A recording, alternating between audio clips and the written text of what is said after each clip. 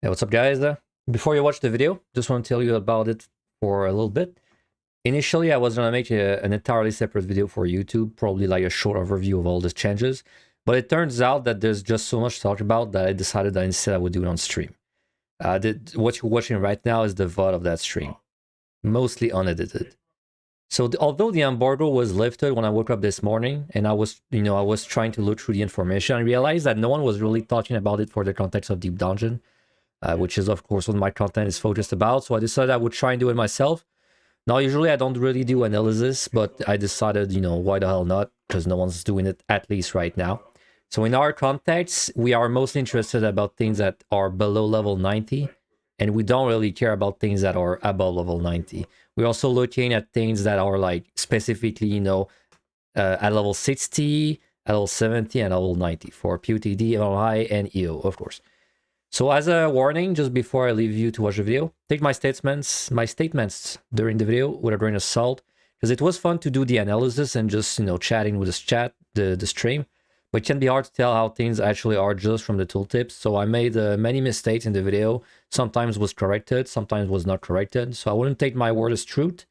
And also it's also just a subjective matter altogether. So even though something is truth, it's not necessarily something we can all agree on. So watch this video, just just to form your own thoughts and your own opinions, and then after that I would be interested, of course, to hear about them in the comments, so feel free to leave some. Anyway, have a good watch. So let me just make this a tiny bit smaller. Make sure to tell me, by the way, if something is too small or like the volume is wrong. Let's do a volume check, in fact, with this. I was somehow lucky enough to receive an invitation to the Dawntrail Media Tour. Is the volume alright? I was given the opportunity to test out the level 100 iterations Can you hear it clearly? 21 of the game's jobs. In order to make sure you can get all the information you want quickly, I've sectioned each of my Media Tour it's videos good, alright. into 3. So yeah, we're gonna just go, we're gonna go in the order they're in, which, by the way, I will credit is YouTube, right? That's he released all videos for all jobs as soon as the embargo lifted, so I'll be just going through them one by one, from the bottom to the top. I did already watch Paladin, but that's the only one that I already watched. I was somehow lucky enough to receive an invitation to the Dawntrail Media. It talk more in depth of exactly what to expect going into the next expansion. Lastly, at the end of the video, I will have a full list of the jobs tooltips from the Media Tour build, including traits. Do please don't take this as a tension. Definitely not peak gameplay. My apologies. I did the best I could. Some of them are short. Like this one is 1 minute. Is now a 3-hit combo of unique attacks rather than just the same attack 3 times in a row. Now you follow up the initial hit with Supplication and Sepulture. The combo hits for 440, 460, and 480 potency, respectively. Okay, so they took Atonement, like that was the move you would spam 3 times in a row, and they made it basically the same as Confiteor, but for melee. Queerscat upgrades to Imperator, now doing 580 potency on hit. At level 100, you get the brand new blade. So they upgraded Confiteor, but this was level 96. I honestly don't really care about changes beyond Deep Dungeon. So if anything's level is above level 90, I won't even really think of it. Of Honor OGCD is a combo action at the end of your Confiteor combo, replacing the Imperator button.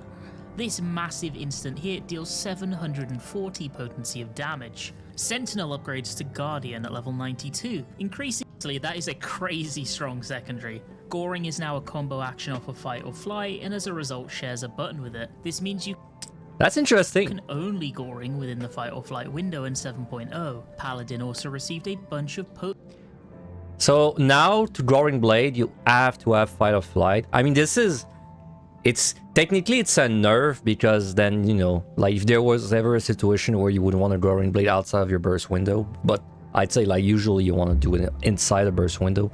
Like the only thing I could think of is like you need a somewhat hard hitting GCD now to kill a monster before you keep moving, right? Then maybe you could have done a Goring Blade without Fight or Flight, but then it kind of like makes everything off cycle. So even then, I don't think that's really gonna change anything. potency buffs on their GCDs to help bring them in line with the upgrades that other jobs got. Reprisal had its duration buff from 10 to 15 seconds, and Rampart gains an additional secondary effect for all tanks that increases HP recovery via healing actions. Wait, what was that? 1 sec. Other jobs got. Reprisal had its duration buff from 10 to 15 seconds, and Rampart gains an additional secondary effect for all tanks that increases HP recovery via healing actions on self for 15%. Honestly, What? They made Rampart heal, make your heal stronger? Wow, Warrior's gonna be eating good, man. Assuming they did not nerf Bloodweighting or like Run Tuition, maybe they did. But if they did not, my god, it's gonna be even stronger. That's pretty cool though. That Rampart actually boosts your healing, because on all the tanks this has like like you can play like it's actually something you have to think about, right? It's not like brainlessly doing something. Like for example on Paladin you might Rampart before Clemency. Interestingly enough, it's also gonna make the behemoth, because I assume, did he say it was an upgrade at a specific level? 1 sec. also received a bunch of potency buffs on their GCDs the jobs got. Reprisal had its duration buff from 10 to 15 seconds, and Rampart gains an additional secondary effect for all tanks that increases HP recovery via healing actions on... I mean, he didn't say it was an upgrade, so if this is like, you know, like straight from the beginning, you just get this upgrade, which is probably what it is, because it's a... What you call them? Like, it's a side spell, a... like, off spell, what you call them? 1 sec. You call them roll. It's a roll action. Yeah, so it's a buff like straight away, like as soon as you get Rampart, which is level 8. That's cool. That behemoth's gonna be like way easier on all the tanks. It's, man, this is great for like this means I'm going to have to redo my warrior push a little bit, but it's also going to make the warrior push like very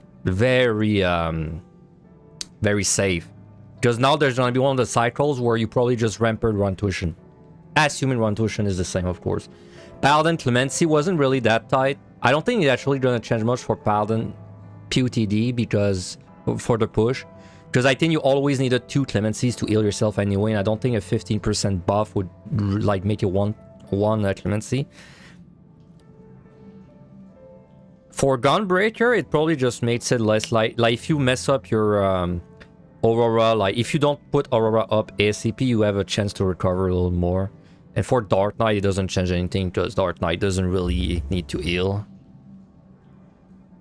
Self for 15%. Honestly, in actual function, Paladin basically didn't change at all, aside from the upgrades that it got and the addition of its new OGCD attack to use within fight or flight. We got the job additions early in 6.3 essentially, lucky us. Alright, well I don't, he shows the tooltips, but I don't really care in the video, because I can just look at the tooltips right there. So like basically there's 3 levels we care about. Letter, the developers of Shut Final up. Fantasy. Shut up. There's 3 levels we care about. 60, somehow 70, and 90. So the potencies, he did say they got buffed a little bit, and that seems to be true. But then it's hard to tell if it's like a trait that's higher level or not, right? That's the part that always is kind of tricky. Like for example, like do I see a trait there that like increases potency of the 1, 2, 3? Like yeah, like that, right? Melee mastery. See, so it's why it's hard. Because like you would think Fastblade got a 20 potency boost compared to its old 200, but it's actually level 94 trait. So I feel like potencies, we can't really look at them too much. Like it's too hard to know what is different or not, in my opinion. You know what I should do before DT? There was something in Endwalker, which no one did and everyone regretted it. Like, because things got potency buffs, but it was hard to know, like, did they get buffed for real, or was it just like a trait that changes the potency at some point, right? I think what I might do before Dawntrail is I might go in every deep dungeon. Oh, wow, it's a trait, you're right. Oh wow, so it is okay, so that changes nothing. Wow, it's a trait for a roll action? Is that like the only time? Is that the first time they changed a trait action through like a trait? And the reprisal as well, right? See, I always find this funny. They're scared of like fucking up the early game balance because they would just add these very like small, like for example, like extends the duration of reprisal to 15 seconds. Like that's a trait, but is that really worthy of being a trait? So you might think, oh, they care about the early game balance a lot, but then you got shit like Raw Intuition and Summoner, which are super unbalanced. So yeah, it's kind of weird. It almost feels like these are just there because they needed something for that level, and they were like, okay, we'll make reprisal 15 seconds. So anyway, let's not look at the potencies. We'll just look at like the levels and this, like the spells themselves. That's a difference, right?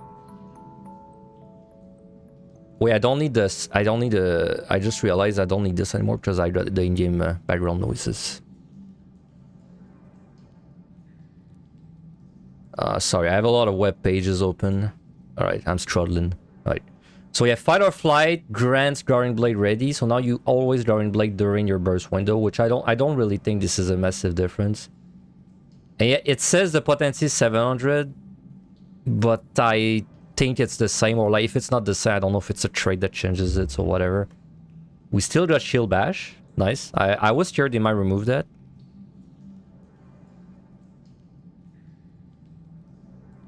Shield Up is still 100, still sucks ass.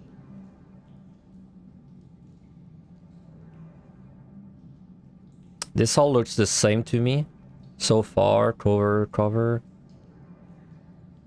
Is that different? 140? No, it's the same. This still gives you a shield. Clemency doesn't look different. They nerfed that. They nerfed Clemency in the last expansion, right? That was weird. I always thought that was weird. Okay, I mean, as far as PotD is concerned, it's the same. Now that I know the Rampart is also like not affecting this lower level, I feel like Paladin will be exactly the same for PotD, which means it will suck ass. So, sorry for PotD enjoyers. It's just live. And yeah, Hollow Ground is still like super high cooldown, but it's like, even though it has a high cooldown, I still think it's really good in Deep Dungeon though. So now we're looking at Heaven on High. So you've still got the Holy Spirit, the Request Cat, Passage of Arm. That's it. Yeah, Intervention. Okay, so I don't think... Like, even if I look at the traits real quick, I don't really think Paladin's gonna be much different, right?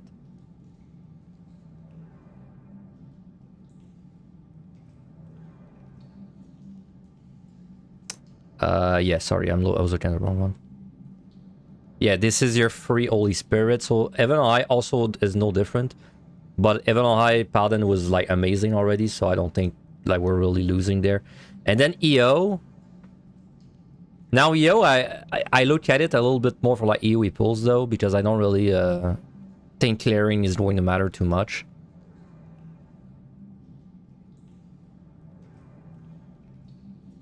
I always forget, this is so dumb, I always forget this part. For some reason, they just give your AoE spender on Paladin at level 72. So when you're doing Heaven on High, you don't have your AoE spender. I think Gunbreaker is exactly the same, it's kind of dumb. Anyway. Alright. So that's new.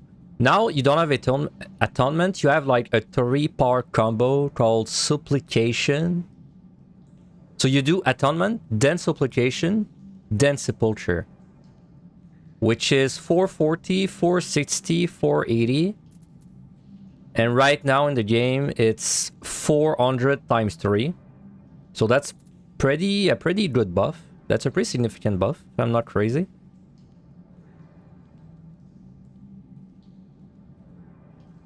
And then these are, I assume these are, like Confiteor looks like it's about the same. I think there's a 20 potency buff. Holy Sheltron. AoE is the same, then it's the big combo. And the new abilities, we don't care, but this is like boosted request, this is like stronger request that. This is a 14 after your Blade of Valor, giving Paladin the red mage treatment, and this is just a new defensive. Reduce damage by 40%, that's a fat fucking reduction. For 15 seconds. and puts a bar. Wow, that's really strong. Alright, so Paladin TLDR for Deep Dungeon. PotD still sucks. Evan High, still good, but no different. EO going to be better because you do more damage on your atonement. And that's pretty much it, honestly.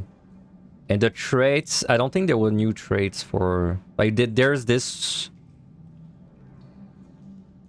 There's the fact that your atonement is like a 3-part combo, but I think that's it. Healing effect was already there. Increase the potency, who cares? Spirits Within to Splashing, Divine Veil. Alright. Oh, it's your Sentinel that gets upgraded to Guardian. I see. So it doesn't matter for us, but this is like your old like 30%. It's just upgraded. Gap Closer still 72 or some shit. I'm pretty sure. 74, yeah.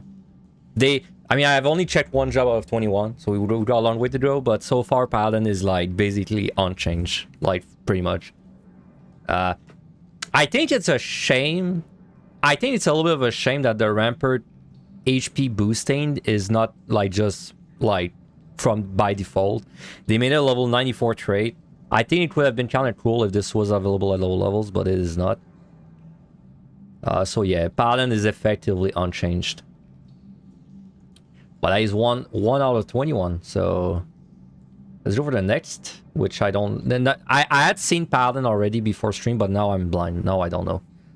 Astro is a fat one. Like, if there's a lot of changes, I might struggle to really conceptualize them, but I'll try.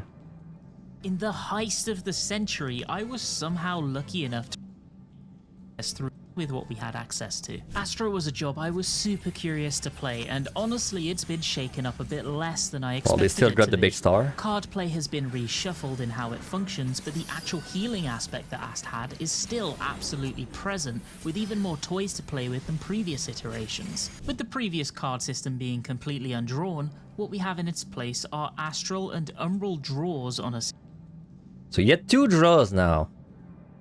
Draws the Balance Arrow Spire and the Lord of Crown. Restores mana. Upon execution, play 1. Changes to the balance. Play. Okay, so you just pull all the cards now, like all of them. There's no RNG. And this okay, and it switches. So you draw Astral Draw. It gives you 4 cards basically. And then it switches to the other one, and the other one is just like a mirror, I guess, right? It's just the... Sorry, it's just the opposite, yeah. 60-second cooldown. They share a button but alternate, so you'll get Astral Draw, then Umbral Draw, continuing to cycle from then on. Each time you draw, you'll receive 4 cards. 3 standard cards and a crown card. This is not RNG. The even minute Astral Draw will give you Balance, Arrow, Spire, and Lord, and the Umbral Draw will give you Arrow, Bowl, Ewer, and Lady. These cards are specifically bound to 4 separate buttons. Wow, that's a lot of buttons they're adding. If they're adding that many buttons, they've got to be deleting some of the buttons for Astro. Place the Drawn Arcanum after executing Astral Draw or Blood Draw. Okay, so it's just casting the cards. Card play 1, 2, 3, and crown play, and you find the best situation to use them freely until the next draw becomes available. But what does each card do? Balance and Spear, the DPS cards, are pretty much unchanged. Increase damage dealt. Oh, it's the old card, bro. Wait, that's cool as fuck. Oh, that's so good, dude. That seems very promising. This is the way it was in... Well, not exactly, but this is closer than the way it was in Stormblood. So balance is the DPS. Seems like you still have to do the thing where... You still have to do the thing where you get... Wait, what? One sec. No, it's not the same. Increase damage dealt by a party member or self by 6%. If target is melee, DPS, or tank. Or 3% for all other roles. So am I crazy, or is this tooltip like kind of hard to understand? Because increases damage dealt by a party member or self by 6% if target is melee, DPS, or tank. But then you are not a melee, DPS, or tank. But it says self. I think it would give you 3%, right? I think it gives you 3%. It's just like the first part is like who you can cast it on. Then it's like, okay, if it's a melee or a tank, 6%, or if it's anyone else, 3%. Yeah, you think it's 3? Yeah, I think so. Let's let him talk though. Or I'm just going to say everything and he's gonna repeat it. Balance still provides a 15-second 6% damage buff to a melee target or a 3% buff to a ranged, with Spear doing the same but with the higher percentage damage buff going to ranged. All of the 6 core cards are still single target and have a 15-second duration. As a little side note, Arrow is now a 10% healing received buff to the target, making it an excellent tank tool. Spire is a 400 potency shield. Bowl is a 10% damage reduction. A shield? What? We're getting an Astro Shield below EO? Oh my god. Astral's back on the menu, boys. Oh my god, dude, there is no way Astro is worse than it is now. This is a buff, dude. Like, so the arrow, and these are also, I like, these are like mirrored, but these are not mirrored. Well, I mean, they are, but not like, it's not like, it doesn't give more if you're a tank or something. It's just different effects, but similar effects. And Ewa is a 200 potency regen. Lord and Lady are Okay, wait. Let me... So, Arrow, increase HP recovery via healing actions for a party member or cell. I mean, that's just good, right? And you could... Just keep in mind, now when you draw, you get these 3, plus the 4th. And then after the next draw, you get these 3, so it's not RNG, right? So when you draw this, you know you have these. So you would always get the thing that boosts your healing. Good for, like, AoE pulls. You get a shield. That's, like... That's good. Like, for Astro, especially PotD and Evil, that's, like, really good. And there's no catch, right? It's just create a barrier around self or target party member that absorbs damage equivalent to, yeah, 400. And then if you draw the, I think that was the Umbral. Well, the Spear is just mirrored. The Ewer is grant healing overtime effect to a party member or self. I mean, that's good. But that's already, like, expected benefit. Which makes me wonder if they deleted expected benefit. But I guess we'll see. And the Bowl is like the old one. Reduce damage taken by a party member or self by 10%. Which, by the way, I assume you do not have to spend all the cards for the cooldown to take, right? So let's say you wanted to do like a very, like, take landmine. Like, let's say you do like 20 monster landmine or something crazy like that. I think you could, like, pre-draw this. Wait, let's say 55 seconds. Then arrow yourself, because it's 15. Spire yourself, because it's 30. Well, probably spire yourself, then arrow. Draw the second set. Then you could, like, Ewer yourself and bowl. You could have a 4, like, defensive card set up on you. Unless there's a catch, but the way I read it, there's no catch. I'm really excited for this. Alright. Lord and Lady are unchanged in their... Oh yeah, and you also get these every time. So you get 4 cards. And they're the same. But there's no more RNG. So, like, Lord of the Crown is good and Lady of the Crown is meh.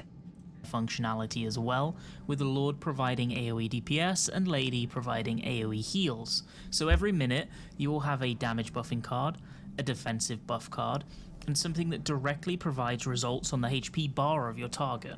Helios Conjunction is an upgraded version of Aspected Helios. In fact, 96, all the Helos don't really will care. see a new version of their de facto AoE healing spell. Divination now has an OGCD combo action coming off of it in the form of Oracle, 22. which does AoE DPS and gives Ast a little extra shot in their offensive toolkit. There's also a third stat of Essential Dignity unlocked during the leveling process. Don't care. Lastly, they get Sun Sign at level 100, which is actually an OGCD optional proc from Neutral Sect, providing 10% AoE mitigation to the raid for 15 seconds. Wait, repeat that? Had its I know it doesn't really concern us, but... AoE mitigation to the raid, which is actually an OGCD optional proc from Neutral Sect. An OGCD optional proc. Yeah, because it doesn't have, like, a cooldown. So it's like... Whenever you use it, maybe you got, like, a percentage chance for this to be, like, a thing you can do. That's kind of cool, I guess. So that's kind of... I much prefer something like that than, like, just a 2-minute cooldown of something, for sure. providing 10% AoE mitigation to the raid for 15 seconds. Divination had its duration increased from 15 seconds to 20 Oh, buffs. seconds. This is a change they seem to have made pretty much across the board to raid buffs, bringing them all in line at that longer duration. So what do I think of the changes? Firstly, let's quickly talk about cards. I tested out holding onto my drawn deck, waiting for the cooldown to come back up and drawing again to see if they overwrite, and I can confirm that they do, so there's no room for shenanigans with holding onto certain cards across multiple draws. It's likely going to end up best to play your ranged card right before the next draw becomes available. Yeah, but you can like, he says you can keep them, but you can just use them at the very end of the cooldown, right? Like if I look at the hotbar, just make sure that Shenanigans with holding onto. I tested out holding onto my drawn deck duration. So what do I think of the changes? Firstly, there's no room for shenanigans with holding onto certain cards of the 2-minute raid buff windows before you then redraw, play your melee card and lord alongside divination and the new offensive GCD. Okay. That's what he's talking about. To an extent, for Astros that loved the busy buff windows, there's still an element of that present. It's not been completely scuppered, but instead made a little less knowledge intensive on who the correct card target will be at any given moment, just sheerly through the fact that you'll never be in a situation in full party content where you need to use, for example, 2 melee cards in quick succession. Because of that, it's definitely a lot easier, but it maintains the spirit of those frenzied bursts. Interestingly, this may mean that Astro still traditionally locks their light speed to the 2-minute windows in a lot of situations to keep those plays perfectly timed, which was not something I expected at all. We'll see how it develops as we get more time with the jobs, I guess. The healing kit being practically unchanged, in my opinion, is an absolute blessing. I loved Astro's healing. Sorry. And whilst it definitely is a bit more troublesome to play in Party Finder properly than something like a White Mage is, it's so incredibly rewarding to plan your heals properly and execute a plan. So I'm glad that we still get to do that. Neutral Sect was one of those abilities that was either incredible or absolutely worthless depending on your comfort with the fight. And I think the direction Square Enix that's a little bit too much rating stuff. stuff. Effort to do an interesting decision making. Yeah, I want to hear about that. Of it. Sunsign gives you a valuable reason to press that button outside of progression or suboptimal situations, and allows for some interesting decision making as to whether you're willing to hit neutral just for Sunsign. Early on the encounters, we get presented investigative and curious abilities that we now have. On the DPS front, this feels like the first time in forever that we go into an expansion with more to press in our DPS. That's kind of cool, I guess, that they do get an additional DPS button. However, I don't think the rest of the video really applies to us. I think we should just check the tooltips ourselves. It's more like rating stuff.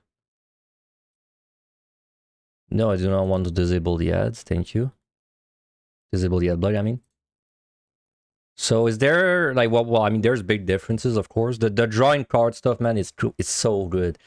Now keep in mind though, before you would draw 20, I think the cooldown was 20 seconds to your cards, right? 30, 20? Can't remember, but either way we are getting less damage from cards. Because well you just drew more cards before, so technically it got like your damage got nerfed a bit.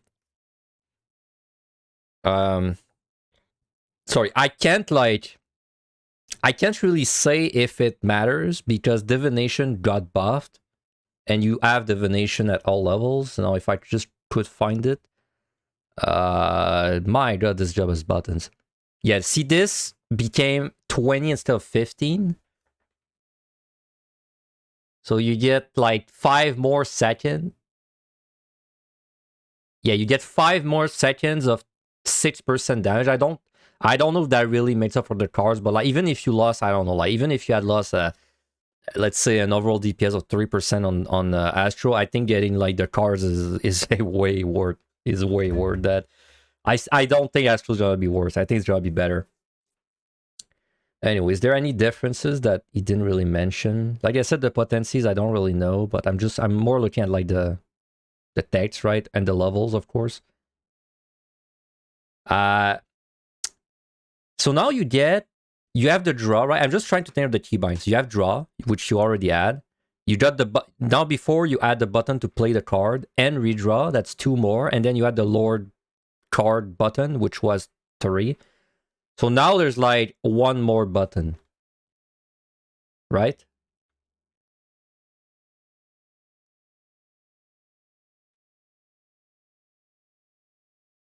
Yeah. Now you got 1 more button. So before you had 3 buttons to manage your card, now you got 4. So that means my bars are going to be a nightmare. Unless they remove something, but I didn't see anything removed.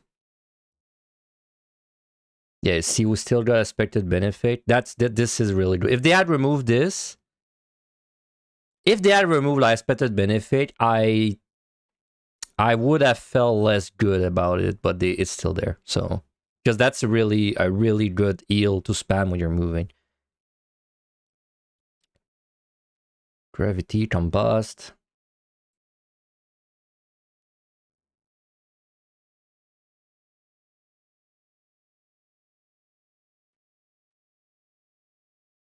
Imagine if Minor Arcana was all 60 now. Wait! It was not in PotD, right? Because I think you have it. Do you?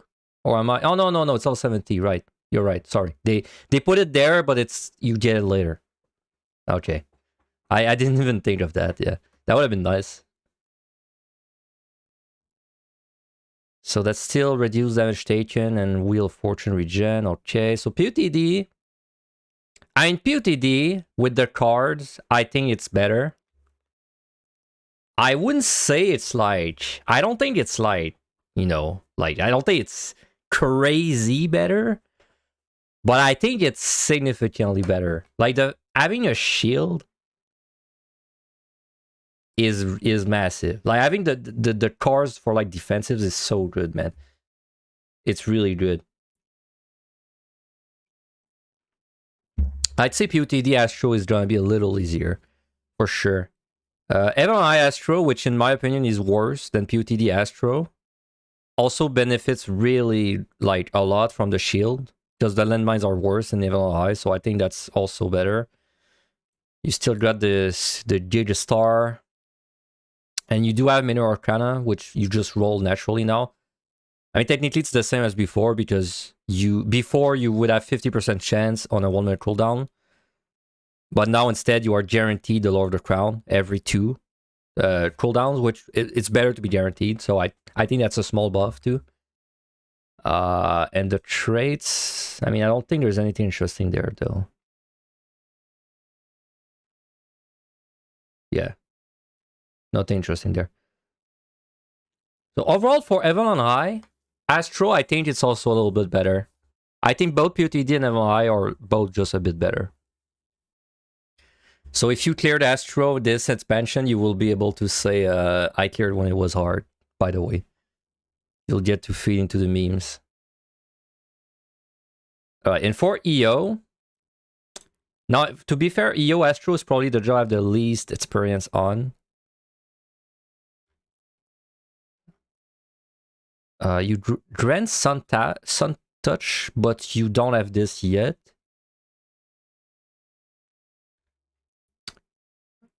Okay, I mean, everything is the same. It's the same, right? It's as the rest. Yeah, it's exactly the same as PotD and MLI. So, like, you just did the new cards. So I think it's better as well. It's a little bit better. So I guess I guess Astro just a little bit better in Ultra Deep Dungeon. Honestly, pretty happy to see that. Also, I say a little bit better just like as a pure like you know, like pure just look at the tooltips, but I think it's also way easier to play. And because the old Astro had a lot of like clunky shit to do in optimizing its damage, which definitely made you just make more mistakes. I think now it's a little bit better, but also easier. So yeah, well, I don't know until I see Black Mage, but I still think it's gonna be the hardest job though for Ultra Deep Dungeon, in my opinion. Okay, so that's Astro. Let's look at the next one. What is the next one? Summoner Astro Scholar. I wonder what is the order that he put them in. I don't really see a pattern or Like it's not alphabetical. It's not like roles. It's kind of weird.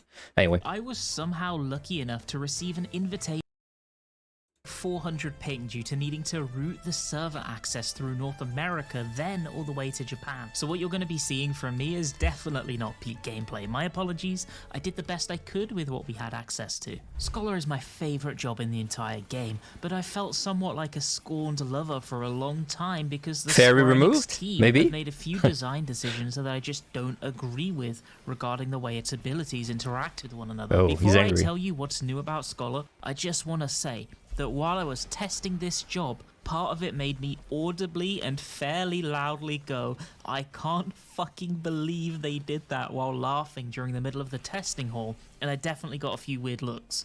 Recitation's cooldown is reducing from 90 seconds to 60 seconds. what is recitation again? Is that the one where like it spreads your buff, not your buff, but your shield?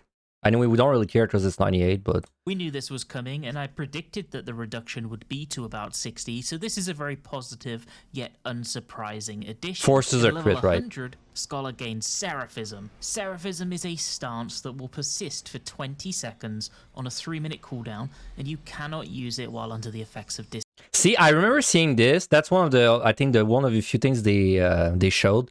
And yeah, it's level 100, but I think it's a little bit of a missed opportunity that this does not just give you like damage stuff to do. It's just like healing, right? I think it's kind of lame because it's almost useless everywhere. I don't think like consultation is DPS. Adlo is not. Anyway. dissipation. It gives you instant cast to your Adloquium and Succor. It buffs Adlo's potency by 60 and Succor's by 40, changes their names to Manifestation and Accession, resets the cooldown for emergency tactics, and then makes it a 1 second What if you could just cooldown for do the resolution? entirety of Seraphism's persistence, and it provides It's a resolution 100 commander. potency AoE regen for the party. Yes. This is the I have decided we will not be dying to damage button. And yes, this is insane for progression settings. And also, yes, this is the skill that I was talking about. Chain Stratagem has been increased to 20 seconds, which is a change that seems to have been made pretty much across the board in terms of rate That's not buffs. They've bad. all been I mean, this it's not that good. This skill is really not that good solo, but 15 seconds is too short. Whenever you get to a boss in Deep Dungeon and you've got like, you already got your 3 stickers, whatever they're called, but then you also have the cooldown backup for either flow, and you have the cooldown where you eat your fairy. Whenever you got all of these 3, right now Chain Stratagem is 15 seconds, and you don't have time to do all 9 OGCDs during that time. Even if you're like super sway and you swift cast, and you try to squeeze in as much as you can, you can't. You cannot get the 9s under the Chain Stratagem, so that's good. It's not like a massive thing, but it's a nice quality of life for Deep Dungeon. Normalized at 20 seconds of duration. Succor receives a straight upgrade and becomes Consultation. In fact, all the healers will see a new version of the de facto AoE healing spell. We also got a new DPS attack in the form of Baneful Impaction. Really? What's this? I know it's high level, but AoE, I like this. Deal unexpected damage over time to target. AoE dot? Really? They gave Scholar an AoE dot? I hope that means they gave Bard an AoE dot. Otherwise, it's kind of sad. This is an off-global combo. Bro, it'd be so good in Deep Dungeon, man. Why is it level 92? An AoE dot? It'd be so good. Action from Chain Stratagem, and is a 140 potency AoE dot that lasts for 15 seconds. Interestingly, it has no drop-off at all on multiple targets either. Wait, he's right, man. That's fucking insane. I didn't even look at the numbers, but 140 potency, 15. So it's doing 140 every 3 seconds. And it has no fall-off. My god, this would be... If this was in EO, dude, for Scholar, I think Scholar would, like, be way better. Like, this is insane. This is 140 times 5, right? So it's 280, 420, 560. It's like 700. It's 700 damage, AoE, no fall-off. This is powerful, and is now the biggest nuke in Scholar's kit on the whole. I'm really excited about Dawntrail's iteration of Scholar. Unless things change drastically, Well, that's gonna be great in Deep Dungeon for this expansion, though. Arcadian Savage progression, and for good reason. Not only is Recitation an incredibly useful, powerful tool at the 90-second, further buffing it by reducing the cooldown means that Scholars can not only deal with incoming threats more effectively, but they can also make more use of their Aetherflow stacks on average by putting them into energy drains, allowing them to output closer to their DPS ceiling more easily. Seraphism is an absolute game changer. It's a valuable cooldown in almost every situation. Oh, he's already at the want a nice AoE regen? He's already at the info in his stats, which I don't. Well, I mean, no offense, but they're not relevant for us, so I'll just skip them. So it seems like Scholar got nothing at all level though. Like the AoE is really cool, but it's unfortunately out of our reach. Like Rune Embrace, that's a minion thing. So they have not deleted the fairy. Sadness. Nope. Oh, it's a E. Yeah. Your fairy must be someone to use this ability. You know why I hate a fairy in Deep Dungeon? If you've played Scholar, you've noticed for sure. It's because the fairy gets randomly on summon all the goddamn time. Like you're just doing something and suddenly your fairy gets on summon and it just like it locks you out of your like a bunch of abilities. And it's hard to notice. So I wish it was just deleted, but it is not. Yeah, summon EO is still there.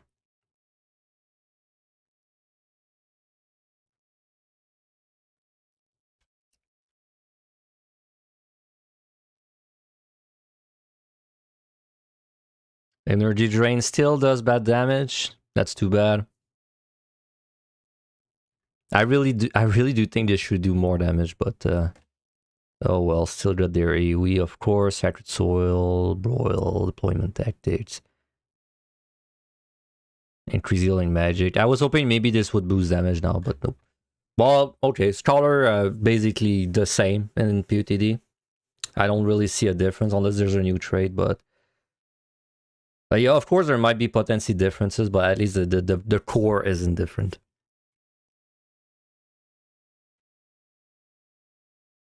Yeah. I mean the summoning of the fairy mid card, because there's like no reason you would not summon your fairy already. So I don't really see why it's not always summoned, right, by default.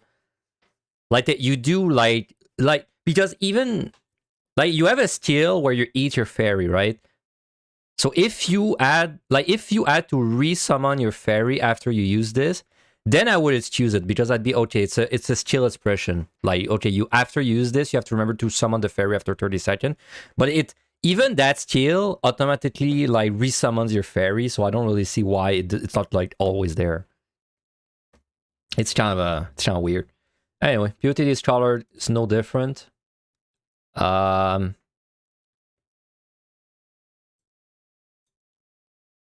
So like the chain stratagem duration buff, it's not really relevant, but it's cool. I think it's a nice quality of life. Your patch still does the same, yeah. Okay, so Evan High,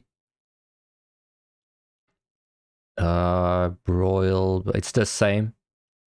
No difference. And Evan High Scholar sucks in my opinion, so rip. I honestly wonder, compared to Astro now, like right now it's Astro's Wars and Scholar for sure in Evan High. I do wonder with the new cards if it's going to be as like, I wonder if they're gonna be a little bit closer in strength. I guess I'll just have to see for myself. Because Scholar definitely does more damage and it has shields. I think Astro's still worse, but I think the gap is gonna be less. And EO Scholar, which also sucks. I don't think there's anything different about this either.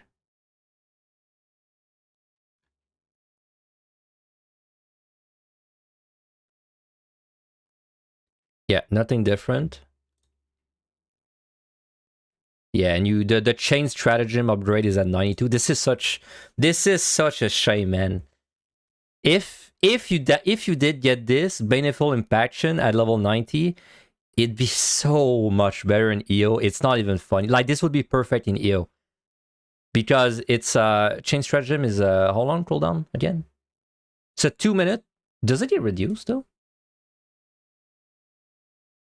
It does not. But like every 2 minutes in EO is like every pull basically. Because like even on the lower floors, a pull is like 2 to 3 minutes. So basically every pull, you get a fat fucking 700 potency. Like that's like 2 has size on White Mage.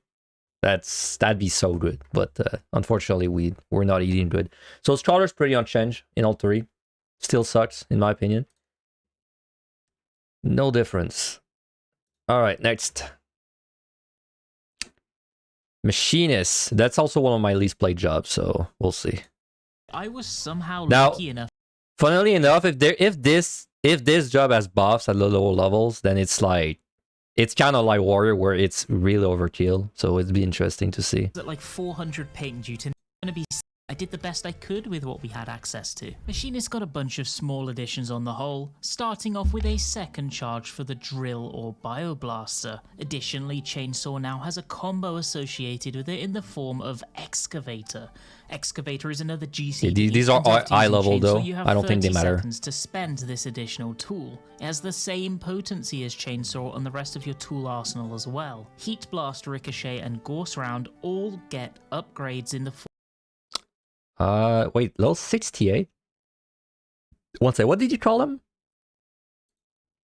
Potency as Chainsaw and the rest of your tool arsenal as well. Heat Blast, Ricochet, and Gorse Round all. Ghost Round, okay. Reduce the recast? Wait, what the hell is that? No, that's not, that's Eat Blast, no?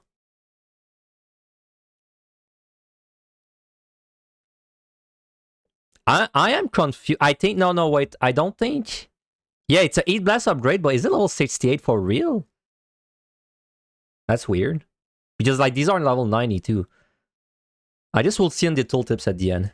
All get upgrades in the form of Blazing Shot, Double Check, and Checkmate, increasing their potencies and making your hypercharge windows look honestly 10 times cooler than they used to. Barrel Stabilizer was also adjusted. Now instead of providing gauge, it grants you the hypercharged buff with a 30-second duration, just allowing you to enter hypercharge whenever you want during that window. That's better. It also grants you the Full Metal Machinist buff. And yeah, I appreciate the reference, thanks Square Enix, which leads us on to the next attack. Full Metal Field is their level 100 capstone skill, and just look at this. What on earth? It's just the coolest. This is a GCD combo action that comes off of Barrel Stabilizer, and it's the final tool in your kit. It's affected by Reassemble as well, and this is your... And what does it do though? I'm more interested in the effect. It's a force critical direct hit to target and all enemies nearby, 750% fall off. Okay, it's just like if you reassemble an AoE drill, I guess. Strongest tool on the whole at 700 potency, sitting 100 over every other tool. Interestingly, it has the additional effect that damage dealt is increased when under an effect that raises critical hit rate or direct hit rate. Alongside this, Machinist got a bunch of potency buffs on their standard attacks via a trait, a buff to tactician. Increase, so I guess that confirmed. I knew they were gonna buff the second win, but then again, it's a trait. Again, it's not like by default. So this will not make the pushes any easier for Behemoth. Rip. In line with all the other ranged physical DPS, increasing the percentage of its overall mitigation offerings, and on top of that they got a strengthening to their self-healing capabilities through a second wind upgrade. One little related note that I tested here as much as I had time to, I know that Machinists will be looking to find out if Wildfire can direct crit now, as it previously couldn't, and it was a bit of a pain point for players of the job. The straight answer, I don't know. I did as many Wildfire windows as I could during the limited time I had to test, and I couldn't confirm one, so I assume it's unchanged. I don't have any super insightful... Alright. It's hard to... I mean, he does it... I'm not sure if there's anything different at the lower level. There's maybe a thing for Evan High because the level said it was like it said the level was 68, but then I don't know if it's actually true. Let's see, reassemble. All right, still a critical direct hit, goes around, spread shot, clean, per charge, heat blast. So yeah, so you get the heat blast there. 215 second, root auto turret. Overload still there. Ricochet, auto crossbow. They didn't make this give you eat now, or I mean reset the cooldowns. No, it still does not. Tactician, do you still have the dumb thing where you don't have all your 3 boosted, like... Oh, that's new, no? Am I crazy? Wait, maybe I am crazy. Where's the third, like, 1, 2, 3?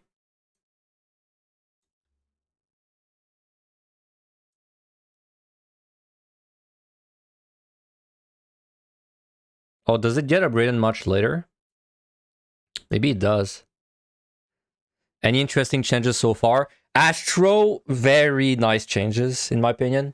Outside of Astro, not really. Paladin didn't really change anything. Scholar didn't change anything.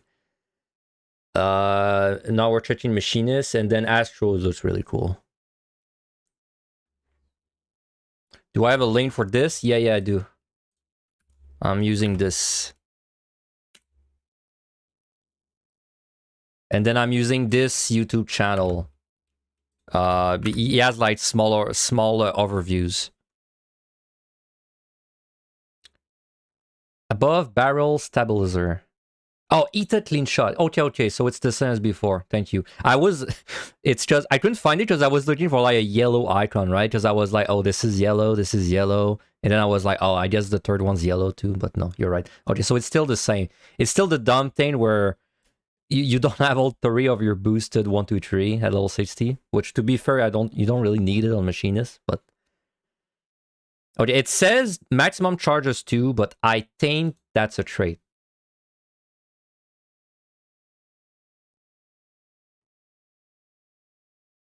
Is it? Okay, yeah, it is. That'd be strong, man. For PotD, if you had 2 charges, my god. That'd be strong. Okay, so PotD is unchanged, as far as I can tell. No difference. So you do have Blazing Shot? 68. Yeah, upgrade Heat Blast to Blazing Shot. So there is a buff for MRI. That's a straight buff. What is different between Heat Blast and is it just the damage? 220 reduce the cast time of both double check and checkmate, but you don't have double check and checkmate yet. Dude, where is Heat Blast? Heat Blast there. Yeah, it's just a flat 20 potency. That's weird. Why? That's kind of weird. I don't know why they made a different skill instead of being like a trait that gives you plus 20 or something. That's kind of weird. But that's kind of nice. New animation. Hell yeah. Flamethrower doesn't look different. So everyone on high is a buff. I mean, it's objectively a buff because this is just more damage. So that's cool. And now for EO. EO Machinist I hate with a passion. So we'll see BO Blaster, still the same. Shares a recast with Drill, Air Anchor, Queen. Scattergun, Shotgun, yeah. Chainsaw, you don't have the follow-up, I think. Yeah, you don't have it yet. So Checkmate and Double Check are like Ricochet and Ghost Round, but upgraded. They just do more damage, but we don't have them yet. And the traits... There's like potencies buff, but we don't have them at this level. I think this was there before. Oh, they're both AoE. I didn't even notice. Yeah, you're right. They're both AoE. That's kind of weird. So it's like 2 different skills, but they do the same thing now. It's kind of weird. Anyway, so EO Machinist, no difference, except you do a little more damage with Blazing Shot. unless there's currently a talent in the game that like boosts the damage to 220 already, maybe. But I mean, if not, then you do a little bit more damage with that's it. So cool. POTD, so POTD Machinist is not any stronger. It's a little stronger in HoH, and then it's like a little bit stronger in EO as well.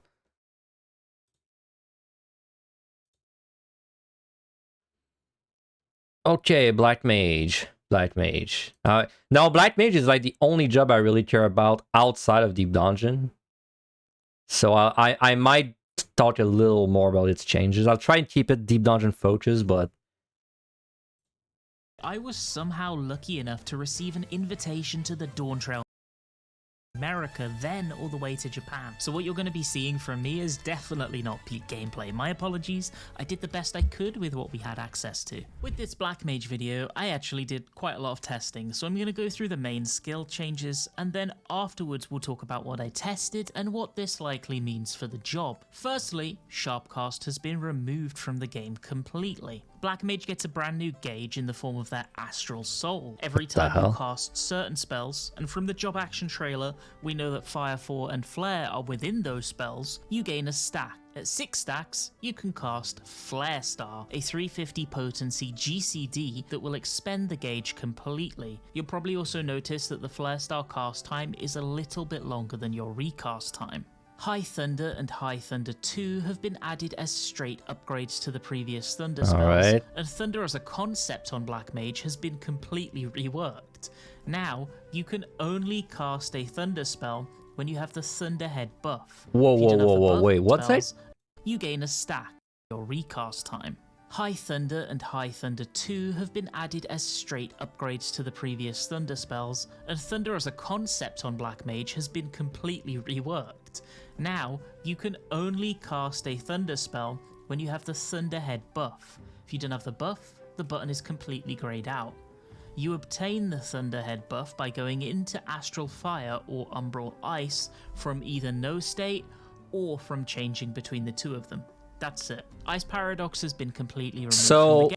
If you are, like, let's say Ice 3, I'm talking, let's say POTD, keep it simple. So if I'm Ice 3 POTD, well, sorry, let me rephrase. I have nothing, right? I'm starting to fight something fresh. Let's say I start with Ice 3. Now, as I cast it, it will give me a Thunder proc. So then I can cast Thunder. Then if I go Fire 3 right away, it will still give me a Fire proc. Sorry, a Thunder proc, so I could Thunder proc again. Then if I keep switching like Ice Fire with the F3, B3 move, I think you keep getting Thunder procs. Game. Now, the only way to get a Paradox is to go into Umbral Ice 3 with 3 Umbral Hearts, and then swap to Fire, giving you a Fire Paradox. Additionally, Fire Paradox is now a way to get a Paradox is to go into Umbral Ice 3 with 3 Umbral Hearts, and then swap to Fire, giving you a Fire Paradox. Additionally, Fire Paradox is now an instant cast, and it also gives you a guaranteed Fire Starter proc. Mana Font has been... Man, it's not looking good for Transpose, huh? Like, it's not looking good for Transpose. Transpose was very nice, a very nice, like, oh shit button in Deep Dungeon at least. In raids too sometimes, but Deep Dungeon mostly. Like, whenever, like, you like, I don't know, like, let's say you've got 4 seconds left.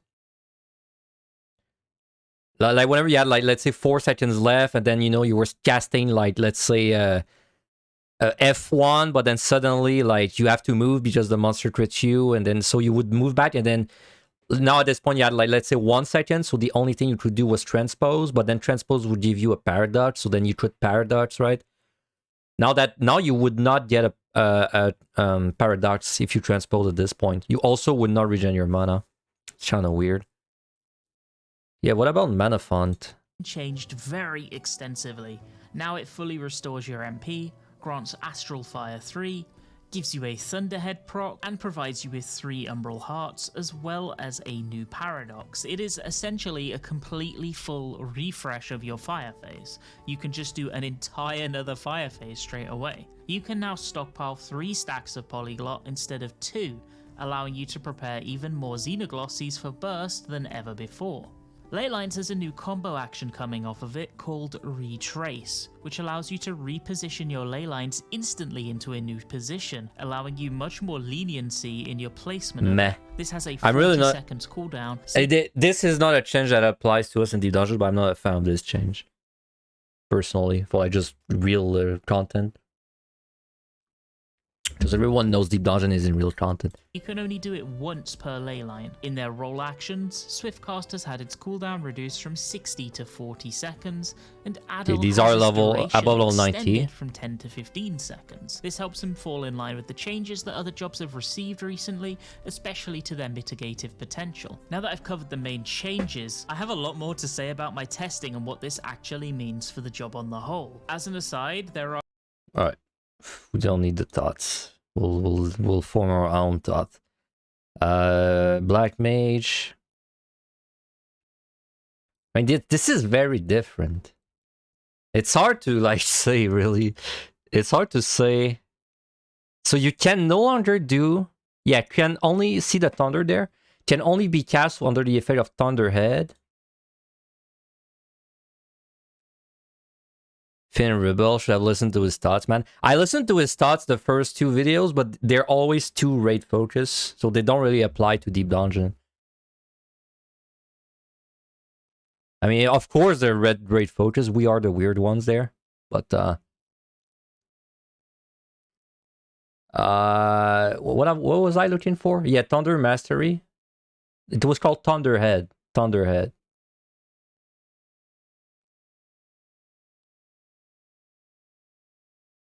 Yeah, that's what I'm saying. We are the... Oh, well, you say me specifically? Or maybe I am the weird one out.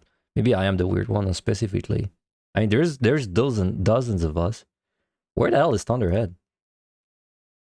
Is it just like... You naturally have it? Umbral... Fire, Thunder... Okay, well, I don't know where Thunderhead is, but I assume it's just...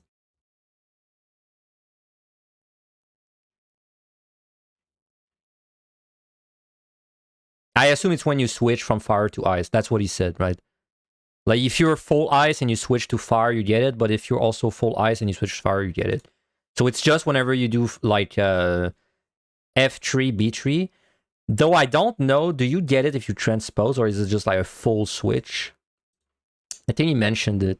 Or Umbral Ice from either no state to Astral Fire, or Umbral Ice from either no state or from changing between the two of them. That's it. Ice Power completely grayed out. You obtain the Thunderhead buff by going into Astral Fire or Umbral Ice from either no state or from changing between the two of them. That's it. Ice. He says between changing between the two of them, so it doesn't like if I transpose it should if I transpose it should give me a proc, no? Yeah, it should. Okay, so transpose isn't dead. It's still like you could still like salvage a little bit. Like if you get a bad pull and you get hit really hard and you don't have enough time to cast anything, you could still transpose. Let's say from fire to ice, then you would get like 1 GCD of kiting with the proc. However, you don't have a sharp cast and your proc won't like proc itself. Yeah, but maybe you didn't think about transpose. Yeah, it's hard to tell. It's hard to tell. I can't find like the trait that does it specifically. So I cannot check for myself.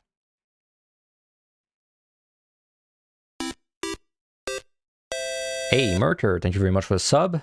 Much appreciated. Thank you. Yeah, I don't know, but I will assume it would work with transpose. So you would maybe get like a GCD of kiting if you transpose, right? Compared to right now, where if you're like in PotD, your fire, you are about to lose your fire, you'd go in like you would transpose, but you would not get a proc. So that's technically better. However, you can't like chain procs together anymore. Because in PotD, what you do is you get a thunder proc, then you sharp cast, and then you thunder, and then that would give you a proc, and then you can like you keep doing the procs. Basically, it's very useful when you're chatting.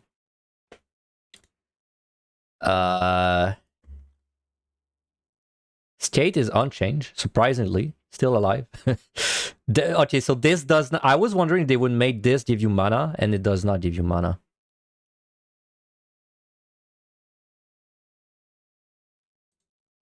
Wait, isn't your mana regen? Okay, yeah, there it is. I see it. While under the effect of Umbral Ice, the cost of casting ice spells is reduced to 0. 2500 MP is recovered upon landing an ice spell, and the opponent's fire spells is reduced by 10%. Okay, and when you get level 2... Okay, so... Huh, is that a typo? Okay, it's not as bad as I thought. Because look, my assumption was if you have like Umbral Ice 1, it's 2500. If you have Umbral Ice 2, it's 5000. And if you have 3, it's 10. But look there, it doesn't say 2. It just says, well, under the effect of Umbral Ice, period. 5000 is recovered. So, and you have this like all the time because it's low level. So if I understand this correctly... No, but there... Don't forget that there it says specifically while under the effect of Umbral Ice 3, 10k is recovered. So like, let's say you were fire and then you transposed and you went like Ice 1, you would not get 10k back on your next cast. But if I understand the second one correctly, unless it's a typo, then you would get 5000 back. So 2 casts to get back to full. Which isn't that bad. It's definitely like it's really hard to make up my mind of like what's gonna be like compared to before. I feel like this Black Mage will kite less good. Yeah, I feel like this Black Mage will kite less good in PotD and Evan High, but it's going to be less RNG because your Thunder procs are very reliable. It's going to be almost like Red Mage, right? That's kind of what I'm thinking of. Like, let's say you have a particularly difficult monster that you're fighting. It's going to be almost like Red Mage, where you like F3 Thunder, walk backwards, B3 Thunder, walk backwards, right? Like you're going to like basically kite in little segments, a bit like Red Mage. Only if you have a really hard monster, of course. Like if you're just fighting something with Steel Strength or something that's not hard, you're just going to go ham as you would usually. And I think Mana Font is like the way it is right away, if I'm not wrong. Like it's not a trait or something. No, sorry, not mana. Well, whatever it's called. Yeah, there it is. So it's like that right away. So that's good. That's very, very good. It does give you a Thunderhead proc as well, and you go straight into Astral 3. Interesting. You still don't have triple cast at this level.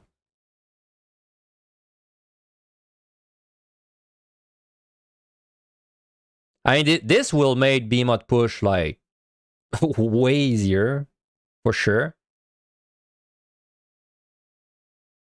Well, is that true, actually? Like, because right now you do the Behemoth push in one fire phase. But you would get a proc. Well, I guess it doesn't really change much for the Behemoth push, actually. It should be pretty much the same, because it's not like you have time to do 2 fire phases anyway. So it's pretty unchanged, I guess. Freeze, still the same. So Thunder, Manip, Flare. Leyline, you cannot move this yet. 3 Umbral Earths, Hearts. Unfortunately, Umbral Soul is still level 76. Yep.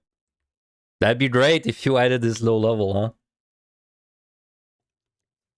Man, PotD Black Mage is tough. Like, it's really tough to make up my mind on it. I feel like I would have to play it. So I do envision that if you fight a really hard monster, it would be like a bit like Red Mage, where you're just kiting a lot by spamming Thunder procs. But then let's say you're fighting like something that happens on Black Mage, and it's not even that rare, is you're fighting, say, a Mimic or something, it crits you real bad, takes away 80% of your health, and then you have nothing you can do except run back. Like, you don't have time to cast, right? Now, if that happened before, you'd probably have your Sharp cast and your Thunder proc ready because you knew it could be coming. So you start running, do like Thunder with a Sharp cast, then you do another Thunder, then you'd Swift cast F1, pray you get an F3 proc. That is a little different because now you're not going to get the Sharp cast proc. Also, you won't get procs of the procs themselves. Is there echo drops before weapon steals? No, there is not. Oh, you're right. You don't really need B4 with a new mana font. In fact, like if you do the push now, I mean, I'm trying to think which would be the easiest to do the push. I know the old push. Well, the current push, the big problem with it is the ley line is probably the part where you're most likely to mess up. Because if you place the ley line at a bad time, he's going to carib right inside of it. Now with this, you can maybe like... Basically, you wait for a carib, and you swift cast F3 right away. Yeah, yeah, see? I think the push is going to be something like that. You just make sure the boss is ready, is set up. Then you lose your... you let your ice and fire drop. Then when he starts to charib, you're just going to swift cast Fire 3. Which is going to trigger him, of course. And then you just ley line and you go ham, right? And you would also get a Thunder proc, though I don't know if the Thunder is really going to be worth, but you probably just go ham with Fire. And then whenever you feel like it, you're going to do Mana Font. Which will also give you another Astral Tree. Something like that. I should maybe do a Blight Mage run before, just so I can like compare them more easily. Anyway, so for PotD, it's hard to say if it's better or worse. Like 190, for example, very, very bad fight right now for Blight Mage. Like, is it gonna be better with this?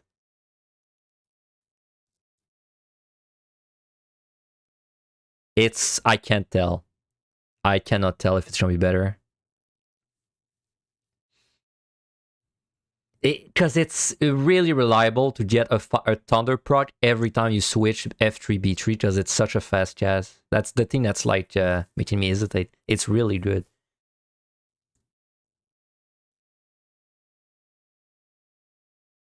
But then, you know what, something like 190, you don't really have time to cast these whenever it's time to run. So it's probably going to, I think... Okay, here's my guess, my very like early guess. I think it's gonna be a bit better on the regular floors. A bit. Only because it's less RNG, right? But I think it's gonna be worse on 190. That's my very early guess, but I have to play it to really get a feel for it. So what about Heaven on High? So Heaven on High, you can still move between. You got the Big Thunder. You have well, this is not new, but you get the double triple cast, which is insane. Foul, Despair. You don't have Despair.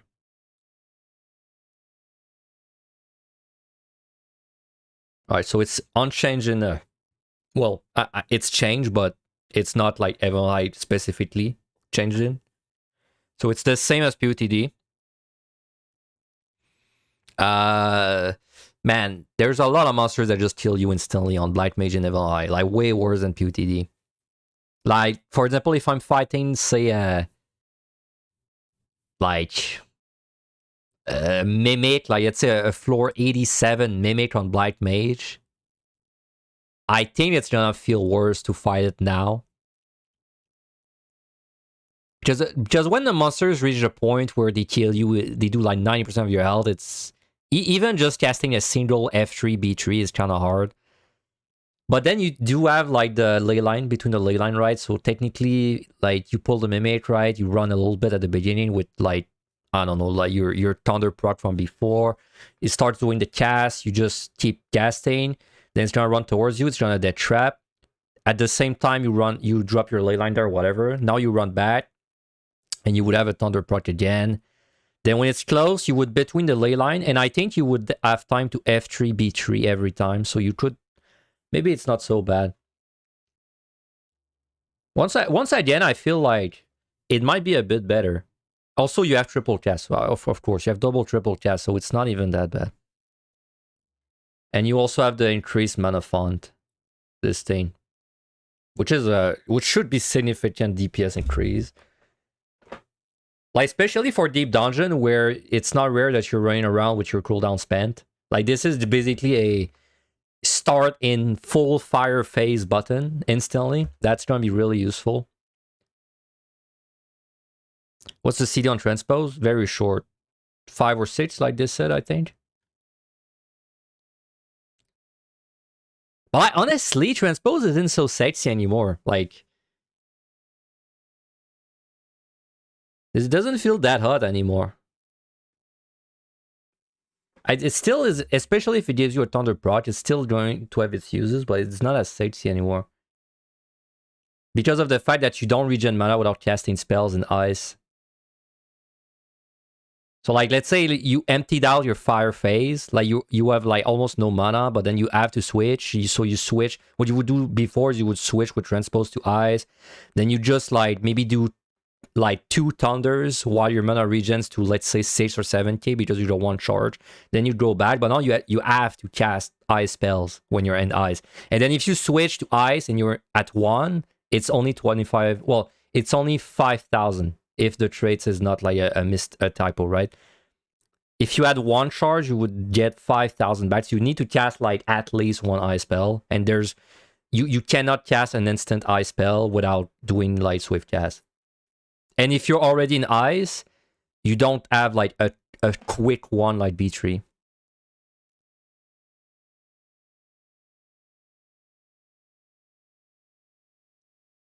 Hard to say, hard to say. I think I feel like it's a little better in Evolve overall. But I will have to try it out. Now for EO. Umbral Soul, thank God, which also gives you mana. It's built in now, so that's like that's basically the whole issue with transpose is deleted with this. So the whole mana thing is not present in EO. They should really have put this lower level, honestly. Oh well.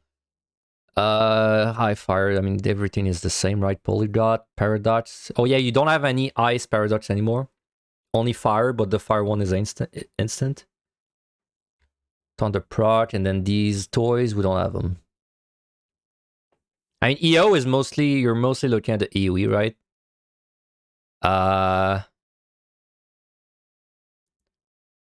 I do wonder. Wait, isn't it gonna be crazy for AoE? Like the fact that you can have Thunder proc within. I think that's really good for a big AoE pulls, no?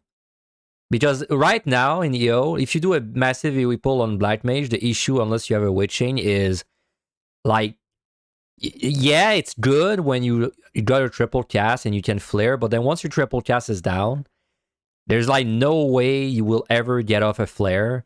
So you're kind of stuck doing like eye fire twice, and then you would switch back to ice with what's it called, freeze. And then while you're in ice, you would do your thunder proc that you got, hopefully. Now, could you not do like kind of a degenerate like strat where you start the pull, right? You do your triple cast, your flare, and then you just keep doing freeze, thunder, fire. What's it called? Fire 4, fire 2, whichever one switches you to fire. I forgot which one it is. This one, I think. So you do like F2, thunder proc, freeze, thunder proc. Like you just keep switching between the two. No, which would be way more damage than right now if you have to kite when you're doing an AoE pull, which is a Black Mage's problem. Is it's hard to kite and do good AoE damage. Because it's not like the monsters are gonna die within like your triple cast charges, they have too much HP. If it works like that, I think that's actually a massive buff for EO. I feel like it's a massive buff for EO, honestly. Like being able to switch between, because it's like the GC, it's like a 1 second cast time.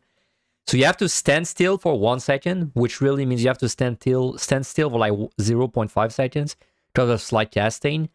And then you have an entire GCD where you can be running while your thunder is casting. So it's like Red Mage, but better.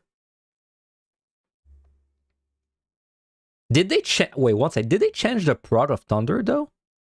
Like, does it still do the thing where it does its entire damage instantly? I did not really look at this. And I don't know if you can see it anywhere.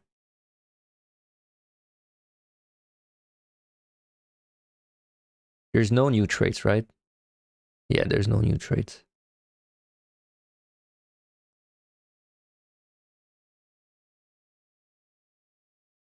Paradox giving a Firestarter approach is interesting.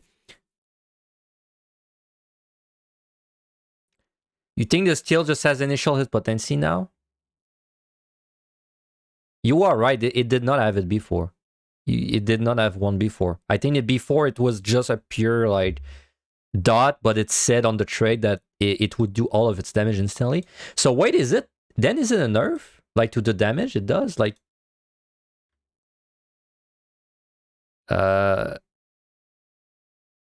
yeah, like it says deal damage 120. Damn, let me launch the game. Wait, let me launch the game. I want to see the difference.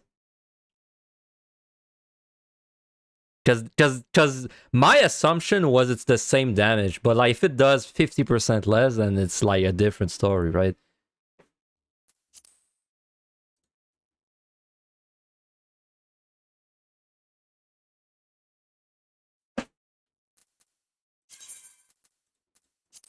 Current Thunder does have a 50 potency initial hit, okay. I'll compare with the EO Thunder.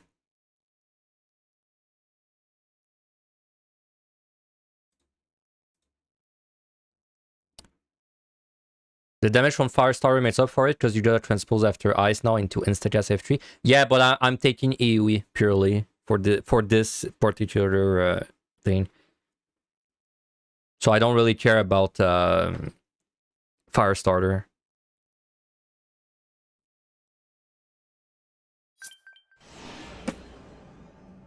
Well, let's see. I know you guys don't see the game, but it's not really important that you see it. So right now, Thunder 4. I'll just look at Thunder 4. Deals lightning damage with a potency of 50 to everyone. And it does 20 times 6. Which is 20 times 6 is 120. Wow, that's so low. So right now it does 170 damage when you get a proc.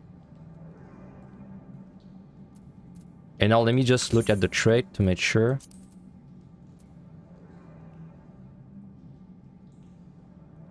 Yeah, we'll add its full damage over time. Have no cast time. And also do the dot, right? So what did I say? I said Thunder 4 right now does 170 plus the dot. And it would do, with the changes, I was looking at Thunder 4. 80? Wow, that sucks. That kind of sucks, huh? That's like a 50% cut.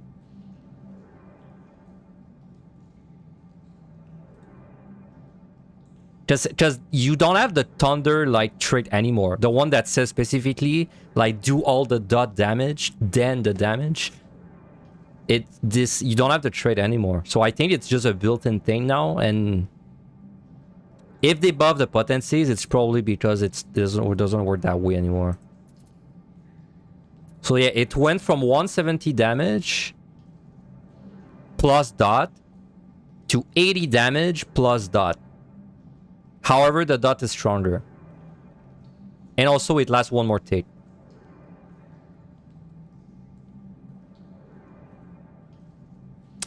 Okay, so they kinda saw that coming, huh? They kinda saw coming that you could abuse the fact that you get the endless procs.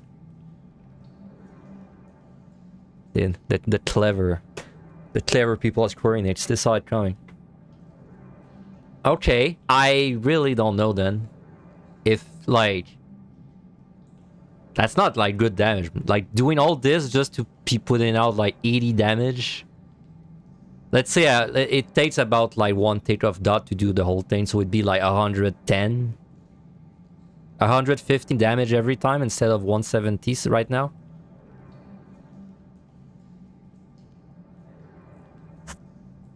I mean, it's still an option. Like, if you have to move, like, if you absolutely have to move, basically you need to do 2 Thunder 4 procs to beat Current Thunder, but Current Thunder is RNG. However, if you're doing an AoE pull, usually your Thunder procs non-stop. So maybe it is worse for AoEs. For, like, deep dungeon AoE specifically. Maybe it is worse. Okay, well, I guess in the end, I just don't know. I guess that's the lesson, is I just don't really know. Like, I guess I'll have to just find out in EO as well. It might be weaker. Or close. Small indie company ruse any lower plans to exploit Black Mage changes. I know. Well, I mean, all in all, though, I mean, I've thought enough about Black Mage. Black Mage is very different. Definitely. In fact, it's so different, I struggle to just imagine what it's going to be like. Like, I don't know, if I had to just give like give my final opinion, I think PotD a bit better on the floors, worse on 190. I think Evan on high a bit better or equal, but I think a bit better just because you got mana font, right? And then you got the triple cast that kind of make up for the casting part. And then EO, I really don't know, man. Like, I don't know. I don't know. Maybe like you have the mana font, but then you don't have like endless thunder procs, which are pretty bad. Well, you do, but they do way less damage. I don't know. EO, I don't want to just pass judgment on EO. It's too complex. Interesting changes though, nonetheless. Hey, yeah, anything interesting? I'd say the most interesting so far has been Astro. Astro looked like it's going to be more fun and also easier. Black Mage also pretty interesting. It's so different on Black Mage. I struggle to imagine if it's going to be better or like if it's going to be easier or harder or more fun even. Paladin, the same. Scholar, the same. Has an amazing AoE dot that it only gets level 92, so rip. Machinist, potency buff. So, hell yeah. Anyway, summer now. I was somehow lucky enough to receive an invitation to the Dawntrail Media Tour, where I was given the opportunity... My god, it's a long intro. Definitely. Wait, what is it? ...as a final product, but it limited time to test. Here that I'll talk about the various little bits and okay. Apologies, I did the best I could with what we had access to. Festa is upgraded to Necrotize at level 92, dealing 440 potency of damage. Searing Light actually gets changed. Instead of being a 3% damage buff for the raid lasting 30 seconds, it is now a 5% buff lasting 20 seconds. On the whole, this should be a small net gain for the damage what did he say? Buff lasting 30? Searing Light actually gets changed. Instead of being a 3% damage buff for the raid lasting 30 seconds, it is now a 5% buff lasting 20 seconds. I mean, 3%, 30 second, 5... Yeah, okay, that is better. That's a bit more DPS. Yeah. That for deep dungeon, it doesn't really... I mean, it's more DPS, but it doesn't really change anything, bro. No. Yeah, I saw the Ruby Glamour, but I assume it's like a thing at a higher level. On the whole, this should be a small net gain for the damage contribution it brings, and it also makes it fall in line with most of the other damage buffs from other jobs, rather than having this long tail end after player burst has mostly ended. Searing Light also receives an OGCD combo action in Searing Flash. Yeah, 96. You get 30 seconds to use this attack, and it's simply a new offensive ability. Solar Bahamut is the big change and the new summoner capstone. Now, every second summon will be a Solar Bahamut, and then it'll alternate Bahamut and Phoenix in between. So it'll be like Solar Bahamut, then Solar Bahamut, then Phoenix, and repeat. Functionally, Solar is almost identical. It lets you use the two OGCDs, Exodus, which is an insane 1600 potency nuclear warhead, and Sunflare coming in at a slightly less impressive 700 potency. You can also use the new OGCD Lux Solaris while you have Solar Bahamut summoned. This is an AoE heal on the party, allowing you a nice little extra bit of like survivability. Honestly, gameplay-wise, Summoner did not change too much at all aside from the new OGCD and Solar Bahamut's AoE heal. that was fast. All right. That was a quick one.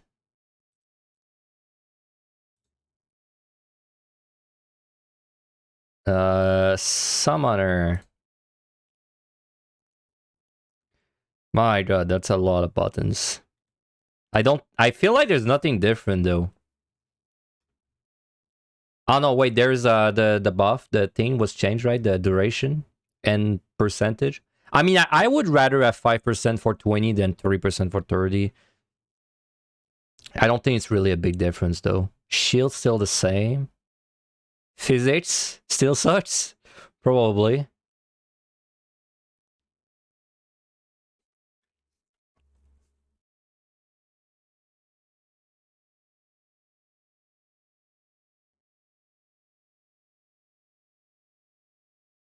Yeah. Astral flow. Okay, I don't think it's really, I don't think there's a difference for PotD. I mean, it's already really strong PotD though.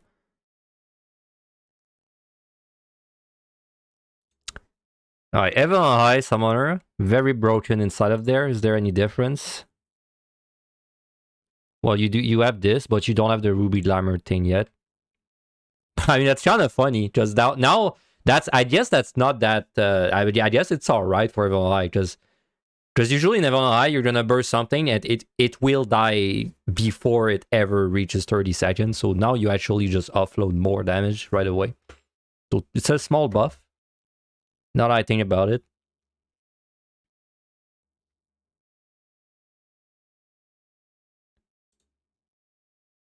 Traits, nothing new. Okay, so I'm a very slight buff for Evan High.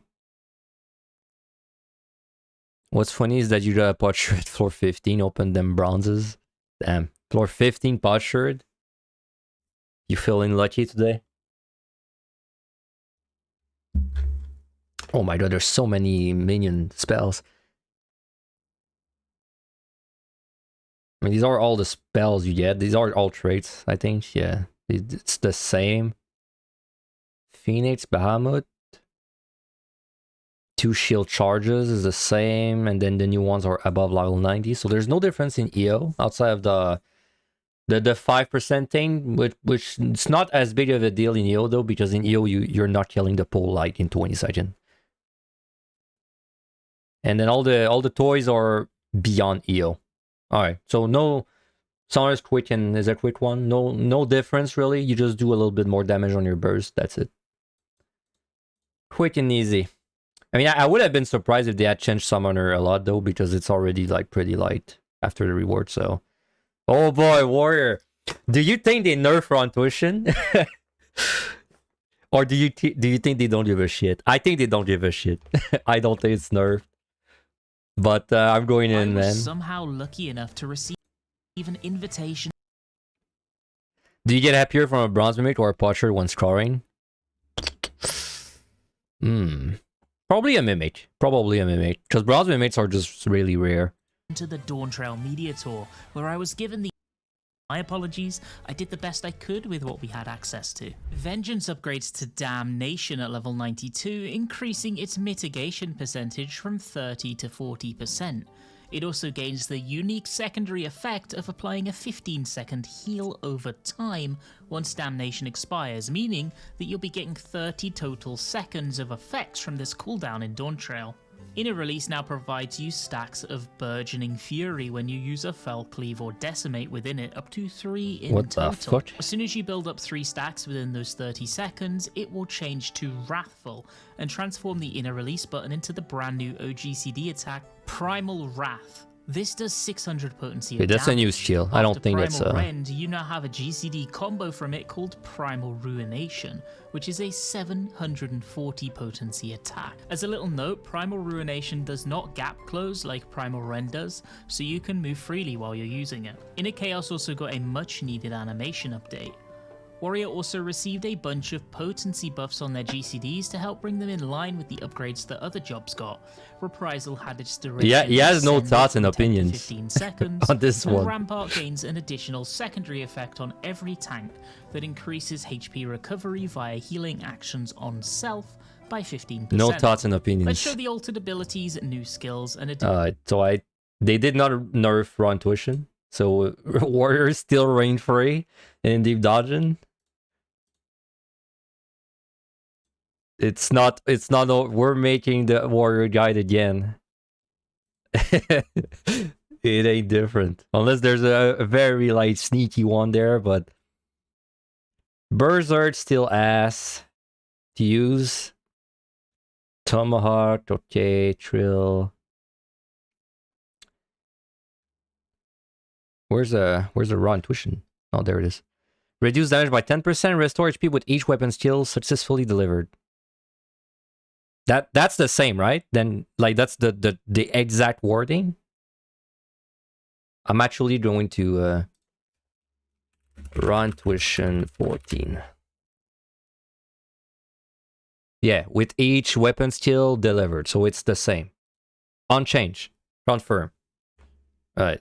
War is still OP. In Deep Dungeon. Equilibrium, Decimal. So no difference, as far as I can tell, for PotD. Or if there are differences, it's small potency buffs, which it's really hard to tell.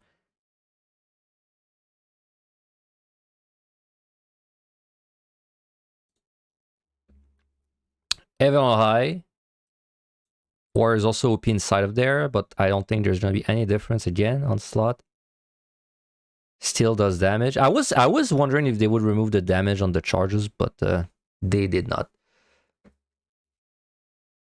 Man, they really did not shake like the meta at all for the lower levels. I thought that this expansion we would see a lot of lowering the level of things, but they did not give a shit.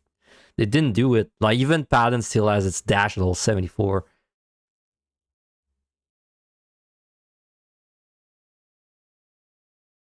So, Chaotic Cyclone, Inner Chaos. I'm pretty sure these are high levels, so there's no difference as far as I can tell. Yeah, no difference. And EO probably has no difference as well. This heals you right now as well. Blood Wedding. Third charge. 92 Damnation. Yeah, it's still two different buttons. Though I guess Warriors has so little buttons, they don't find a reason to like make them the same one. My bars on Warrior are super empty. Same with Summoner. Alright, so no difference with Warrior. Still the Cane though. Still the Cane. For me at least.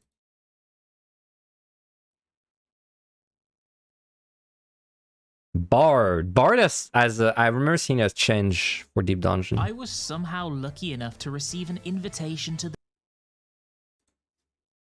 I could with what we had access to. Bard got quite the long list of nice quality of life and housekeeping changes, but their overall playstyle is not changing very much at all. I have to mention this first though, because I'm so excited about it. Wide Volley is back.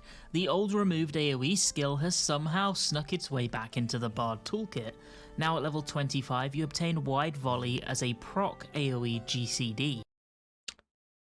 Okay, wait, let me refresh my mind. Shadow Bite is like, you know, whenever you're doing your like regular heavy shot, you can get a straight shot proc.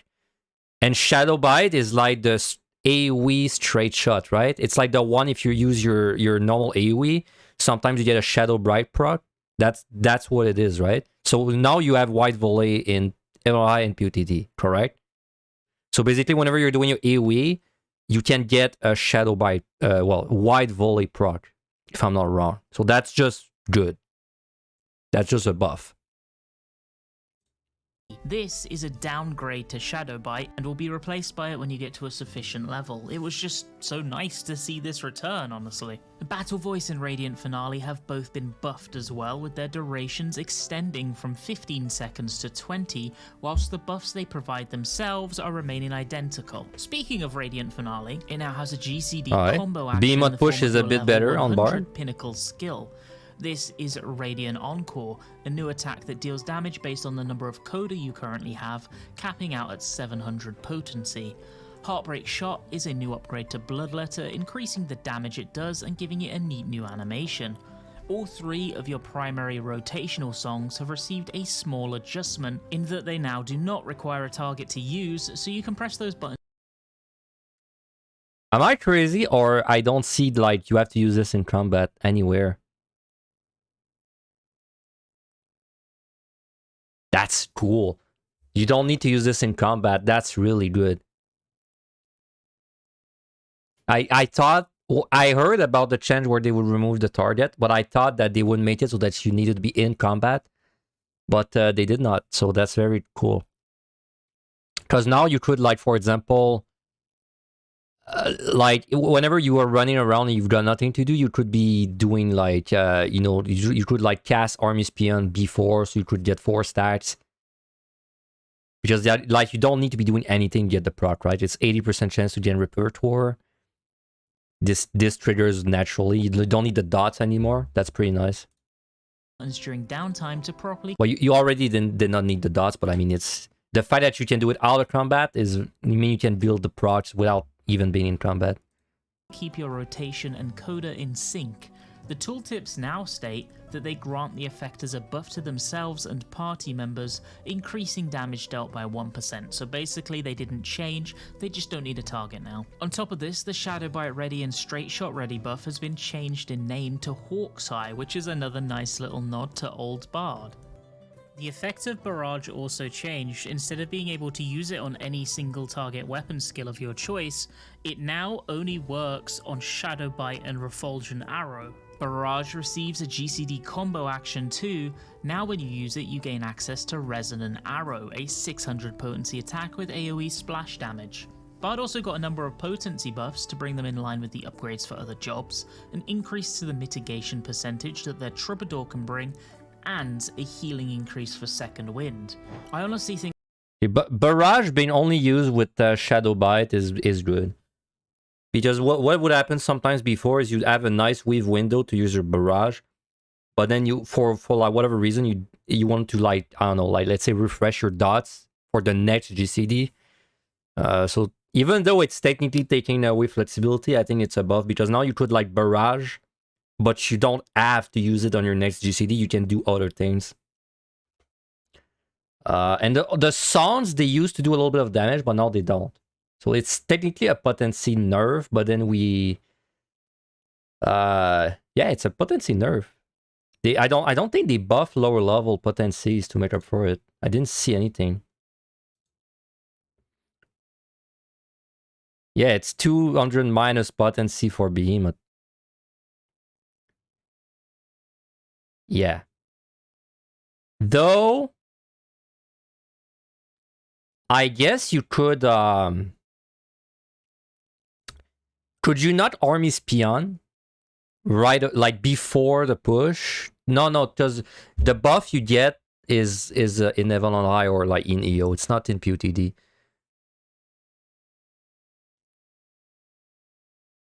Yeah, it's 100%, but the Behemoth push, you do Minuet before the push, so it's 200.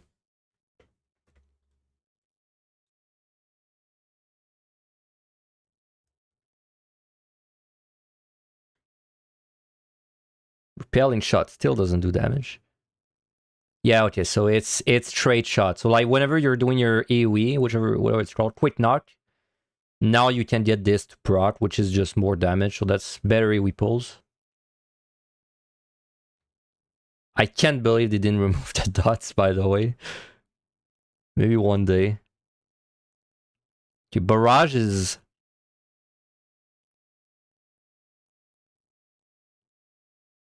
Is that a buff? Barrage 14. No. Okay, it's the same. So it's not... I was thinking maybe they buffed it, but they did not. Battle Voice is a little bit longer, so now it's stronger for Behemoth. But you lost 200 potency, which probably means it's an overall loss. I don't think it makes the push impossible, though. I just think it makes it a bit more RNG. If you do it without resolution. I think with resolution, you still make it, though. Well, yeah, I think you still would make it. I think you would. It wasn't that close with resolution before. Alright, so PotD Bard, I mean, nice quality of life. Better AoE pulls. Probably a bit worse Behemoth push, though. Probably a bit worse single target, too. Because single target, you only lost 200 potency. and you gain 5 seconds of direct hit rate, which I don't think would make up for that. That's 2 GCDs. Probably a little nerf then for PotD, but it's nice to have the quality of life. So Evan on High, I haven't done Evan on High bar that often, but I don't think there's differences. That's just straight shot, so no difference. I don't think there's difference in the traits either. Yeah, that's what I was talking about. You get this in EO. Per shot. Okay, nothing different. So it's the same. You just lost a little bit of single target for Evan on High. Gain AoE.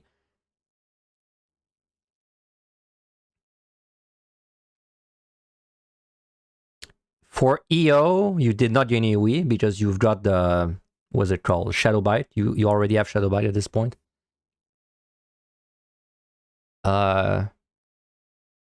And all the new toys are higher level. It's kind of lame, huh?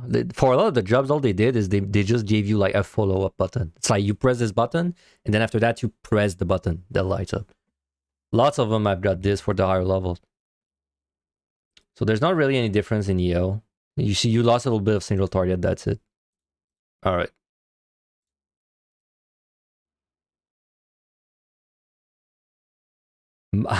I'm curious about Monk, but we're not there yet. Dark Knight. I was somehow lucky enough to receive an invitation to the Dawntrail Media Tour. I did the best I could with what we had access to. Dark Knight got quite a few small changes to both their blood gauge economy and burst windows, as well as a really cool new finisher. Blood Weapon and Delirium have been merged. Now Delirium is an upgraded version of Blood Weapon, and they share the effects of both. This means that as a consequence, you only get 3 stacks of the increased blood gauge generation effect, rather than the previous 5. Okay, does that really make a difference, Deep Dungeon? Not really, right? Like there's not really any reason you would split them unless you just were off cycle, but then it didn't really matter if you were off cycle.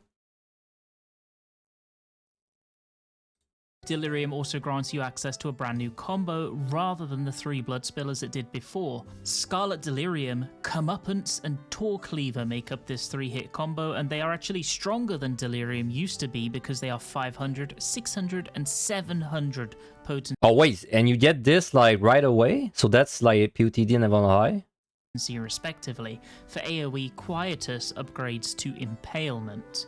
Esteem is now free to use, no longer requiring 50 blood gauge. Thank God, after you man. use it, you gain a GCD combo button from it in the form of Disesteem, your level 100 capstone ability. This one does 800 potency of damage and becomes your new strongest hit. And upon unlocking it, your Esteem's Carven Spit hit within the Living Shadow window also changes to Disesteem.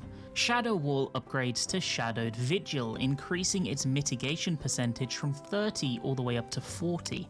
It also gains the unique secondary effect of restoring 1200 potency of HP when you fall below the 50% health mark, or when the buff runs out. It's essentially a excogitation. Yeah. This new secondary effect lasts for 20 seconds as well, which makes it a little bit longer than the base 15 seconds the initial cooldown lasts for. Plunge is removed from the game entirely, and in its place you have Shadow Strike. This is a potency-free gap closer with 2 charges that can be used to dash to enemies. As a note, this one says dash to enemies, whereas Thunderclap allows you to dash to enemies or party members. I hope that this changes from the Media Tour build through to live though, personally. Dark Knight received a bunch of potency buffs on their GCDs to help bring them in line with the upgrades other jobs got. The Reprisal had its duration extended from 10 to 15 seconds, and Rampart gains an additional secondary effect on every tank that increases HP recovery via healing actions on self by 15%. So if we look at things on the whole, Dark Knight burst windows became a little less. That's weird. Why did they? I mean, the new plunge looks cooler. Don't get me wrong, but it's kind of a weird change, huh? Because you would think that if they did it on one tank, they would have done it on all the tanks. But I guess that they did it because they just didn't want all the tanks to have the same kind of like jump forward animation. It's kind of cool. It does no damage though, which is weird for sure.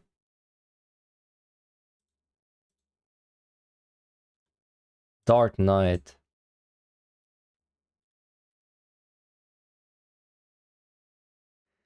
It's so that people have one less OGCD to spam in rotation. Ah, it's because of the raiders, of course. It's always because of the raiders. See, whenever I'm analyzing these, I can't even imagine, like, I can't even think of why they did it in the context of raids, because I don't raid. So I just, to me, it just looked like a random change for no reason. But then it made sense because it's because they want to remove OGCDs from the job.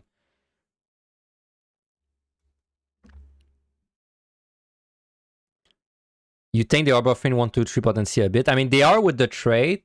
They always say they are buffing with the potencies, but it's always like with the traits at level that you unlock at the very high levels. So it's hard for me to tell if they actually did buff them or not. Because like, for example, you see there, they did, but it's 94.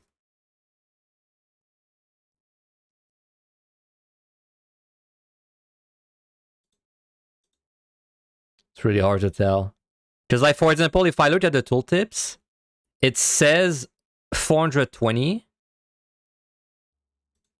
But then this number I see is after the traits. So I don't know. I don't know. Well, I think what I'm going to do is before Dawntrail comes out, I'm going to like screenshot the main skills of every job in each deep dungeon, and then I'll make like an album. And then when Dawntrail releases, I can compare 1-to-1, right? Because when Endwater came out, an issue was that we didn't really know what was buff or what was nerf. It wasn't obvious because the traits change everything at different levels. You cannot believe they did not nerf Run Tuition Blood Waiting. It's so much better than the other tank buttons. Man, this is like a weird like design choice. So you look at the traits, for example, right? See this one? Enhance Reprisal. It extends the duration of reprisal to 15 seconds. It's 10 before. And they made it a level 98 trait. So you look at that and you might be like, wow, they must really care about the lower level balance, right? Because this is such a benign change, but they would still let it be beyond level 98. But then you got things like Run Tuition, which are like ultra overpowered and I've never been nerfed. So I don't know. It's like whoever is doing the balance has like two different personalities or something. Well, I know it's not one guy, but you know what I mean. So yeah, I am both surprised and unsurprised in nerf Run Tuition. It's I'm on both sides there. So Blood Weapon being combined with Delirium, I think it's a nice quality of life overall. And now you get Delirium. You don't have Delirium in PotD, my bad. I thought you did. Yeah, you don't have it yet. It only gets combined when you have it.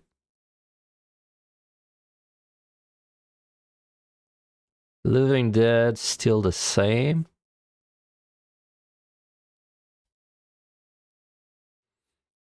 So you did lose plunge damage for PotD.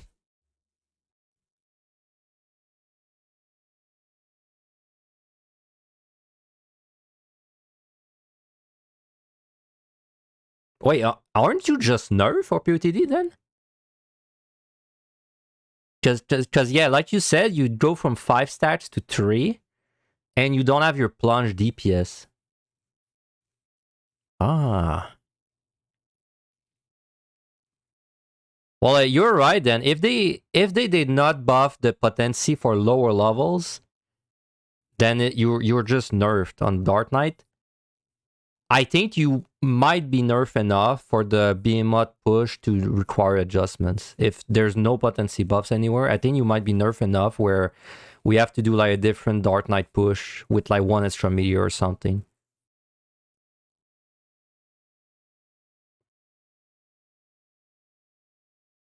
I mean, it's worse for PotD though overall.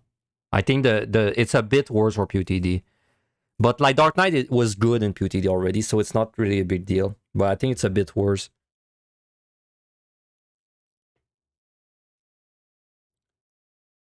Yeah, it might, maybe the Behemoth push gonna be different, but it's not going to be impossible. It's just going to be more annoying because right now it's a very easy push if you do everything correctly.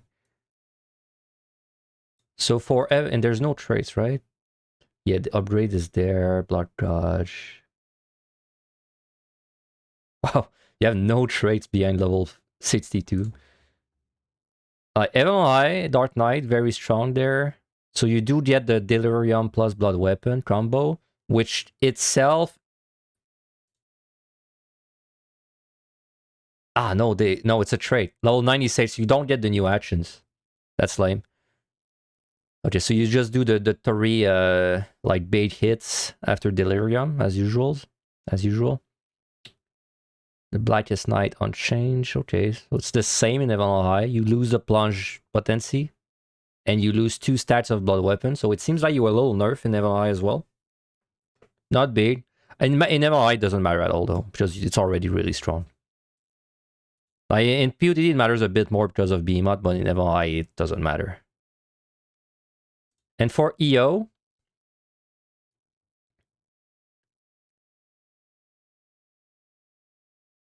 if there is no second trait to boost main combo damage and it looks like they buffed it.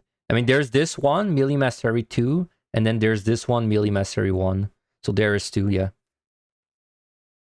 It's why I feel like if this one is there, they might have not buffed.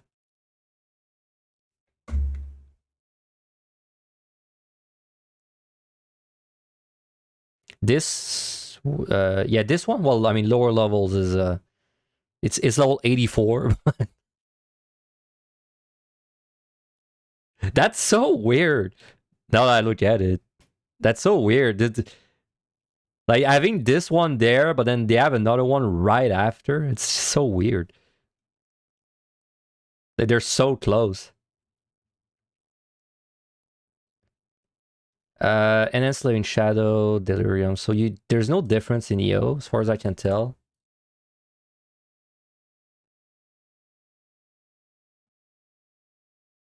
Yeah, no difference. So again, you lose a plunge DPS, that's it. That's the only difference. So a bit worse in EO. But in EO, single target damage is irrelevant, so it's not really a difference.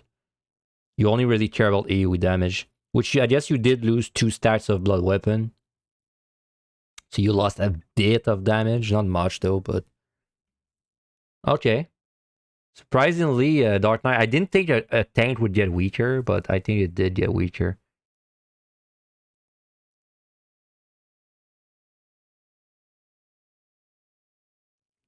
Unless the potencies were buffed, but it's hard to tell, like I said, so. Alright, Red Mage. I was somehow lucky enough to receive an invitation. See, I can already make a few assumptions. The length of the video and the fact that Red Mage has a very, you know, has had very similar changes in the past. I bet you they just added a combo finisher and that was it. They were like, rev it up, boys. Anyway, let's see if I'm right. What we had access to. Jolt 3 was added as a level 84 unlock. It does the same as ever, but it's 360 potency. As a result, Jolt 2 actually lost a bit of damage.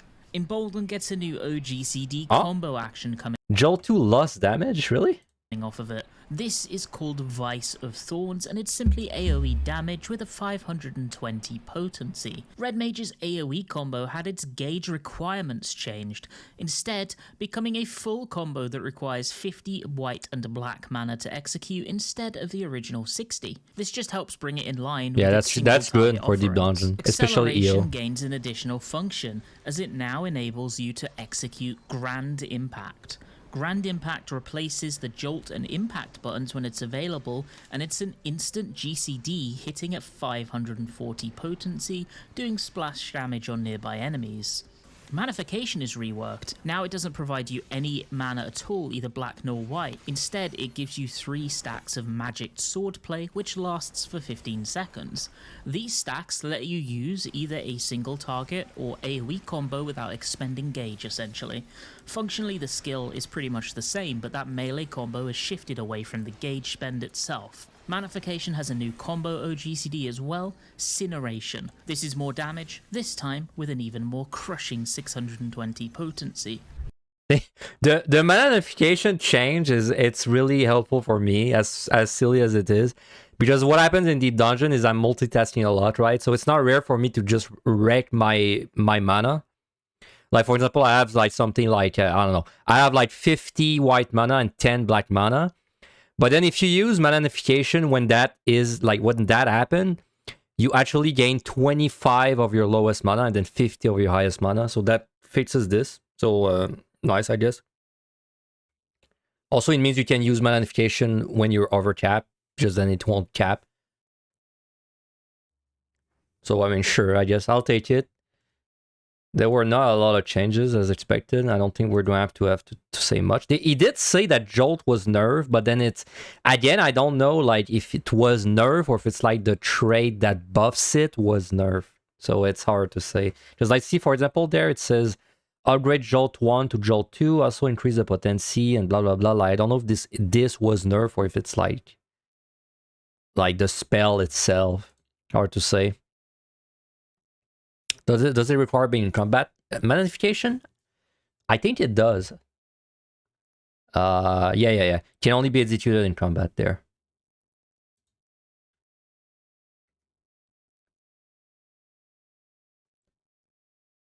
So, I mean, I don't think there's going to be a difference, really. I'm happy they kept the potency on the dash, by the way. I like potencies on dashes. Your AoE combo being 50, very nice, though, for Deep Dungeon. Because right now, it's kind of clunky, especially EO.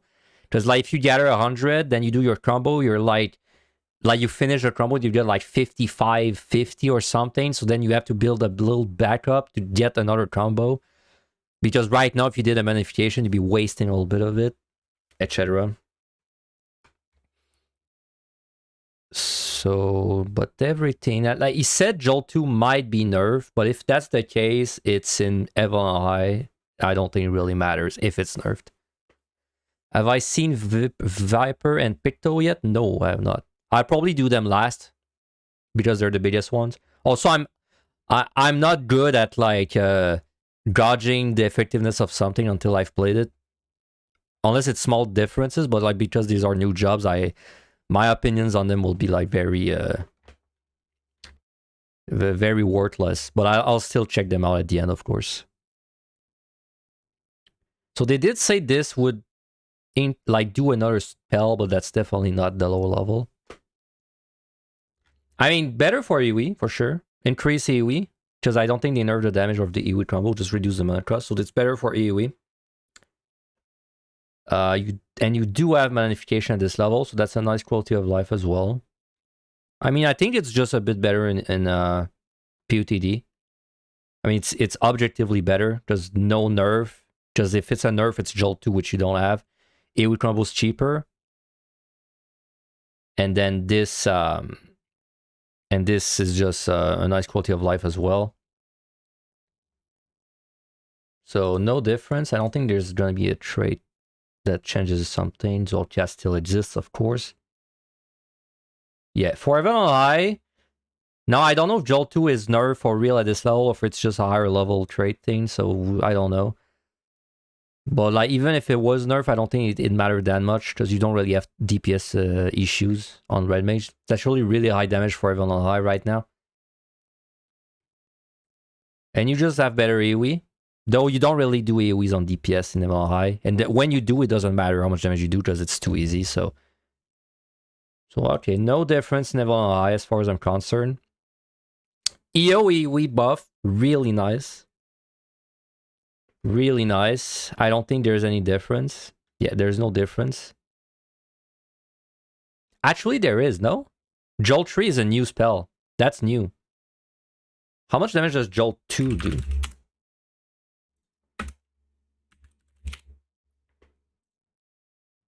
$320.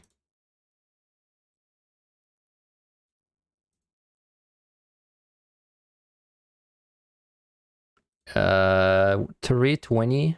So it's a buff, unless it's boosted there. But I don't think it is. Yeah, now I look at it, there's nothing that boosts the damage of Jolt anywhere. So I can actually see if Jolt 2 was nerfed, how much it was nerfed. It must have been nerfed. What did we say was? It was $320, and it's 280. So you, wow, 40 potency loss. Okay. So you lost 40 potency on your Jolt 2 for even eye.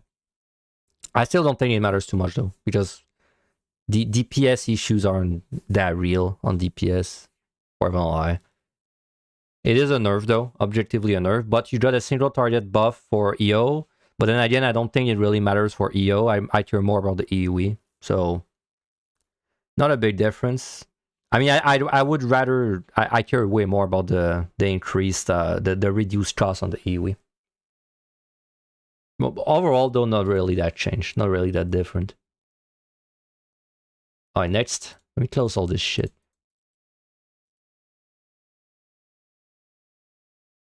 We must be halfway done at this point.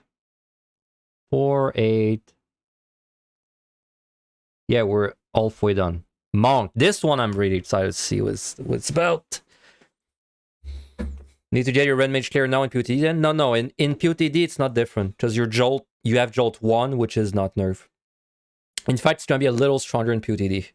Because your EO is cheaper and your magnification is less clunky to use. So it's a bit improved. I was somehow lucky enough to receive an invitation to the Dawntrail Media Tour. I know this one has changed a lot. With what we had access to. First, Monk's basic attack combos have been shaken up in a fairly drastic way. The damage buff from Twin Snakes and the dot from Demolish have both been completely removed. In their place comes this brand new job gauge. This gauge contains elements related to the 3 main forms of monk attacks. First up is the Opo's Fury, and you can have 1 of them. Then comes the Raptor's Fury, of which the gauge stores 2. And lastly is the Coel's Fury, and there's 3 of them. Now, every time you do a Dragon Kick, Twin Snakes, or Demolish, you will fill the gauge for that corresponding animal. Note that I said you fill the gauge for that animal, you don't just add 1 stat. Bootshine has been upgraded to Leaping Oppo, dealing 360 potency of damage. Rising Raptor is a new upgraded version of True Thrust, hitting at 360 potency, and Pouncing Coil okay, but how do you spend the balls though? That's all I want to know. For 400 potency, assuming you hit the positional. Using one of these 3 attacks will consume 1 of their corresponding Fury stacks, and either gain potency or a... Okay, but I assume it's because at lower level, it's like the lower levels will use them. So basically... like before you had like 2 1 2 3s basically, and you had to alternate to get the buffs. Now I think you just have a 1 2 3 that builds up and you have a 1 2 3 that spends. But you can still like switch, right? So you can do like 1 like you can do like 1 gainer, 2 spender, 3 gainer, and then the next cycle you do like 1 spender, 2 gainer, 3 spender, etc., right? Proc as a secondary effect. In the Oppo base, it keeps the Dragon Kick into Bootshine bonus of guaranteeing a crit on spending a stack.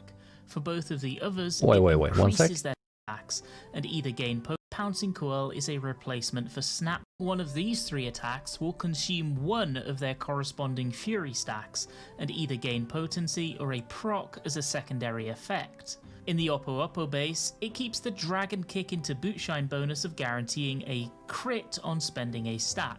For both of the others, it increases their potency by 100 if you spend a stack. Riddle of Fire now has the combo action coming off of it, Fire's Reply. This is a 1300 potency GCD attack, and when you execute it, you get the Formless Fist buff afterwards, much in the same way that you would after using a Masterful Blitz.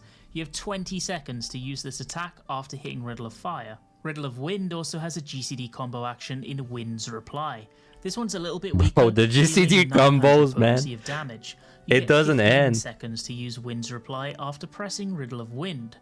Of course, Riddle of Earth is not left out to dry. It's gained its own combo action, Earth's Reply, which is an OGCD 500 potency AoE heal. Brotherhood now lasts for 20 seconds instead of the previous 15 seconds, and whilst you're under its effect, you can now build up 10 chakra stacks rather than the usual 5. Oh, that's nice. Elixir Field gets an upgrade. This is Elixir Burst, with a brand new animation and enhanced potency, hitting for 900 in total. It still has the same secondary effect of opening up the Lunar Nadi, and it also provides Formless Fist. Side note, but Rising Phoenix is 900 now as well, so they've both equalized the Lunar and Solar Nadi finishes to one another. You also gain Enlightened Meditation. This is basically just a chakra button for enlightenment. It doesn't do anything at all special, it's just a nice little piece of quality of life to have. Six-sided star will now consume all of your current chakra stacks upon usage, gaining 80 potency to its overall damage per stack it consumes.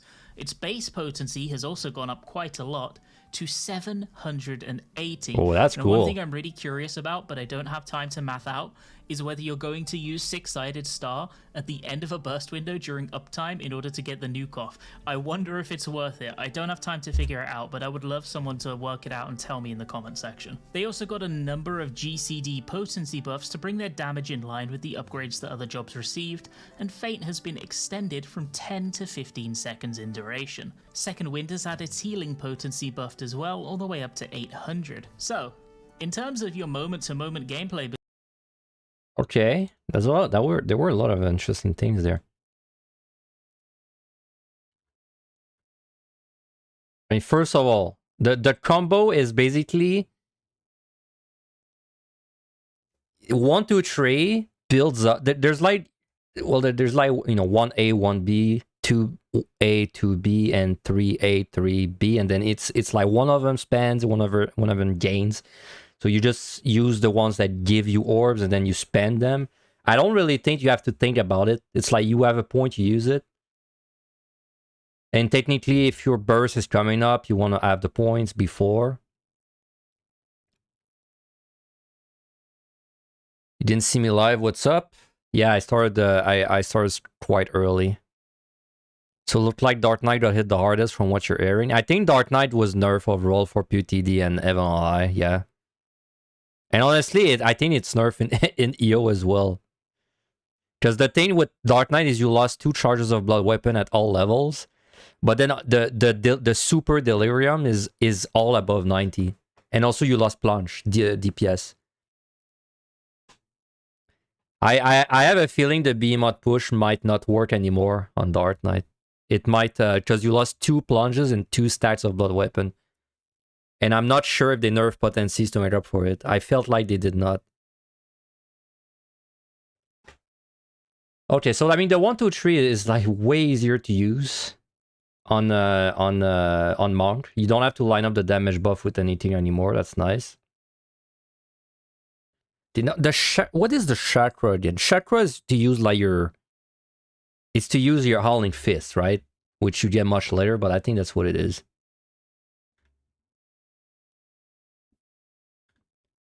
I mean, I can't tell, like, there's way too many moving parts to Monk, so I don't know if it's a buff or a nerf to its damage.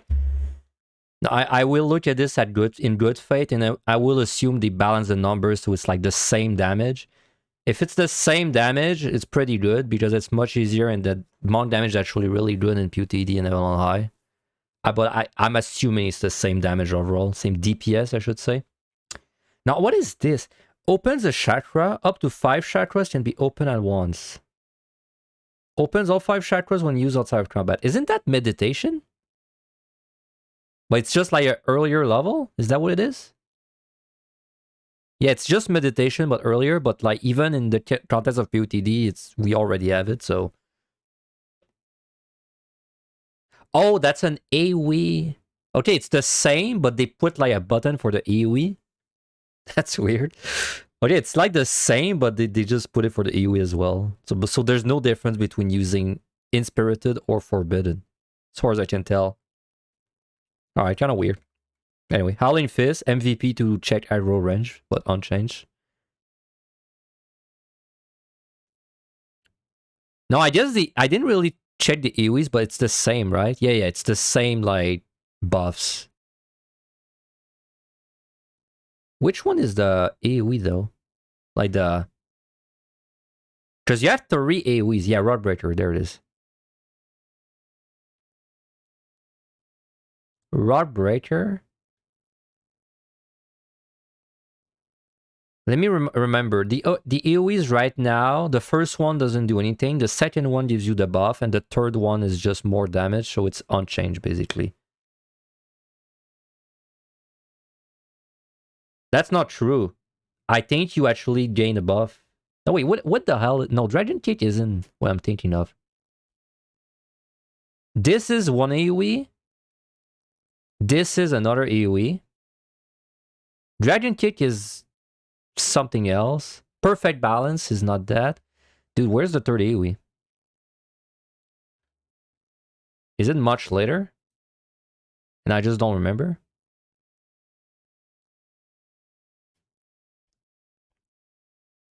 Wait, oh, Gunbreaker is the third AoE? Which one is the first one? It's not... It's this. Okay, yeah, it's this. Arm of the Destroyer. Gunbreaker, and then... Okay, so the AoEs are the same. Never mind. And the other ones are just the single targets, right?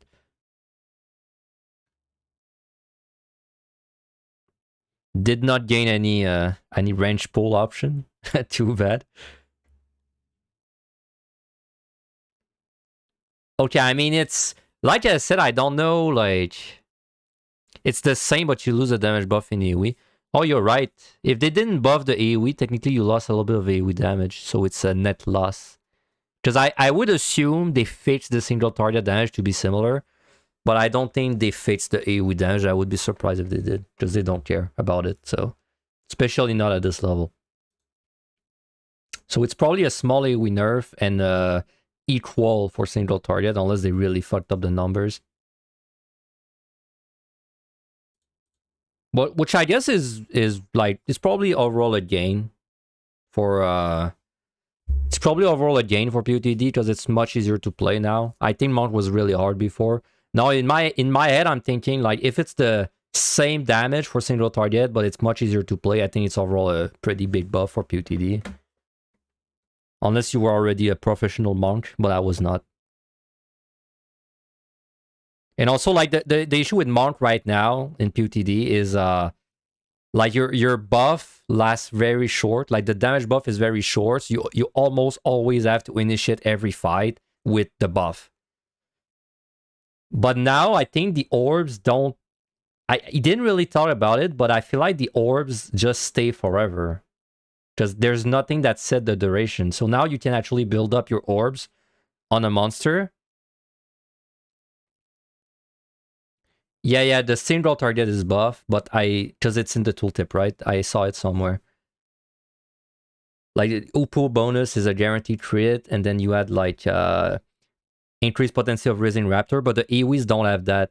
They're always, like, the same potency, as far as I can tell. It's 110, 130, and the other one was... I don't know which one was the other one. Yeah, this one, right? 120. So AoE is a bit worse. Single target is probably equal in the end. Like, they probably try to make it the same DPS.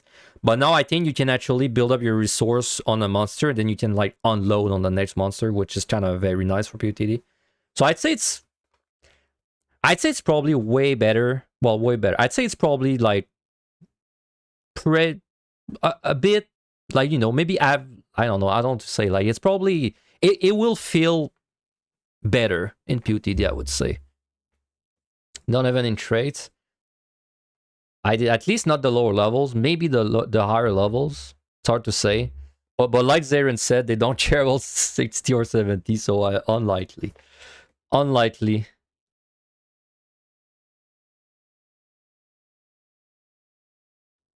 Okay. Heaven on High, Monk. Kind of a nightmare to play, honestly. Oh, you get, that's nice. You get the upgraded HoH reply right away. So it's still, I still wish we got the old Riddle of Heart, but oh well. So reduce damage by 20, that's as it is before. Gradually restore HP, that's as it is before. But now when you do this, you get this after, which is... If I understand this correctly, this is a 800 heal? Or does it... Like, am I meant to read this as it heals you for 300, but then does not heal you for 500.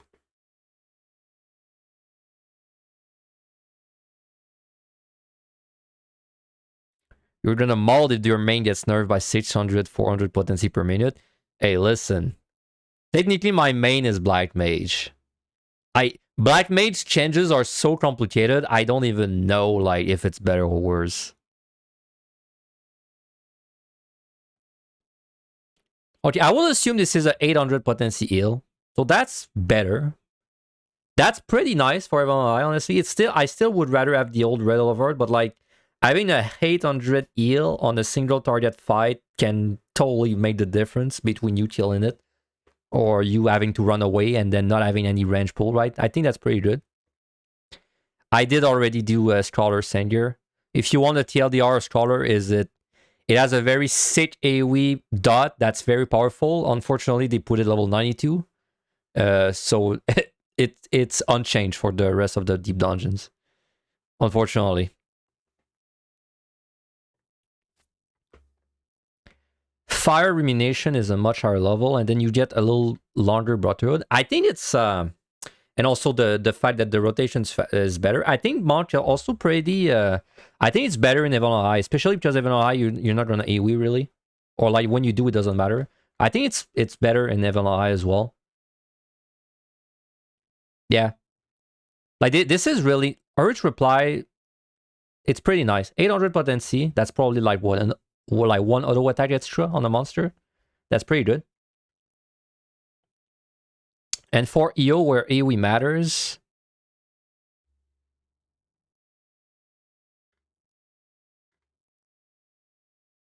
I mean, you lost the 10%, so your AoE is a bit worse.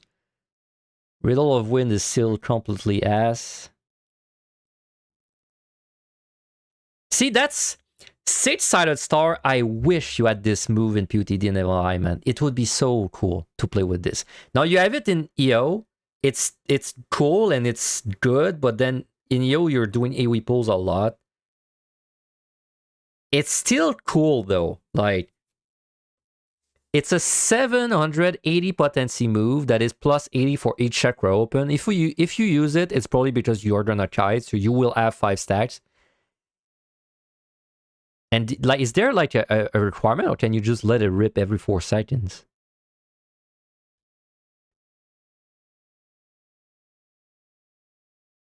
Yeah, there's no like requirement. You can just do this every 4 seconds. I mean, that seems good. Like, that seems really good, man, for EO. Like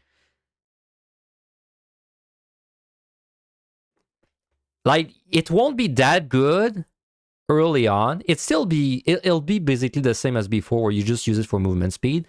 But like when you make it to like 81 plus, like let's say for example I'm on 82, I pull like a I don't know, I pull like a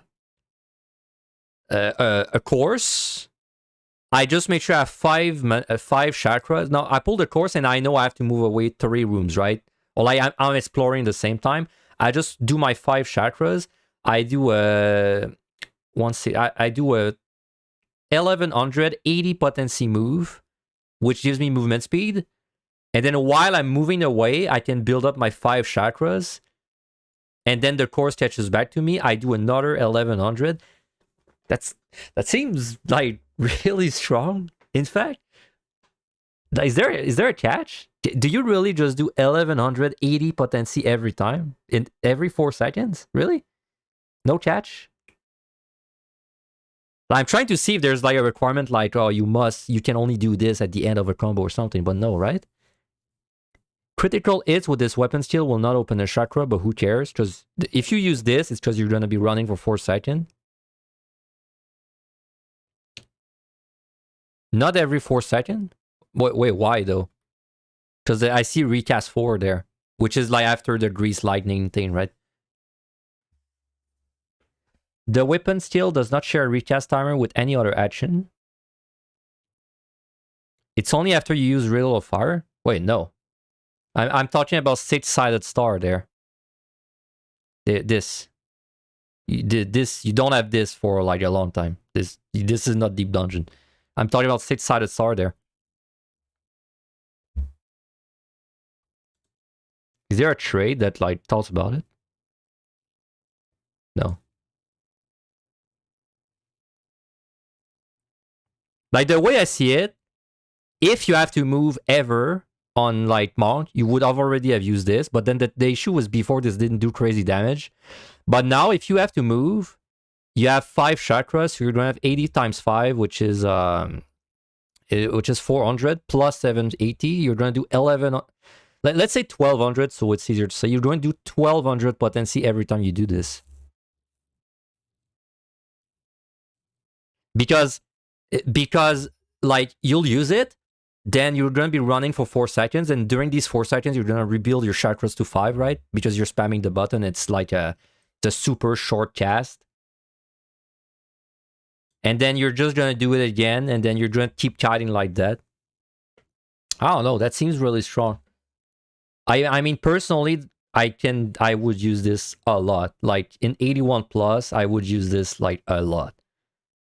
Because whenever you're moving, like this is better than like Reaper, for example, to kite a monster, because then you're doing like 1200 potency every 4 seconds. Let's say like 1100 potency, because maybe you don't have the 5th chakra. Like if you do it exactly every 4 seconds, technically you can only do the meditation 4 times, right? So technically you have 4, but still 1100 potency. I don't know, big fan of this. I think this is cool. If you use it on CD, you can only build 2 or 3 chakras between. Oh, wait. Because, wait, I know what you mean. Because this would incur the GCD of this, right? So, okay, of course. And so while it's taking down, you can't do the meditation. Right. I still think it's really good, though. All that would really change is I would just be kiting a longer, right? I would probably kite the monster around for like 3 more seconds, and then I would just build chakras and then go ham. Okay, it's not as good as I thought, but it's still really good. Because what is the potency of this right now? It's six-sided star 14.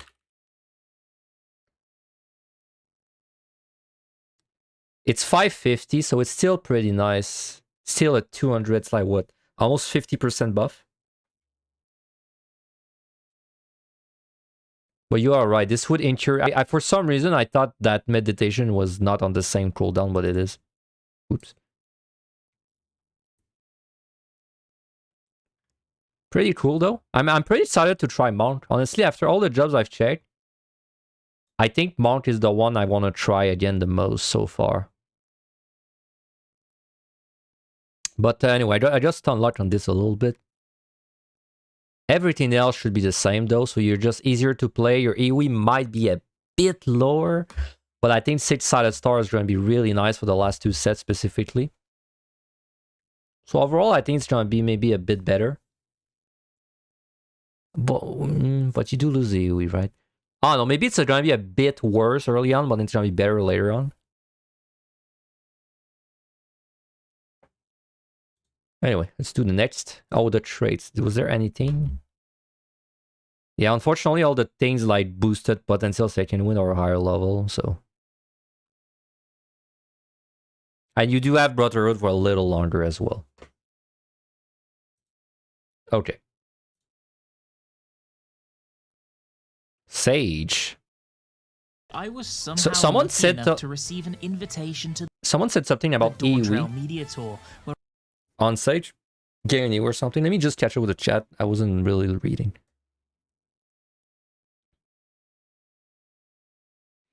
You remember they were talking about you can use the cake and it consumes your chakra. Yeah. Well, that's new, right? Though it wasn't there. It wasn't there before. I mean, also keep in mind you don't have to use it every 4 seconds. Like you might just use it to move for 4 seconds, and then you re-engage a monster, and then you build your chakras naturally, and then you just use it again to move, etc. I know. I think that's a fun skill. I just hope that skill was like at the lower levels too. Because if you had that in PotD, that would be great. Like it'd be such a game changer for fighting really rough monsters. Unfortunately, in EO, there's not really like a rough monster you would want to kite, but you could want to kite just to explore faster. That's the use I see for it there. Ultimates will have all jobs closer to each other, but Warrior will still have the strongest of the 4 for sustain. If you need to know why, just look at the healing potency per minute on all the steals. I mean, Blood Weight in OP. Who's surprised? Though it's good, and it's probably good, right, in all the content, but I think Run Tuition is kind of disgustingly overpowered in the lower level content. Like I said earlier, I'm both surprised and unsurprised it didn't nerf it. It deserves to be nerfed, but then I'm not surprised that Square Enix did not care. You know? Alright. So this is Sage. Opportunity to test out good with what we had access to. Let's check out what Sage gained, and more importantly, whether Pancardia actually ended up being called Pancardia. Psyche is added at level 92, an off-global offensive ability that's available every minute. This does 600 potency of damage on a target and deals AoE damage as well. Soteria had its cooldown reduced from 90 seconds to 60, which is one we knew was coming from the previous Job Action trailer. Eucrasian Prognosis receives a straight upgrade in the form of Eucrasian Prognosis 2. In fact, all the healers will see a new version of their de facto AoE healing spell.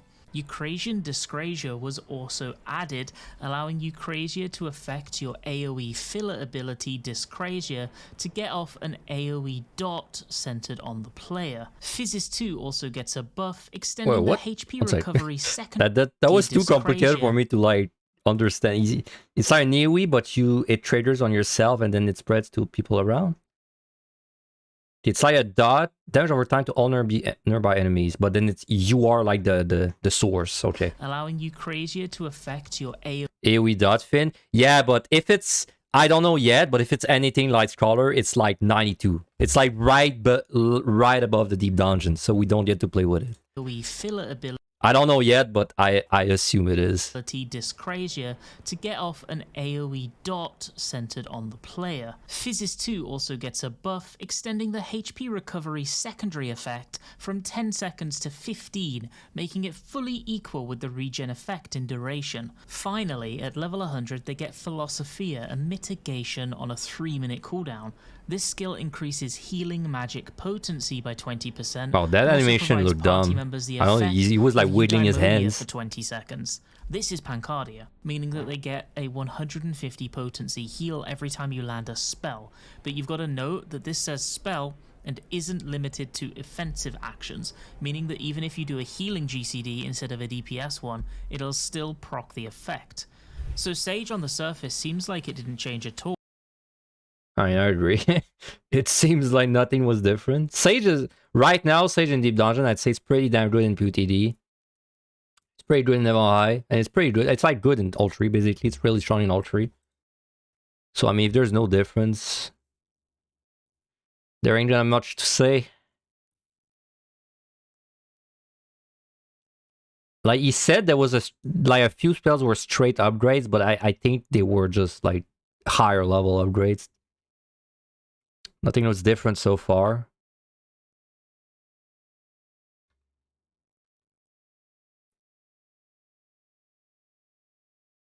Pepsis.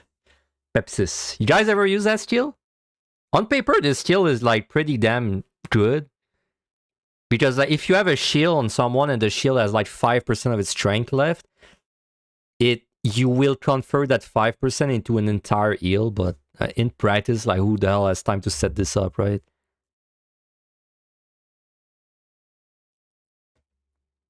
Okay, PotD, no difference as far as I can tell. Yeah, no difference, so PotD is still really good. Even on high. Toxicon still does the same damage, 300, yeah, that's the same.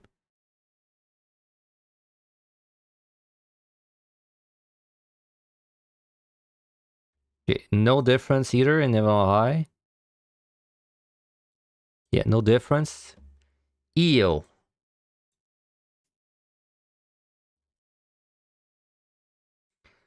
I wish it told me the level. One sec. Dosis.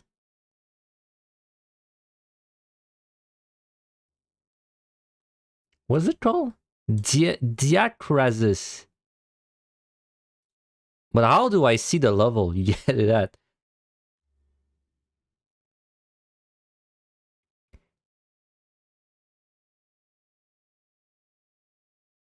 Wait, you have this in EO, no? Am I crazy? Or is it just like, I don't understand how it's written? Okay, one second. The spell names are giving me hell, like, to understand. Deal on a... This is Hukrazian Dikrazia. There. See, it's there. I think. But no, this is just Dikrazia. Upgrade doses to 3, Phlegma 2 to 3, doses 2 to doses 3, Dikrazia to Dikrazia 2. Okay, so what is the first Dikrazia?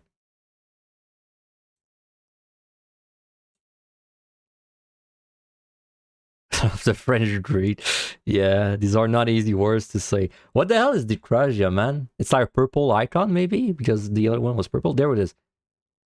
The Dikrazia is your AoE. This Dikrazia 2 changes to Dikrazia when requirements for execution are met. Okay, so your AoE button becomes this.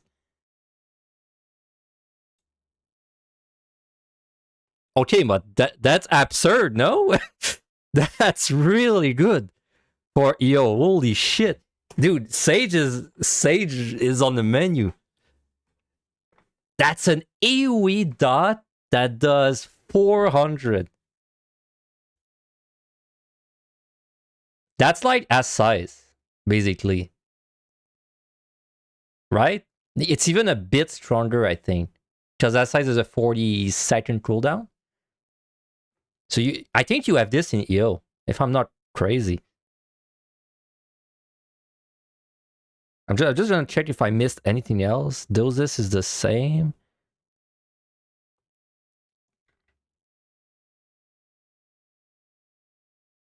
So yeah, it's whenever you use the button that switches your spells, then you can do this instead of your AoE. And it's an AoE dot that does 400. Wow. That's gonna be really strong in EO, man. Like, wow. I mean, I'm definitely not going to be doing Sage again until this is out. Let me just put it that way.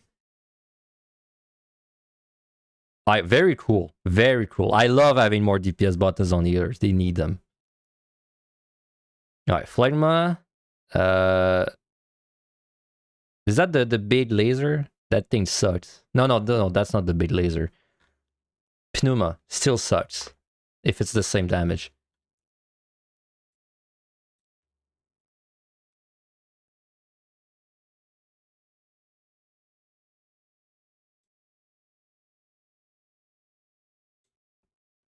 Sorry, I'm struggling so much to find the skills I'm looking for on this job. Where is Dikrazia 2? Please, there it is.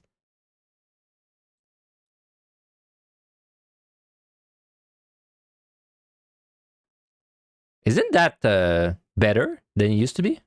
One sec. Pneuma.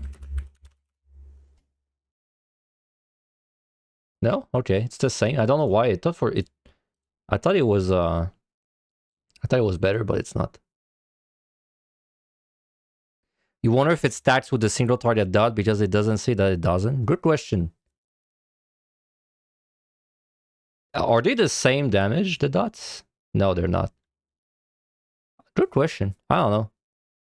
That's kind of funny if they do, though, because what'd you miss? I mean, you missed that Sage is not going to have an AoE dot move that has no cooldown in EO. That sounds very strong. Outside of that, I'd say Astro is actually looking quite interesting.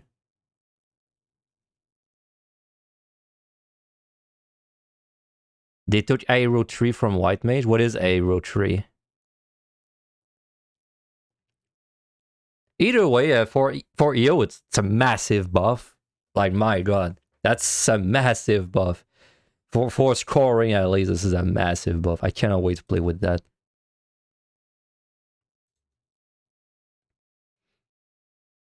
Aero 3 was a White Mage AoE dot. I see. They just ripped it apart from White Mage. White Mage was really strong already in AoE, so don't feel so bad about it. Does Black Mage AoE dot stack with single target AoE, single target dot? Right now, no. Pretty sure it doesn't. But I don't know if it will in the Dawntrail. I would assume not. All right, Sage looks very strong, so that's nice. What's next?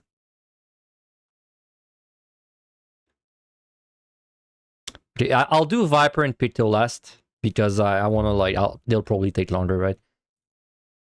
I was somehow lucky enough to receive an invitation to the...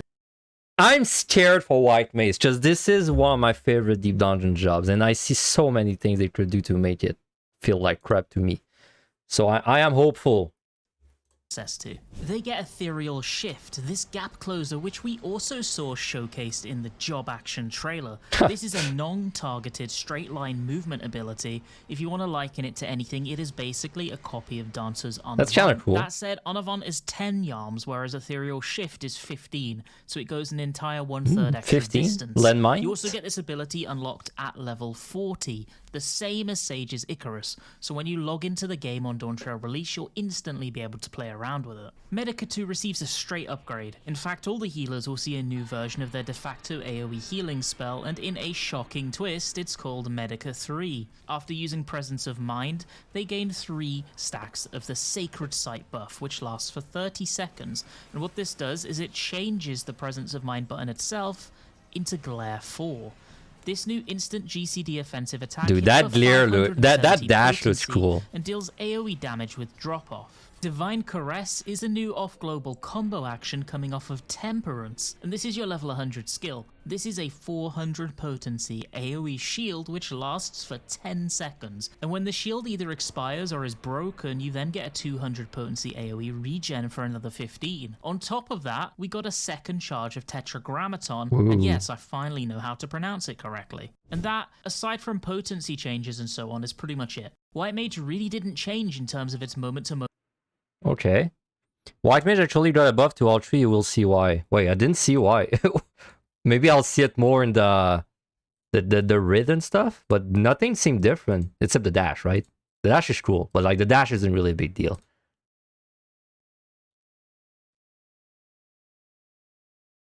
What's different? Let's see. Aero, Medica, Ray, Stone, Cure, Presence of Mind. Reduce 20% is the same, 15, same duration. Regen, Cure. Oh man, do you know what I was scared about the most for White Mage? I was so scared they were going to like make only instant cast and remove the stun or something. I was so scared they were going to do something like that, but they kept the cast and the stun. Thank God, dude.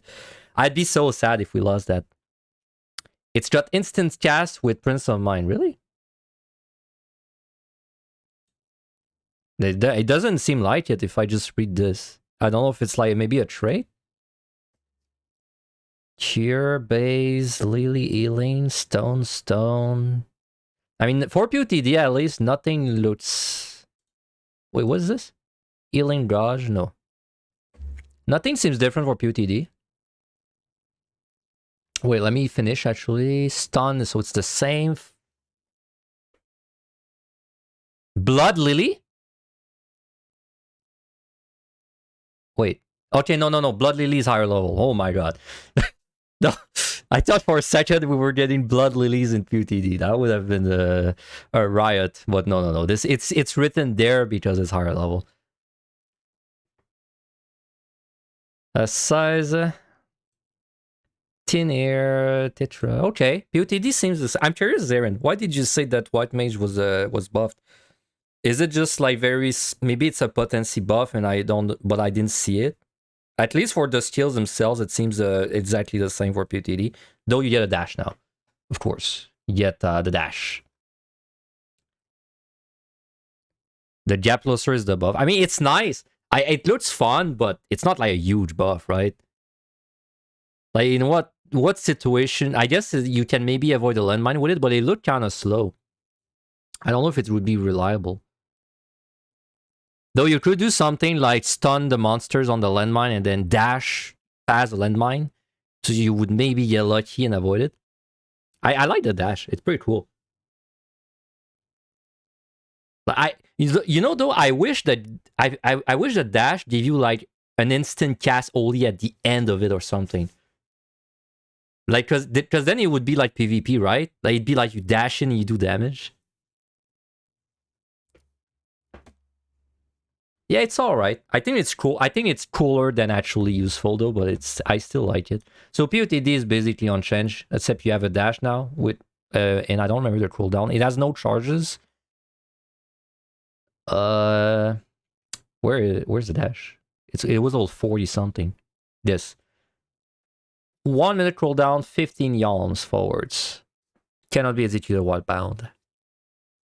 Okay, pretty much the same POTD. Now for Heaven on High. Stone, this is the same. Diod, Lear, Flatus, Temperament. No difference. Yeah, no difference for Heaven on High, except you got a dash. And what about EO? I just did the EO run of White Mage, so my memory is very fresh. Afflatus Misery. Man, when I saw the Bloodlily text on Afflatus Solace and it was level 52, I was... Damn. It would have been so funny if they moved that to a lower level. Jesus Christ. You could destroy POTD with that move. Anyway. So this still doesn't give you damage. Glare only 3. Equivale. Doesn't seem different either. Okay, so it's the same in all 3 except you get a little dash now with a 1 minute cooldown. It's pretty large. I'd say the dash is more useful in EO. In EO, I think the dash is way more useful than Evil Eye and POTD. It's still a nice thing though. I mean, I'd rather have a dash than no dash. It's especially like a dash where you choose where to go is also very nice. Did you go through Astro yet? Seems kind of bad for in POTD. Yeah, I did go through Astro. For me, it was the opposite. For me, I feel like the Astro is better than right now. Mostly because landmines for POTD and Evil Eye are going to be so much better, right? Because now before you do a landmine, you can have up to 4 defensive buffs on you, including a shield. So that... now, it looked like you maybe lost like a bit of damage compared to right now. Like a bit, but I feel like the fact that your landmines have a shield and defensives now is going to be very nice. And also, I like the fact that you don't have RNG on the lower card anymore. It seems very nice. I didn't really check the potencies, because the thing with the potencies is it's hard to tell what is buff when there's like these traits like that buff the potencies, which then when you look in the spells, it's like the already buffed value that's written. It's hard to compare. I think what I'm gonna do is before Dawntrail comes out, I will take a screenshot of all the main skills of every job in all 3 deep dungeons. Like I'll go in the deep dungeon and check it out. And then when Dawntrail releases, I'll do the same thing again. And then I can compare like exactly the values. Because it's hard in the screenshots to compare the potencies, in my opinion. And when Endwater came out, I feel like all of us didn't really know what was buff and what was nerf, so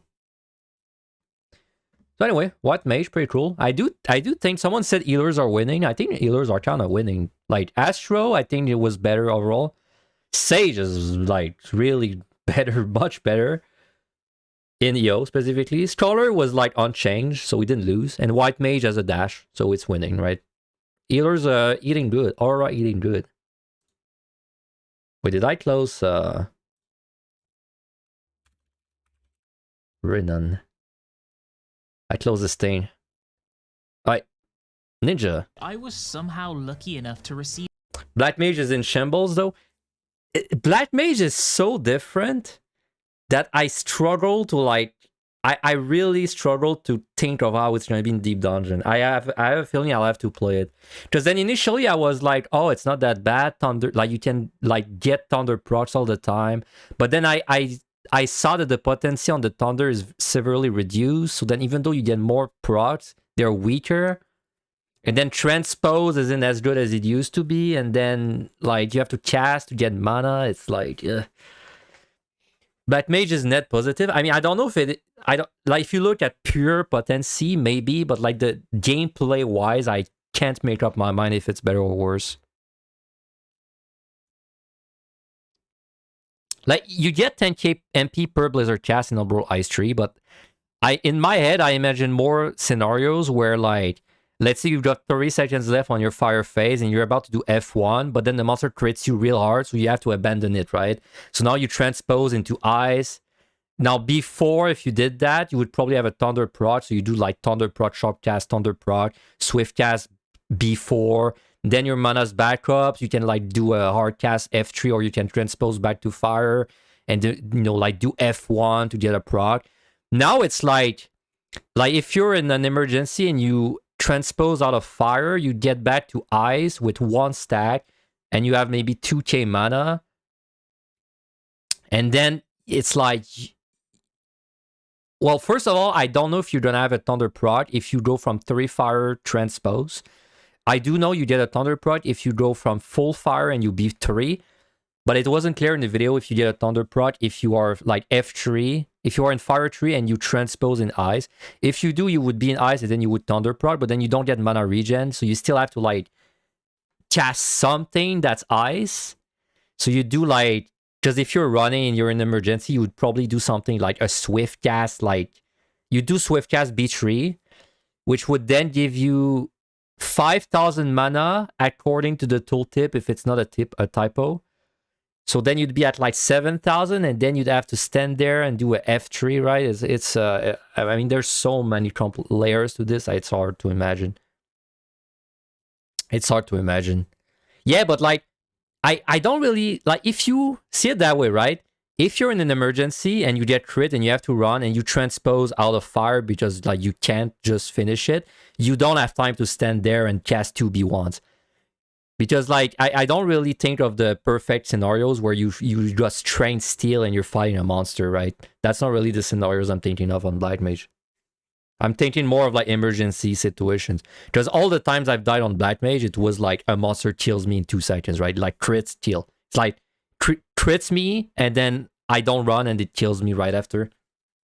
Anyway, I will have to play Black Mage. I might even do a Black Mage run before just so I like refresh my mind.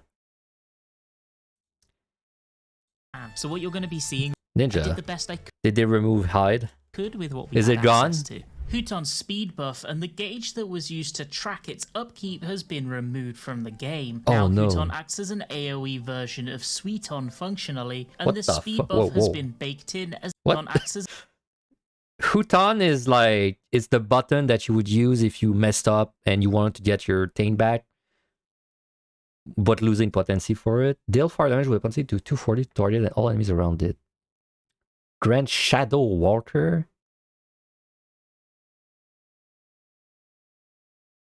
What? HoH is now AoE Suiton. Okay, let me just remember what Suiton is. Suiton 14. I need to see the icon.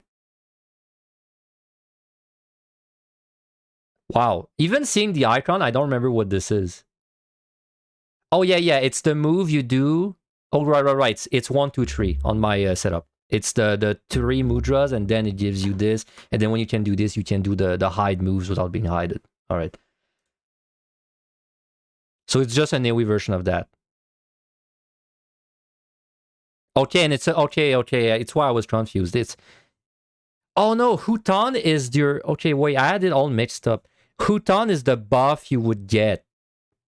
I was thinking of the skill that gave you the buff but did damage. But now it's the HoH does damage, but it's like it's still the mudra, the one you do mudras with, right? as an AoE version of Suiton Okay. functionally, and the speed buff has been baked in as a passive trait. Ooh, nice. In its place, we have the brand new Kazi Matoi gauge. Whenever you use comboed Armor Crush, you will gain 2 kunai on the gauge, of a maximum of 5. Whenever you use comboed Aeolian Edge, it will consume one of these kunai, and increase the potency of that Aeolian Edge by 60. This is your new passive upkeep mechanic to track in between your burst windows. Trick Attack gets an upgrade in the form of Kunai's Bane. Kunai's Bane deals 600 potency of damage and provides you the same damage buff that Trick Attack used to. It's important to note that this is AoE, which is a huge quality of life fix to Trick. Also interesting to note actually, when you use Suiton or Huton to apply Hidden, the buff is now called Shadow Walker. I wonder if they make Trick Attack AoE too, because that'd be really nice. I don't think so, but... Mug gets an upgrade called Dokumori. Dokumori deals 300 potency of damage and has the same effects it previously did in terms of building Ninki Gauge and increasing the enemy's damage taken, but it also provides... Wait, what the... Also, so that's like baby Trick Attack? Am I reading that right? So the Trick Attack is just...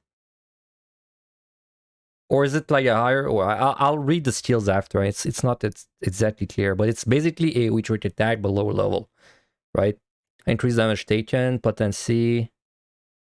No, that's mud shot. That's mud shot because it's the dumb like effect is still there.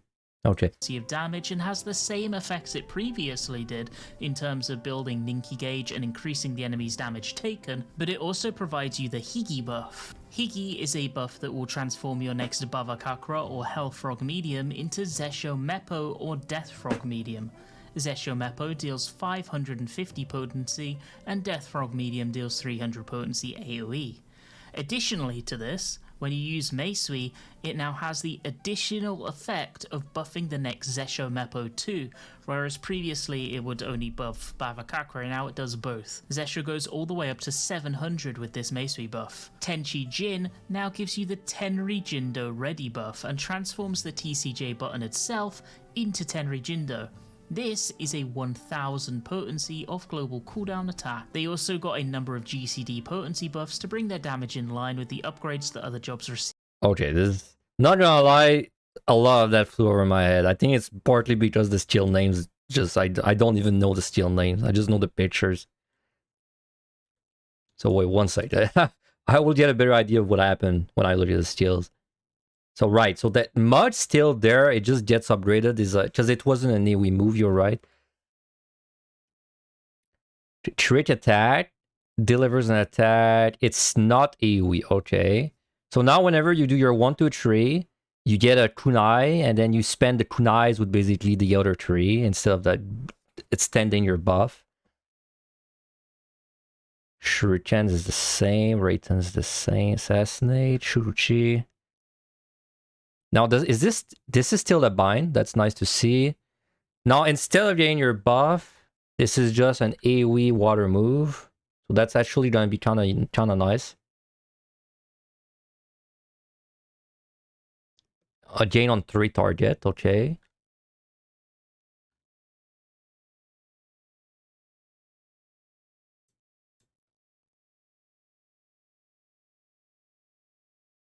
Health fraud. Okay, no, this is higher level. So for POTD,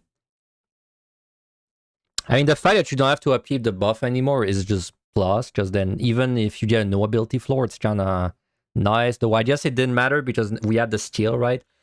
They had a new skill where you could do it even in no ability to get the buff, but I think that skill's gone now. They just removed it. So, God bless. See you, Space Cowboy. Right, so they just removed the skill because they don't have this to upkeep anymore. Hurajin, yes. Hurajin. Not having to cast Hutan means more Raiton. Hell yeah. Also means more Reijus that I forget to use in EO. Perfect. I mean, for POTD, it's just better, right? Because now you can burst a monster a little more effectively if you build up kunais. AoE, like you have a bit better AoE. It's not really big though, it's just a bit. And all the new toys are not in POTD outside of that, so for POTD it's definitely a small increase. Yeah, just a small increase overall. And not having to upkeep your buff also means you can Reiju more. Though honestly, with Urajin, I almost always use Urajin. Like usually if a monster was about to die, I would just Uragin the monster and get my buff for the next monster. Because then you can just... plus, you know, in Deep Dungeon, you can hide between pools anyway. So usually you like... If you didn't have your buff, you'd U-turn, then hide, then burst with all your stuff. It's nice for bosses though. Anyway, PotD, small increase, in my opinion, in power. Yeah, see, it's baked in now. You get a level 45. I can't remember if you had this before 45 before. I don't think you did. Because you needed 3 mudras, so, and I think you get the 3rd mudra level 45. So it's the same as before. So Heaven on High. Get the fraud. So you get this. Which is like increased mod. That's it. It's just what it does. Yeah, it will give you some bar and does more damage. That's it. Okay.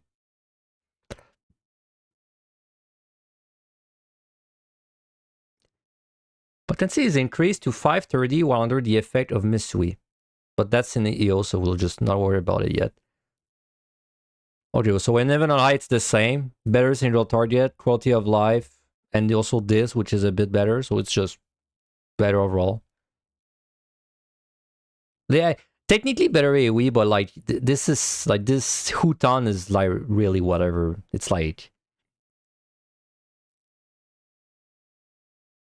yeah, it's like whatever, right?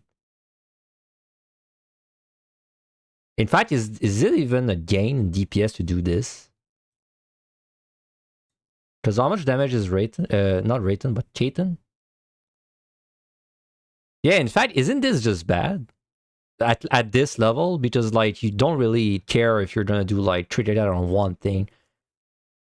It must not be that good at the lower level. It's probably better when you get your AoE trait attack though. I mean, in fact, it definitely is. Anyway, so Heaven on High, pretty unchanged, a bit better. Single target.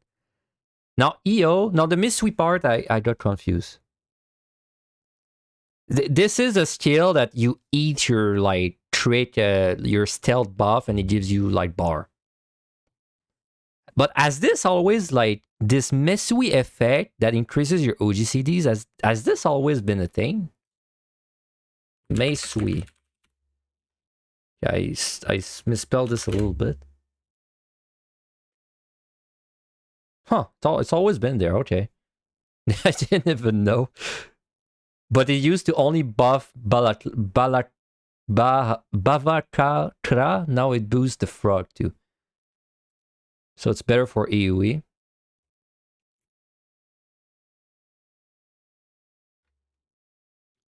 Bunshin. The Doton follow-up. These are unchanged. Okay, so nothing's different. Wait, where's the AoE trait attack?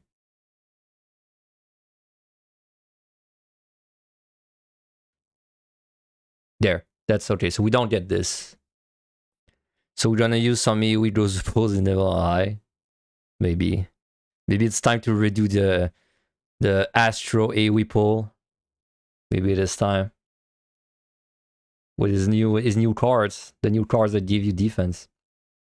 Alright, so I'd say PotD Heaven on High EO is mostly the same, right?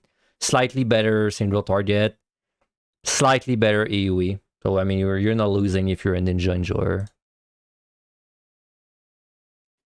Yeah, you're not losing. It's pretty much the same, but a bit better.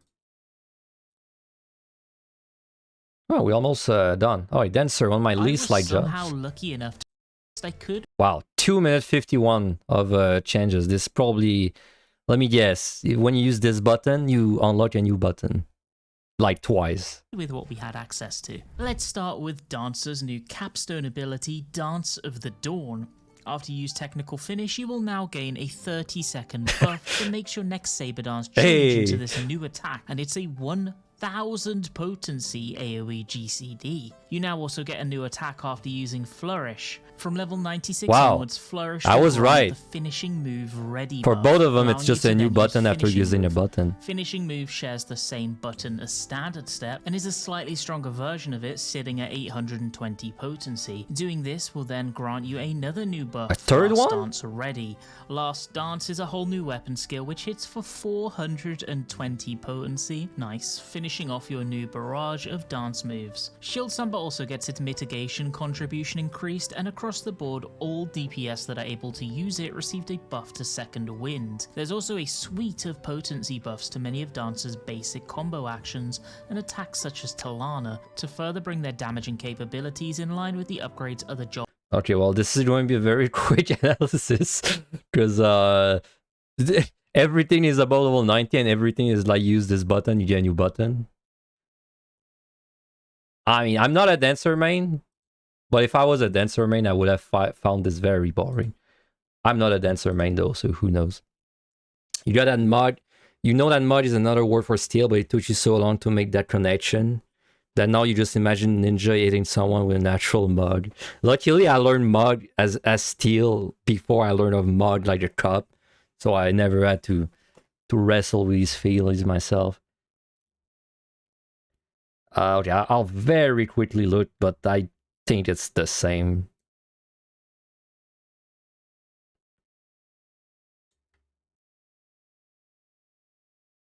Like very quickly. Yeah, level 76, Esprit. There's feathers. And then everything is this. Yes, you already had this. Last Dance, Finishing Move, Dance of the Dawn. Alright, well, sorry Dancer fans, but I don't have anything to say about your job. It's the same everywhere. Behemoth Push, still gonna suck. Still gonna be close to the GCD. Hey, at least he didn't get nerfed. Because if it got nerfed, if Dancer got nerfed or Behemoth Push, you might have started needing to reso the push. So, you should be glad that it hasn't come to this. Gunbreaker, Reaper, Samurai, and Dragoon. I was somehow lucky enough. Oh, that's a long one. Apologies, I did the best I could with what we had access to. Gear Skogul has changed in both its function and cooldown. It is now a 60-second cooldown, gaining 20 potency, going from 260 to 280, and it also has the secondary effect of entering you into Life of the Dragon. Now Mirage Dives are completely unlinked from Life of the Dragon, and all you need to do is press Gear Skogul. Once you enter Life of the Dragon, it now has a 20-second duration rather than the previous 30. Life of the Dragon also has the added Hey, what's up, Angelus? Did you yet check them out too? The changes? passive trait of increasing your damage dealt by 15% for its entire duration. You also gain 3 stacks of Nostron Ready, and you can use... Okay, so that's weird. Now you don't have to like do the thing where you're trying to like build up your 2 charges. You just use your Gear Rose tool, or it's called, and you just get it like right away. You enter the Super Saiyan phase. Them as and when you want within the next 20 seconds. The second hit in your basic GCD combo has been upgraded. Vorpal Thrust becomes these don't matter. Barrage, They're above Disembowel 90. becomes Spiral Blow. The 5th and final hit of both of your GCD combos has been altered as well. Now, instead of using one of Fang and Claw or Wheeling Thrust, you will instead finish off your combo with Drakesbane, a 440 potency hit with 0 positional requirements. Spine Shatter Dive and Dragon Sight have both been removed from the game completely. Battle Litany had its duration extended from 15 seconds to 20 seconds. Wait, one side? Completely. Battle 140. Spine Shatter Dive and Dragon Sight have both been removed. Spine Shatter Dive is like the jump that doesn't do fire, but what is the other move? Have both been removed from Dragon Sight. Have both. Dragon Sight. Oh, wow, they removed Dragon Sight. Okay. Just woke up, saw a few things so far. I'd say highlights, Astro. You definitely want to check Astro. In my opinion, it's better. If if you ever want to do a scroll run in Eureka Orthos, I would greatly encourage you to check Sage. Black Mage is now really fucked up, but like, I don't know if it's fucked up in a good way or a bad way. It's too complicated. And what else was like? What else? I think that's pretty much the big one so far. Now this Dragoon though, it looks very... Oh yeah, Monk is also very different. This Dragoon is weird. Also, the thing with Dragoon is there's so many changes that are not numbers that I can't possibly know if it's like more damage or less damage. So whenever I don't know if it's more or less damage, I just go with the assumption that it's the same DPS, because I can't like just... I can't really guess, you know. It's been removed from the game completely. Battle Litany had its duration extended from 15 seconds to 20 seconds, which is a move that seems to have happened across the board with raid buffs in Dawntrail. Dragonfire Dive receives a new OGCD combo action in the form of Rise of the Dragon. This attack hits for 550 Also, you better like combo actions because potency. everyone gets them. Stardiver also gets an OGCD combo action of But its own, above and level this one 90. is called Starcross. Starcross is now the biggest potency hit in a Dragoon's arsenal because it deals an incredible 700 potency worth of damage. Winged Glide has been added as a new form of gap closer. This is a 60-second OGCD gap closer which has no damage associated with it, and you can hold up to 2 charges of it. As a little aside note, this states that it can be used to jump to enemies, whereas Thunderclap states enemies or party members. Honestly, hopefully this gets adjusted. They also got a number of GCD potency buffs to bring their damage in line with the upgrades that other jobs have received. Feint has been extended from 10 seconds to 15 in duration, and Second Wind has had its healing potential buffed by its potency increasing all the way to 800. Some of the potency changes are kind of interesting actually. For example... Okay. So... Okay, that dash... Sorry, I was thinking... They said there's a new dash, but they didn't say they removed like the old dash. They just like you get 2 dash now. Is that correct? I mean, I'll see real quick there. Yeah, elusive jump, and then you have wing glide. Interesting. Spine. Oh, it replaces spine shatter. That's why, right?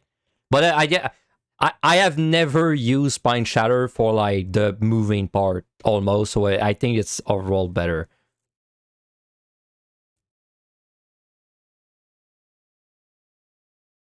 Any damage dash is replaced with a non-damage version now. No, it's not true. Not any. Some of them, but not any, because for example, Paladin still has his damage dash, and so does Warrior. Dark Knight lost its damage dash. I have not seen Gunbreaker yet, so I don't know. Yeah, it's not like every job. It's some of them. I guess it's the ones where it's like annoying.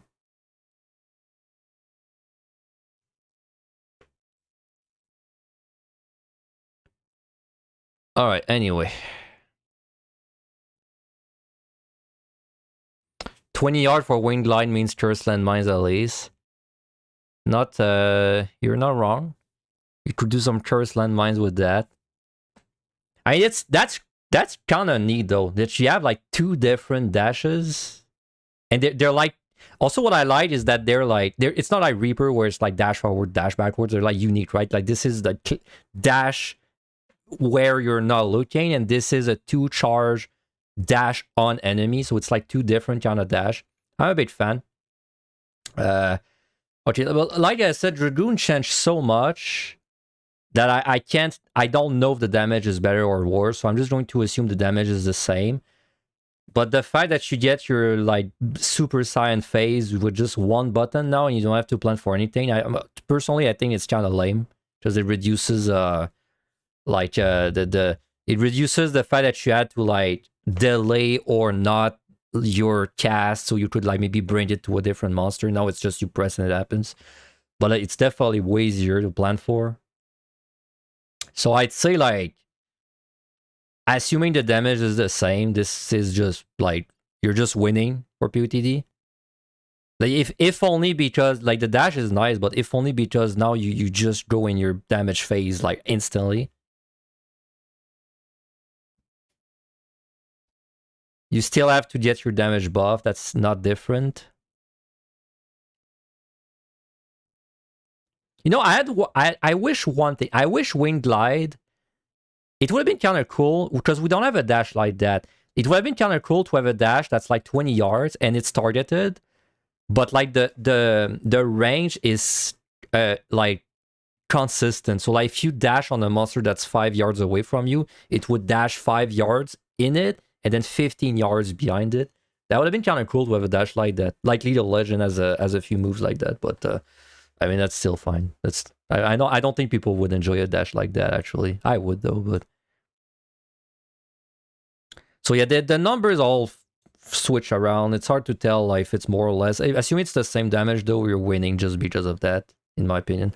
Oh, let me plug my mouse. It's a little flashing red. Now, is there anything that's obviously different there? Oh, you don't have 2 charges of your dash until 84, so you have only 1 dash. I think it's. I don't think it changes much though. So you did lose the jump that does damage, but then you gain this instead. And then I assume the damage was redistributed. There is, even if the damage was a bit lower, it wouldn't change. It would not change the push on B much as it was already very easy.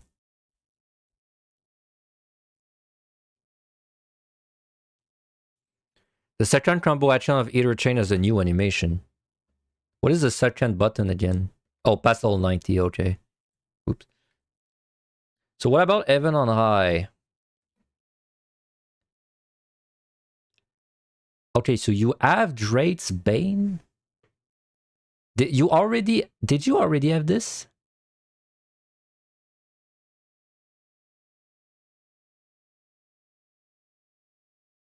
Wheeling Trust and Fangs and Claw change to Drake's Bane when requirements are met. That's new, right? But it's just more damage, and it grants Draconian Fire.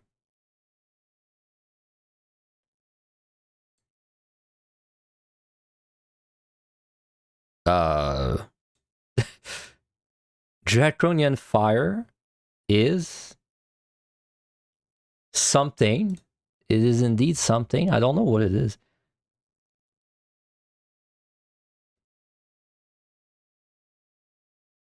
Is it like a thing? Because you know what, right now, Dragoon, you do your combo, right? And then when you reach the end of the combo, you do like the opposite skill. Okay, it's the one that makes your wand stronger. That wasn't that higher level before? The Draconian Fire? Oh no, but then it's probably still in the higher levels. It's just showing it to me early on. Yeah. Okay, it's still higher level. This is why these are confusing when you're checking the lower levels, because it writes things that happened later on. So even though you get this at level like 62 or something, but it does things that are higher level. Yeah. Okay.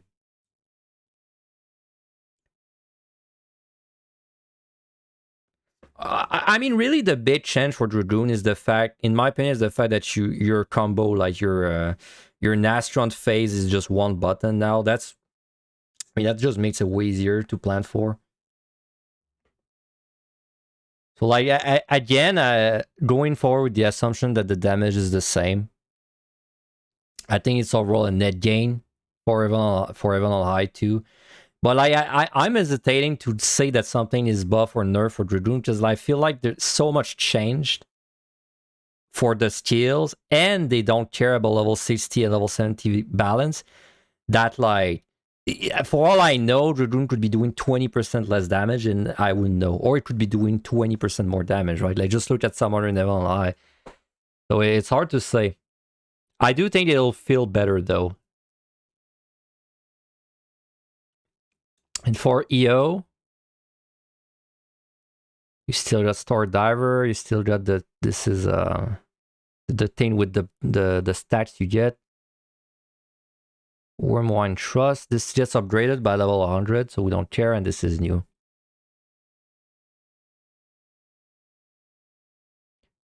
Yeah, you did lose the high buff. Like, you lost the high buff permanently.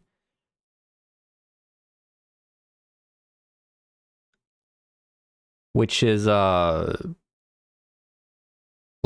you know, I don't remember how much it is. Eye of the Dragon, right? What's it called?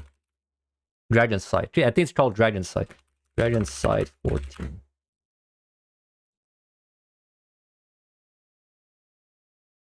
It was a 10% damage for 20 seconds.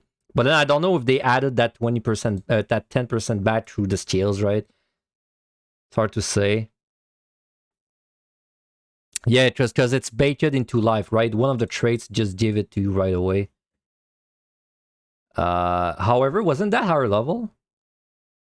It's level 70.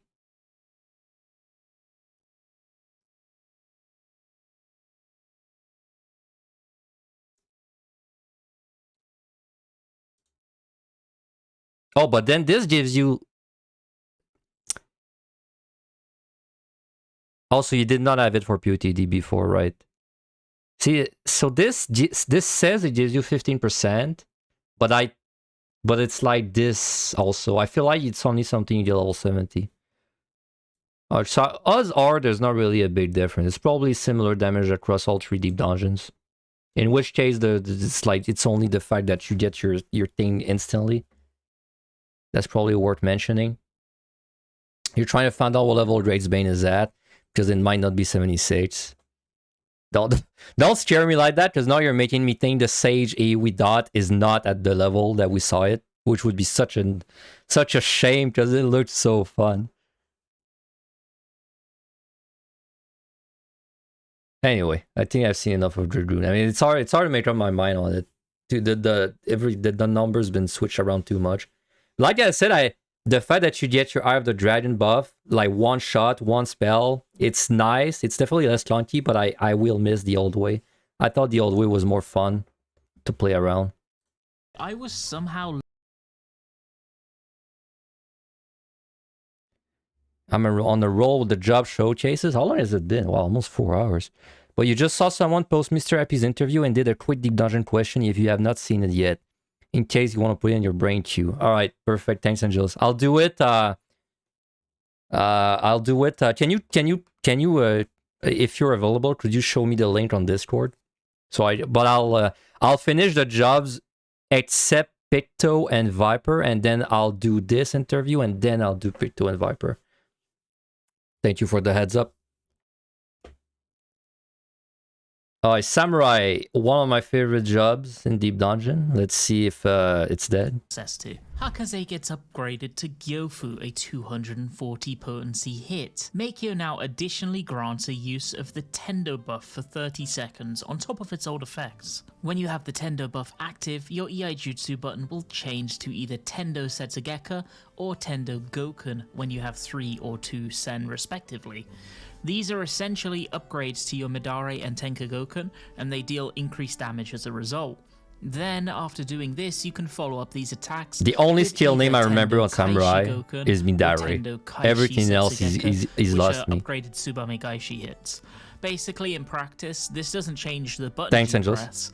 This just means that Meikyo upgrades your next non-dot Sen spender and the subsequent Tsubame to a better version. Speaking of Tsubame Gaishi, it now has no cooldown. Instead, you can only Tsubame after using Meikyo. What's Tsubame Gaishi though? It used to, but it now also gives you the Zanshin Ready buff. Zanshin is a new offensive OGCD attack, hitting for a whopping 900 potency and costing you 50 gauge to do so. Because Ikishoten gives you 50 gauge, you're essentially spending what they just gave you. Gurren and Sene are now both 60 second cooldowns it's all high level. Than 2 minutes. No Shoha difference? gets a new icon, animation, and extra potency. Oh, 80? It's been merged with Shoha 2. Oh, they made Shoha into the same skill, like both the AoE and the single target. Thank God. Third Eye received Third Eye? an upgrade called Tengetsu. It still functions pretty much identically, but now when you successfully proc the third eye, or in this case Tengetsu, as well as restoring Tenkenki, you also get Tengetsu's Foresight, which will restore 500 potency of HP on you after 8 seconds of gone. They also got a number of GCD potency buffs to bring their damage in line with the upgrades that other jobs received, and Feint has been extended from 10 to 15 seconds in duration. So it's Okay, there's some changes. They didn't look very promising in the beginning, but there were some changes. Tsubame is the repeat Midari. Oh, it's the super Midari. I see. Midari. Now you're talking my language. So, okay. So this third eye is the same as it was before. It still kind of sucks.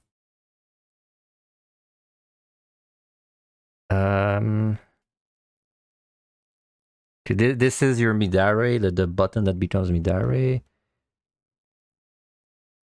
He said something about Meteo, but I don't think it's there. Let me just read it. Yeah, 3 buttons. And then you get your buff for free. Right, okay, it's the same. Midare. Still crits, right? Yeah, crit. Your dashes still do damage. That's very nice. I think, by the way, out of all the dashes in the game, I think Samurai is one of the best balanced ones. Because if you do Shinten, see there, like if you do if you just like do a math, right? 250 divided by 25 is like every point of Kenki is 10 damage. But then if you look at the dash, 100 divided by 10 is also 10. So it's like both are equal. Like it's the same DPS if you dash than if you use Shinten, and I think that's really neat balance. Because then your dash still does something, or you can use it to finish off things, but then you don't have to use your dash on cooldown, right? Big fan. My favorite dash in all of the jobs. And you still have meditate. Meteo is required to do Tsubame. Okay, but Tsubame is the higher level one, right? It's the super Midari, right? Yeah, repeat the previously executed Yaijutsu. Okay, POTD Samurai is the same, no difference, as far as I can tell. It's relevant for EO. Yeah, well, I'll get to EO though. I always do POTD, Evan and then EO. So Evan is there a difference? That's the thing that eats your good boy stickers. The same. That's your AoE Shinten, which is kind of weird. You don't have this at the lower level, but oh well. Same. Too bad. That's okay, but you don't have this. So Evan is the same, unless there's like new traits, but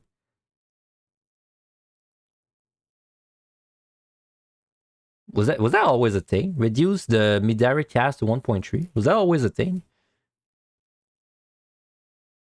I've never noticed there was a difference between EO and Evan, if that's always been a thing. Oh well. It was? Alright. I'm drunk. Alright, so Evan, no difference.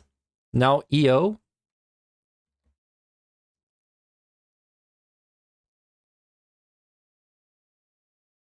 So you can only do Super Midare when you are under the effect of Tsubame Gaichi, which is Meitio.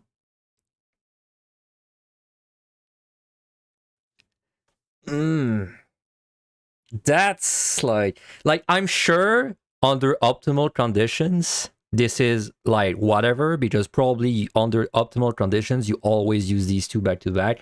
I'll say for Deep Dungeon, I don't think that's a good change though, because you don't, there is no reason that you have to use these back to back, because it's not like Meitio gives you damage, right? So I think that's just a bad change for Deep Dungeon, period. This is taking away flexibility, basically. Not good, not a fan of this.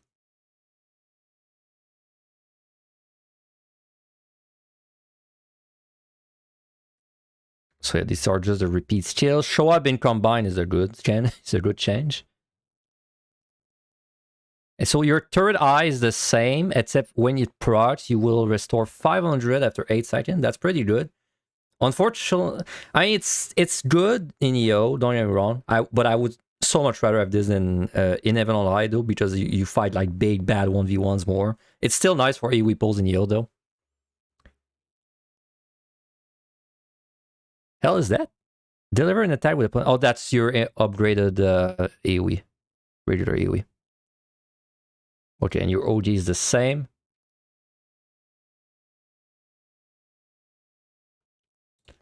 See, I don't know if I really like what they did there. Like, yes, third eye being better in EO is nice. But I guess Tsubame is also EO only. I don't know. Like, this is like kind of taking away flexibility, in my opinion. Because the thing I always liked about Samurai is that your buttons are independent from each other's. Because you don't have anything that's like this boosts your damage by 20% for 20 seconds.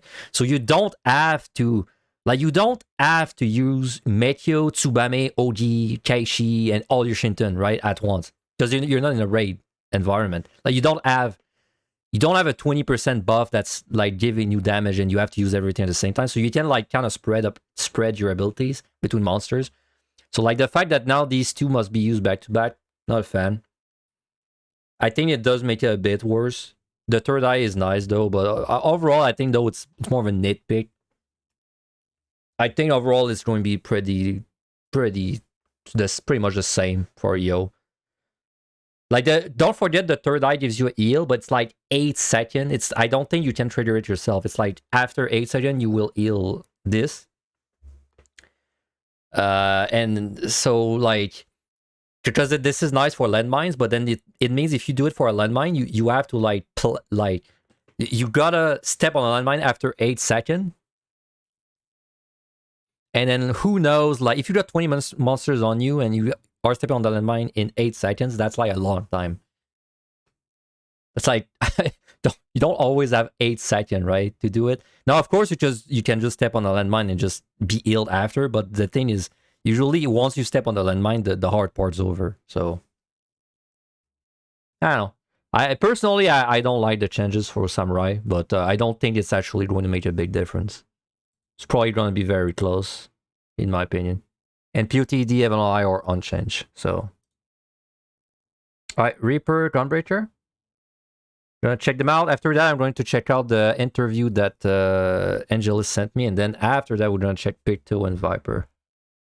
I Reaper. was somehow lucky enough to receive an invitation with what we had access to. Plentiful Harvest now does not provide Shroud Gauge like it did previously, instead giving you the ideal host buff for 30 seconds. This will allow you to enter in Shroud I like for this free. change. It also grants you another buff, Perfectio Parata. That's this like Red allows Mage. you a brand new attack, Perfectio, after you've done the Communio hit in your Enshroud window. Perfectio is a GCD attack that deals 1200 potency of damage, and you have 30 seconds to use it. It shares a key with Communio. Within each Enshroud window, you can also use the new OGCD attack, Sacrificium, which hits for 500 potency. You need to use it within that Enshroud window or you lose it, and it replaces your Gluttony key. Gluttony also now buffs your next two Gibbet, Gallows, or Guillotine hits to Executioner's versions of those skills, increasing their potency and giving them really cool new animations. They also got a number of GCD potency buffs to bring their damage in line with the upgrades that other jobs received, and Feint has been extended from 10 to 15 seconds in duration. Second Wind had its healing potency buff too, all the way up to 800. Reaper is one of the jobs that changed the least on the whole. Yeah, I can see that. You know, it's funny. Usually the positionals, I don't like them, but I do them in like real raids. But Reaper is a job that it came out, and it's like a job I played so much in Deep Dungeon before I did other content that I always forget it has positionals. Like I know it's like the two steals you're supposed to like alternate, right? Gallows and Giblet, they have positionals, but I always forget about it. Like it's just not like in my head at all.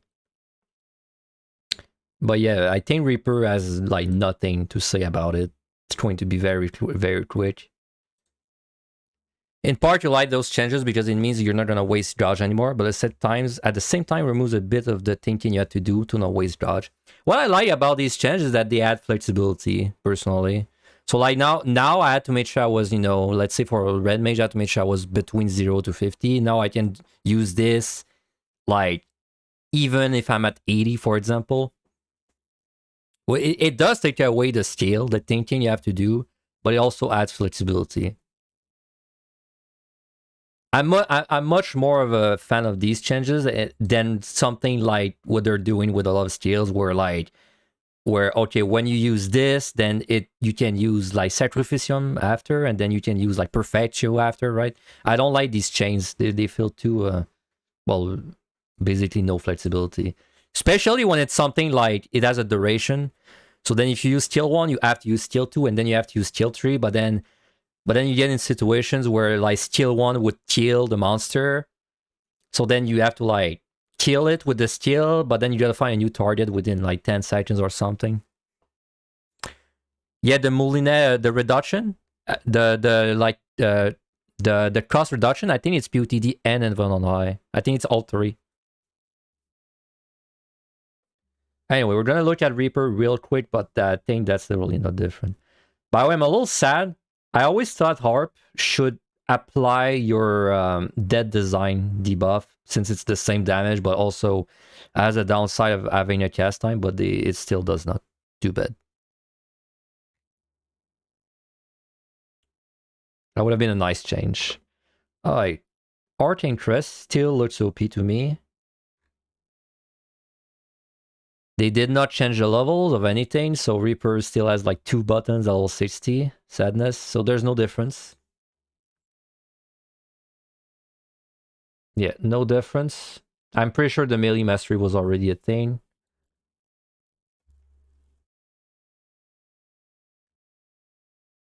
This is your Enshroud button. Right? When do you get Enshroud? No, you get Enshroud level 80. That's kind of weird that they're showing you this like before you get Enshroud. Kind of weird. Anyway. Alright, so no difference in Envenomed High as well. And I assume no, like, or maybe that's different. 1 sec. It's hard to tell because these are all new skills. Grant Oblatio when you use Enshroud. Okay. My god, there's a lot of text.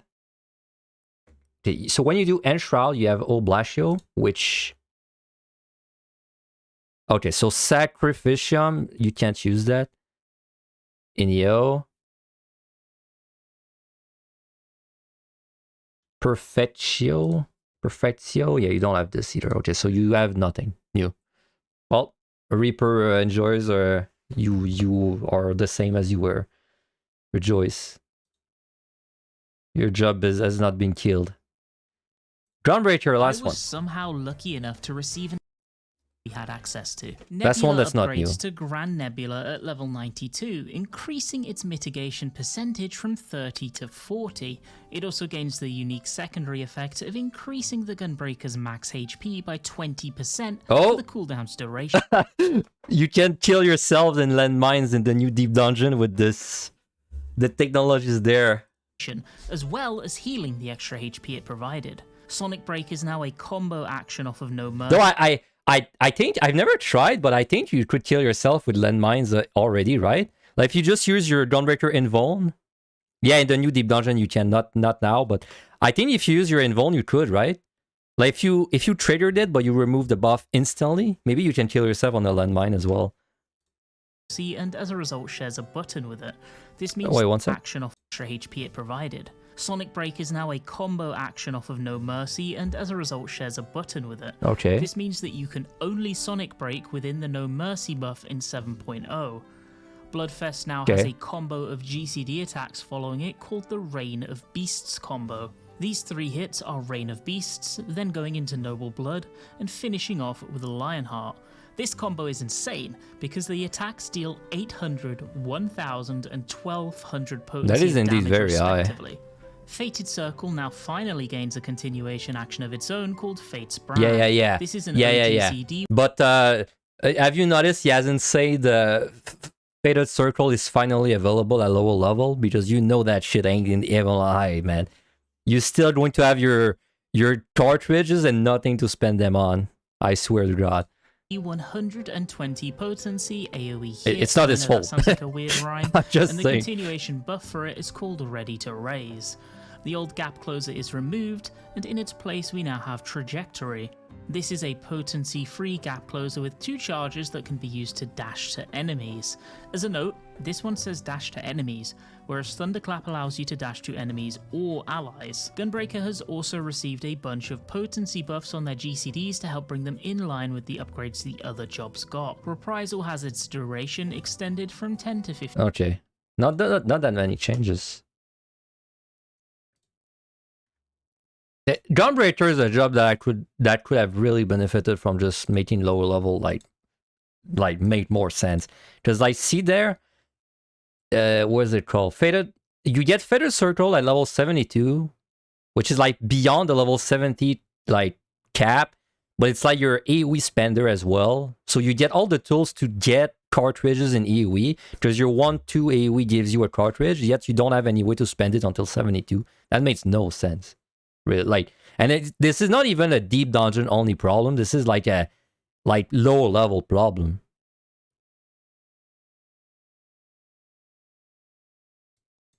Anyway, so what's different? So now this grants you Sonic Braid. This is PotD.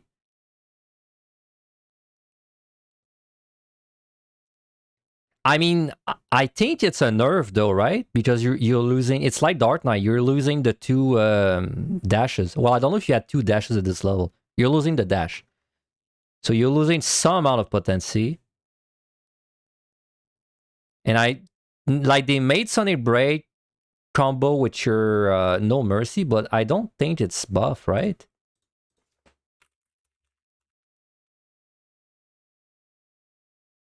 Yeah, it's the same. 360. So this is just limiting you. This is just to make space on your bars. Though you had almost no reasons to use Sonic Braid without No Mercy. Like it could happen with, like, yeah, usually it wasn't a good thing if you split them. Trajectory, so that's your new dash. And the combo is the same. Okay, so PotD is nerfed. Is a nerf. Straight up. Now, is that bad for Behemoth? I think Dark Knight push, it might actually be different. Gunbreaker, I don't know. I haven't done the Gunbreaker push like that much. So I don't know if losing your dash damage would actually make it like fail. Or like not fail as in impossible, but like require a different setup. I don't know. Yeah, it's not as bad of a nerf as Dark Knight. But wait, do you have 3 charges or 2? Or do you have 2 charges for Gunbreaker and 1 for Dark Knight? Is that correct? Because if you have 2, it makes sense, right? It's like 150 times 2 plus 1. Yeah, what happened with Dark Knight and Gunbreaker and Judas is that they lost their dashes, don't do damage anymore. But because we all know Square Enix cares about their lower level balance, they didn't really like do anything to make up for it. So now your Behemoth pushes are gonna be a bit worse. I think Dark Knight push will require like a different setup. Like probably we can't do the brain dead thing again when we just like, you know, living dead and you win anymore. You probably don't need to survive 1 more mid-year. Gunbreaker, I don't know. Oh, because you had 2 stats for Rough Divide. Yeah, so and then you had +1, but then Dark Knight had like 1 plunge and then you would get another one. Is that correct?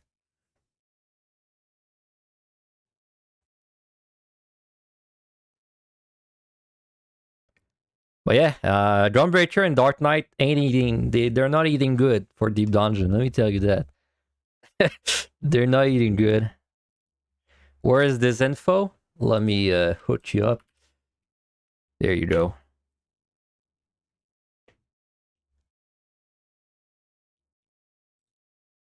EO buff for Dark Knight? Wait, what was the EO buff for Dark Knight? I missed that, honestly. I thought it got nothing different. Let me just double check.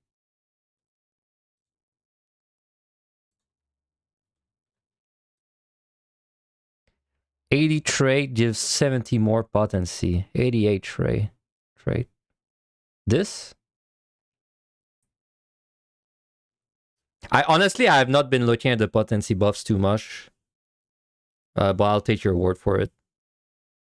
So your Living Shadow does more damage. Also doesn't need it doesn't need resource to be cast, right? Anymore. So I guess it's a small buff for that. But like, does that really beat the loss of the dash though? Like, is it really worth in exchange? It must come close, no? Because how many times does your Simulacrum attack?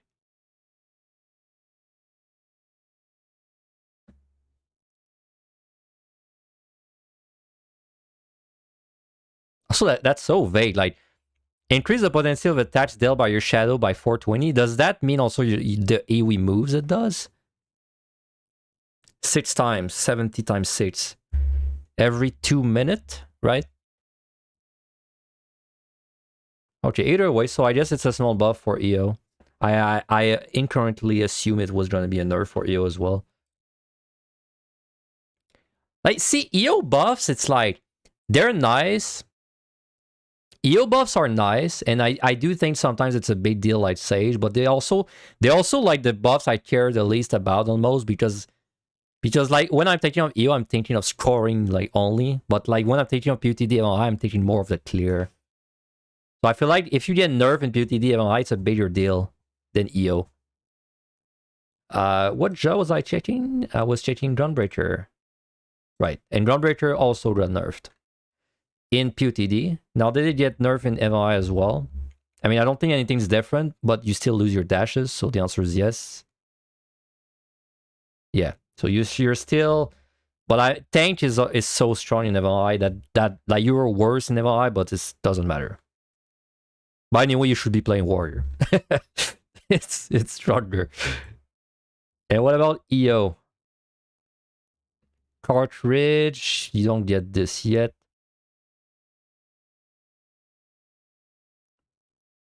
Hyper velocity, yeah, you have this already, and this is the same, still cost 2 cartridge, so no difference.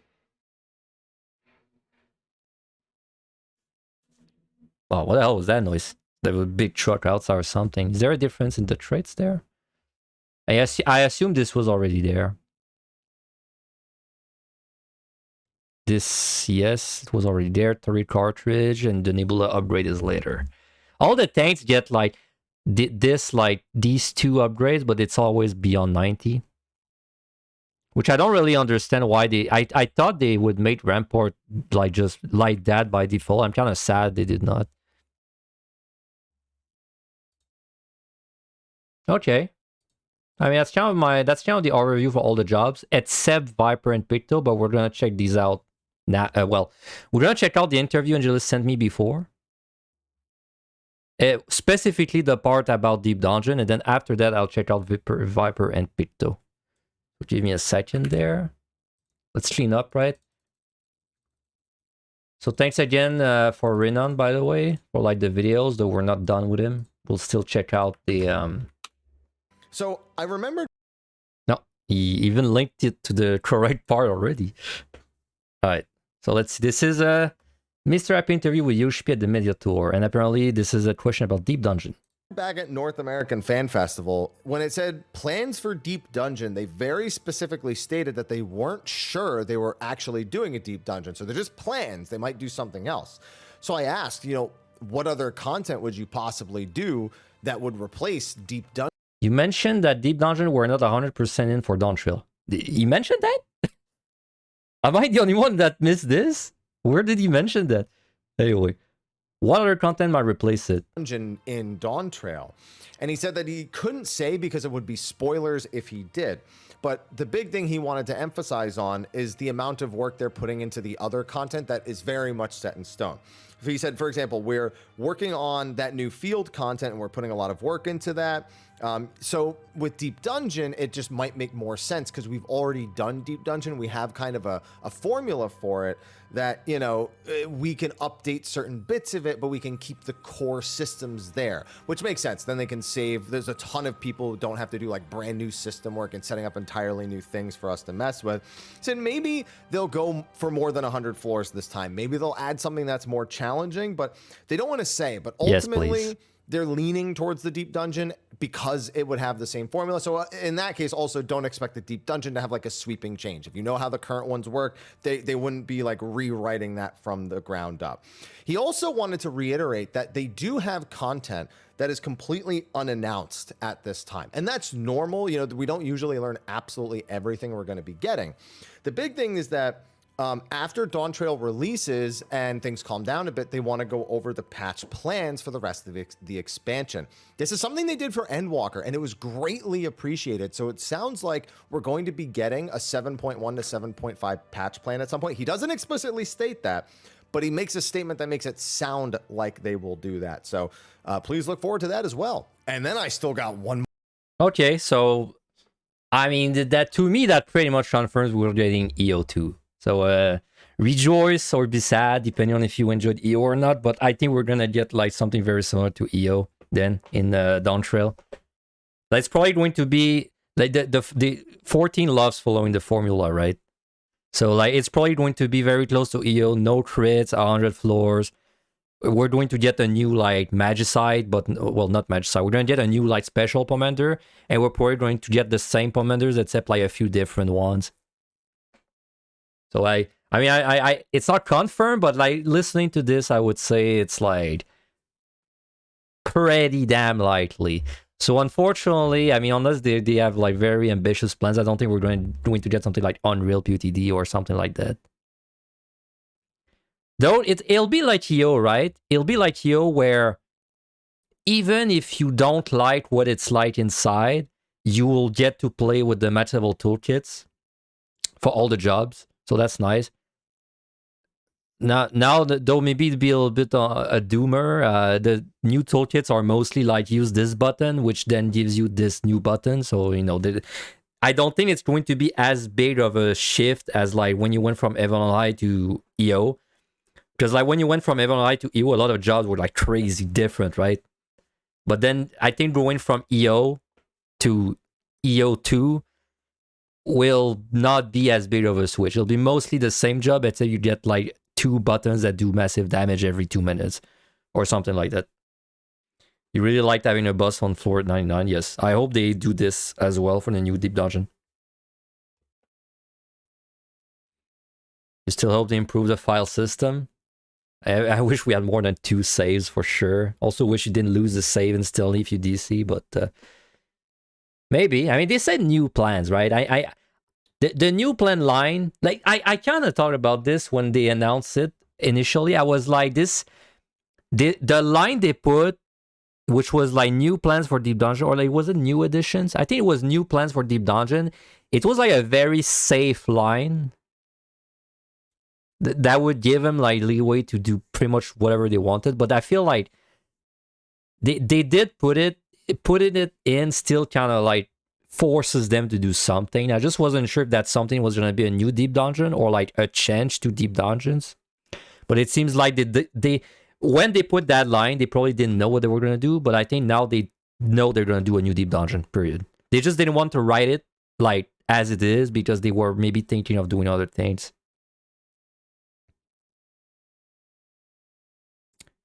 Doesn't Dark Knight lose MP generation? Yeah, because you lose 2 stacks of Blood Weapon.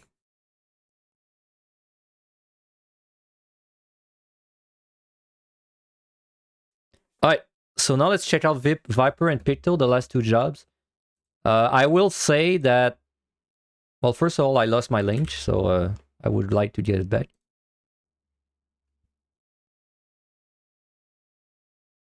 Okay, I will say that it's gonna be very hard for me to have an opinion on them because I have to play the jobs. Got to see the Dawntrail. I have to play the jobs to like get a feel for them.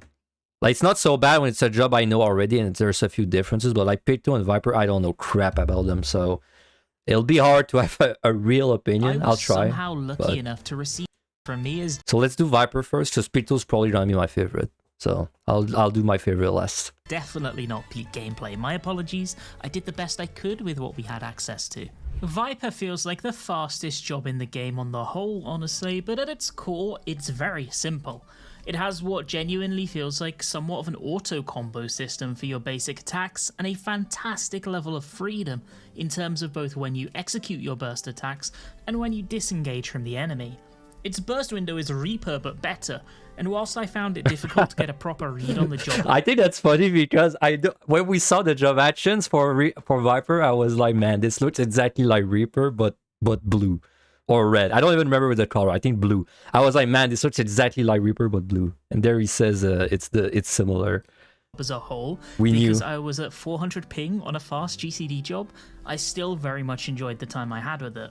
Rather than starting with the job gauge, let's discuss the basic combo that enables it first. Viper's basic rotation revolves around the upkeep of 3 buffs and debuffs: Noxious Gnash, Hunter's Instinct, and Swift Scaled. These increase your damage dealt and reduce your weapon skill recast time, as well as increasing the Okay, so it's like I don't want to read all that, but it's like Monk, I guess. It's like a mix of Samurai and Monk, and then they all build up towards Dead Rattle. amount of damage received by the enemy. Viper's combo system operates slightly differently than many in Final Fantasy XIV, in that you can interchangeably swap between combos partway through, depending on what you need to do without any hassle at all. You start off your combo with either Steel Fangs or Dread Fangs. Dread Fangs is weaker, but applies a 10% damage taken up to your foe. Steel Fangs is stronger. Then you can move on to either second hit from your starting point, going to Hunter's Sting or Swift Skin's Sting. Hunter's Sting gives you another 10% damage up, and Swift Skin's Sting provides you a 15% speed boost essentially. Then each of these second hits can combo into 2 unique finishers for a total of 4. Flank Sting Strike, Flank's Bane Fang, Hind Sting Strike, and Hind's Bane Fang all deal an equal amount of damage, and they all have a positional requirement as signified in their name. Doing Wait, what? So does that mean for Deep Dungeon it doesn't matter? They all do the same thing except they have a different, like, positional? Is that right? 350.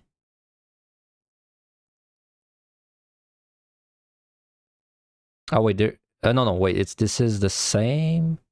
Serpent Offering Gouge. Oh wow.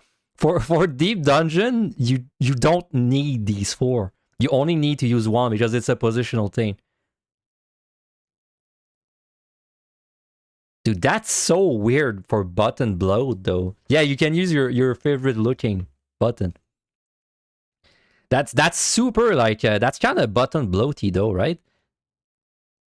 I guess it's fine because it's a new job, so he doesn't have a lot of buttons, but still. Wait, are you sure they buff each other's?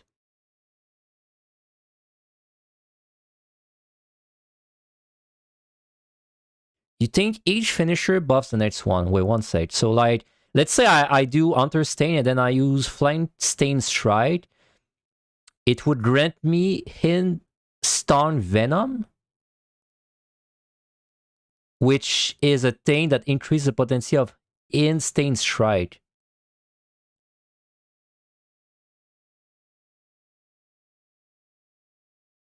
Oh, you're right.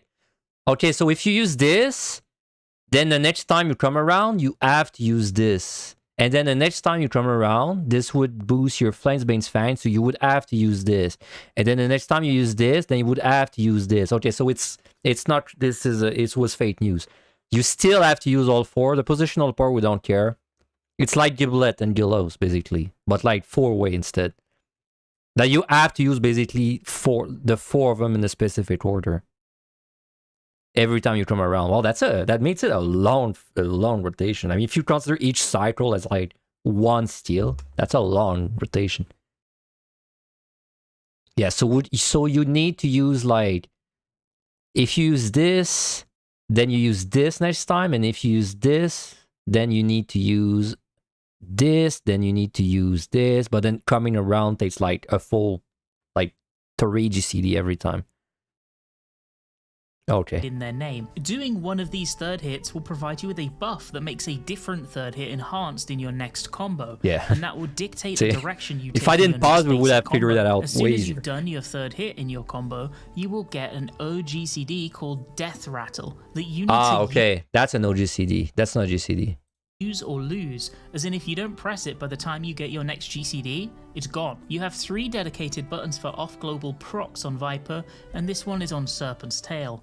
Completing this combo will give you 10 gauge, which I'll touch on a little more later. What's crazy about this is that these entire 8 potential combo GCDs are on 2 buttons. If this sounds overwhelming, it's not too bad because you have Viper Sight to help you track it.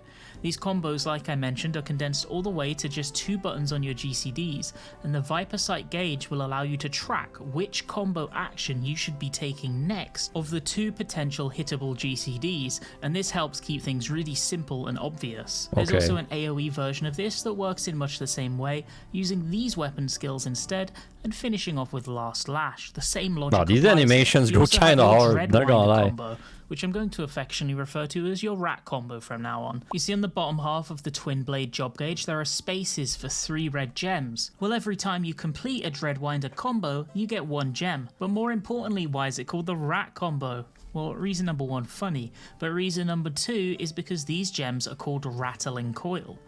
Dreadwinder is a 40-second cooldown, and you can stockpile up to 2 charges of it. After you use Dreadwinder, you gain access to Swift Skin's Coil and Hunter's Coil. These each have a positional requirement, and in Wait, practice, they act I got lost somewhere. This is a no GCD? Once I need to rewind.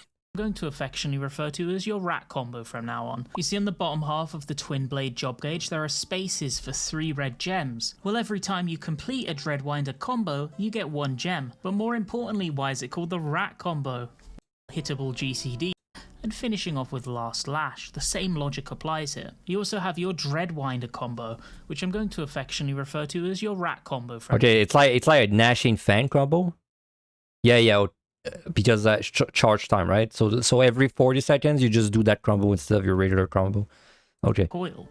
Dreadwinder is a 40-second cooldown, and you can stockpile up to 2 charges of it. Okay. After you use Dreadwinder, you gain access to Swift Skin's Coil and Hunter's Coil. These each have a positional requirement, and in practice they act pretty similarly to Gallows and Gibbet on Reaper. Okay. They combo off of one another, and you end up doing both of them one after another after a Dreadwinder. But after each of these 2 hits, you have 2 OGCD attacks to press, Twin Blood Bite and Twin Fang Bite. On the other 2 of those dedicated OGCD buttons, Okay, this is like the Dragoon a little bit, right? It's like you do the thing and then you do one and then you have to do the other one, but then you have to do it again, if I understand correctly. that I mentioned before. So this combo is fast because you're going to do your Dreadwinder into 1 coil GCD, then 2 OGCDs, then the other coil GCD, and then you're going to instantly Oh, these are finish. OGCDs? So this combo then with the 2 Fang Bite. Oh, yeah, ability. Okay, these are OGCD. So it's like Dreadwinter, then you do like, I don't know, Swift Skin, which then lets you do this. It's like, I think you double weave twice, if I understand it correctly. Or maybe it's just once, but either way, it's like, it's basically like this is you do 1, 2, 3, but then you also the OGCDs at the same time. On the other 2 of those dedicated OGCDs, then the other coil GCD, and then you're going to instantly finish up again with the 2 OGCDs once more, but this time in the reverse order. There is also an AoE rat combo, and just like before, the exact same logic applies as with its single target offerings. You can then spend those rattling coils on Uncoiled Fury. This is the ranged combo that you saw at the start of the Dawntrail job action trailer, and it hits for 500 potency on the GCD. When you use Uncoiled Fury, it will proc Uncoiled Twin Fang and Uncoiled that's Twin in Blood EO, off of the 82. dedicated OGCD buttons, and you need to use them right away or they'll be gone with the wind. Wait, 1 sec. That's Grammy Neo, that's nice. Range combo is always nice, but also it's a no fall off combo. See? 500 to everything. None of them are fall off. Serpent's Ire, a 2-minute cooldown, can be used to instantly generate a rattling coil at will, and it also provides the Ready to Reawaken buff, which is a free entry into the 4th and final component of Viper's main rotation. There was a second part of the Viper gauge that I've not mentioned yet, the Serpent's Ire gauge. This one you build by doing your basic combos, and spending 50 of this gauge, or using that button I just mentioned a moment ago, will allow you to reawaken. Reawaken is your burst phase, activating. Oh, level 90. So you have this in Yo2. The button alone deals 600 potency, and after that you'll be able to do a rapid multi-hit combo, weaving OGCDs in between. Okay, that's literally Reaper. Machinist and Reaper's bursts. Yeah. This one is a little different though, because each of the 5 GCDs are on different buttons entirely, replacing many of your basic attacks. You use Serpent's Tail, one of your dedicated OGCD buttons, to handle all of the intermediary hits. So you're going to cycle through 1st generation all the way to 4th generation rapidly, weaving numbered legacy hits alongside them, and then you finish up with Ouroboros, a 1000 potency AoE hit. You also have Writhing Snap, a ranged GCD attack, and Slither, a 30-second gap closer that can store up to 3 charges. Slither is actually extremely similar to Monk's Thunderclap in that you can use it to dash to enemies it's the same, or allies actually. alike, making it incredibly multifaceted. As they're a melee DPS, they also share all of the role actions that other melee do, including the newly enhanced Second Wind and Feint. So how did I feel about Viper on the whole? Okay. Okay, it doesn't seem that complicated. I think Picto's gonna be way hard to like wrap my mind around. Now, the thing I really want to see is the levels of the things. It looked like things were... For EO, it looked like you had everything, in fact. Yeah, what the hell was... there was nothing above level 90, no? Oh, yeah, there is a bunch. It's mostly things that get upgraded. Anyway, let's start with PotD. I'm sure it's not like Reaper and you have actual buttons, Tropion. So Hunter's Stain is just... your 1, 2, 3, I guess. I can't remember. Dread Fangs. That's your range move, level 15. That's normal. Okay, that's just like all the buttons for your 1, 2, 3. I don't remember which ones were, but it's just the 1, 2, 3.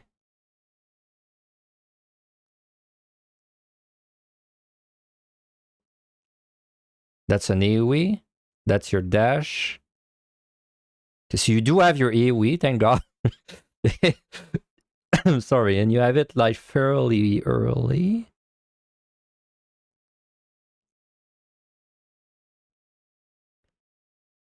Okay, you got your Dead Rattle.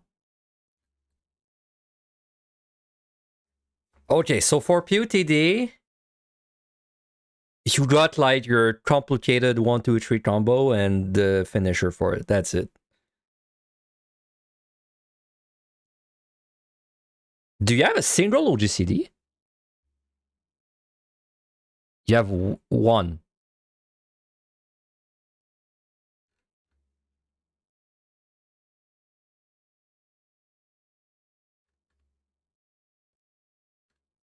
Last Slash is just Death Rattle, but AoE, I think, right? So you have one OGCD. And it's your finisher. So like it's just like, I don't know, if I had to compare it, it's like imagine you're playing Dragoon. Imagine you're playing Dragoon with maximum level, but you just have your like basic GCD combo, and then you have one OGCD with that, and that's it. That's your toolkit. I mean, that doesn't sound very fun for PotD. I was gonna say it could be worse, but it could not really be that much worse. I guess if you had no Death Rattle, like Serpent's Tail. Well, it's funny, if you get no ability, it's almost no difference. You only lose the finisher. Well, to be fair, it is a finisher, but it's still not gonna be a big difference. And do you have anything like... yeah, you get a Dead Rattle and the Last Slash. Oh, you did a Last Slash all 60.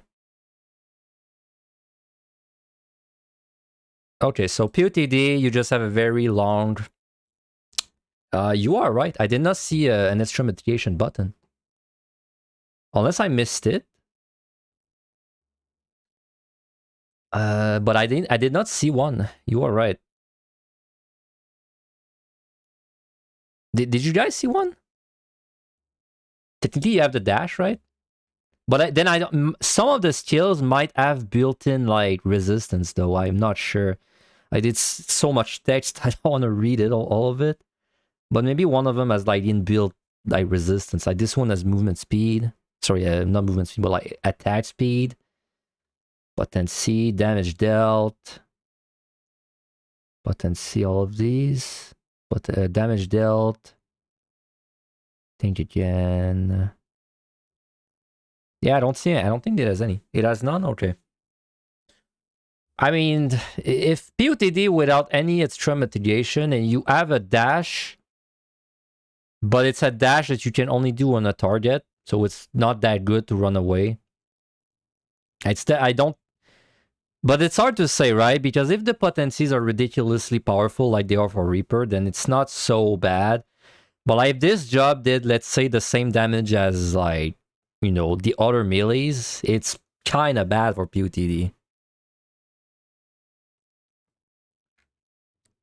Because at least at this level, none of your things have range except your range spam move, which doesn't build towards anything. And you have no defensives. Yeah, I mean, if damage is insane, then it doesn't matter. But it's I can't tell from the potencies. I would have to play it. Yeah, and Reaper also has the dash, right? So like if you're fighting a monster and it just starts critting you, you can at least dash away and run. On Viper, you could only sprint and pray that he doesn't get an attack on you. Is it wrong? Pito looks more fun out of the two, and you tend to main melee jobs. Well, I tend to main casters, so I can't. So to me, it looks the most fun too, but it's hard to say. I mean, I haven't really looked at Picto either. So what about Heaven on High? So Heaven on High, you get your Gnashing Fang combo basically. Do you get all of it?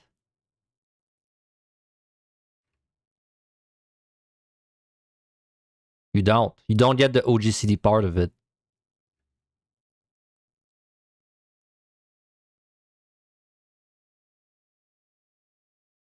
Yeah, okay. So you don't. You just have like the Gnashing Fang, but without the OGCDs between the skills, and that's the only difference.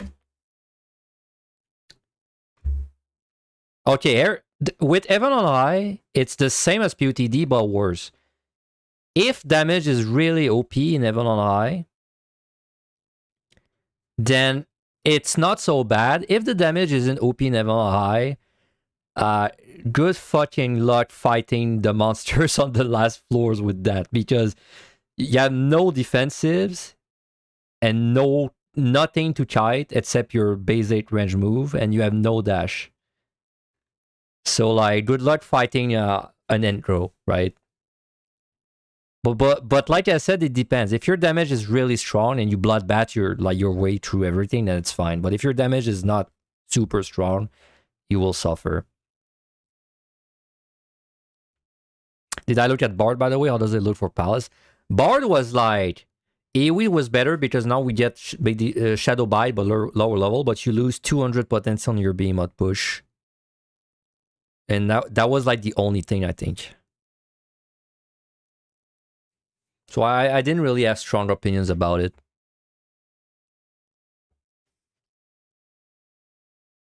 Okay, EO looked like it had almost everything. So you got your OGCDs, Twin Fang, Twin Blood.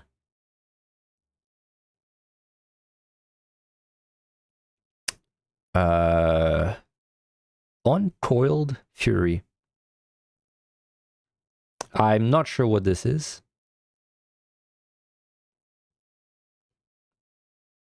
Unsure what this is. I guess I assume it's like the Gnashing Fang you or something. This is your buff. Now this is like your Reaper and Shroud, but then the traits.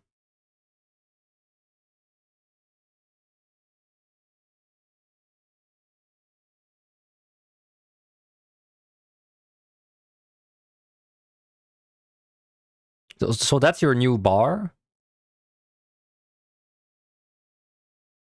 But then you don't have all this. Well, you don't have the Fang. This doesn't matter. You don't have all these three though. You don't have First Legacy. Oh, you don't have it. Like you don't have the super big combo. See? Because it's there. First legacy, first generation, second legacy, second generation. So what do you get? So you get this, which is a deliver an attack with a potency of 600 to all nearby enemies. So it's an AoE around you. But then you don't actually get like this stuff. Like this is not in EO, if I understand correctly.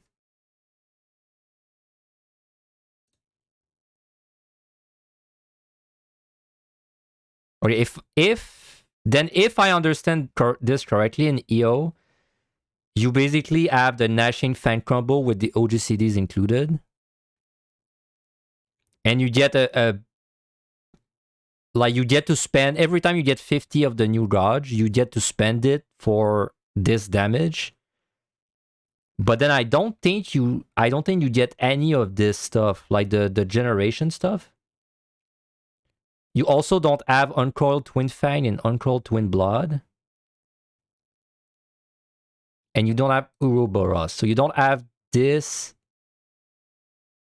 I think you have none of this. Like everything to the right of my cursor there, I think you don't have any of this.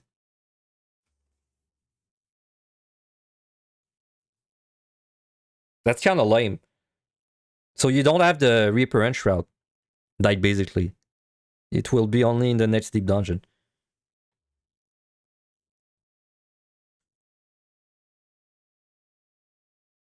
Unless I misread something, but I don't think I did. Like there's 4, right? 1, 2, 3, 4, and then the 4 OGCs that go with them. 1, 2, 3, 4. And then it's Ouroboros. Uncoil, the both Uncoil were not there. And then Ouroboros was also not there. Yeah, allows the execution of Ouroboros while under the effect of Reawaken. 96. Okay. You don't get the weaves at 90. But I think you don't get these two, right? Oh no, you're right. You're right, sorry. You allows the execution of first legacy after first generation, second legacy after. Okay. Okay, my bad. So yes, you do get the weapon skills, but you don't get like the basically between GCDs, the OGCDs. Okay. Okay, it's not it would have been lame. It would have been really lame. Okay, yeah.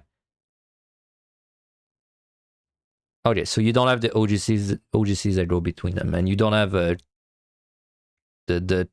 twin stuff and Ouroboros, whatever these are. Okay, I mean, honestly, it's hard to say if it's going to be strong or not for EO, because EO is so easy. I mean, it's a melee, so Bloodbath is really strong. I mean, you just do damage. You have a wrench combo, which is nice to kite. Wait, it was a wrench combo, no?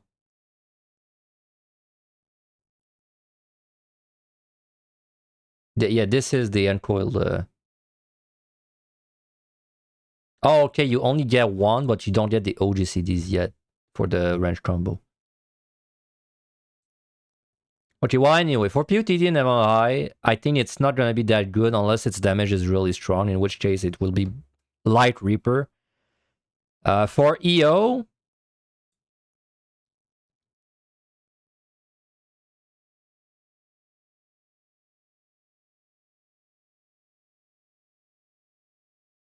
I don't know. I'm trying to think of, I guess like it'd be like Reaper. I guess it's comparable to Reaper. I did not personally feel like Reaper was that strong in EO. I mean, to clear, it's perfectly fine. It's good, but I'm thinking more of score runs.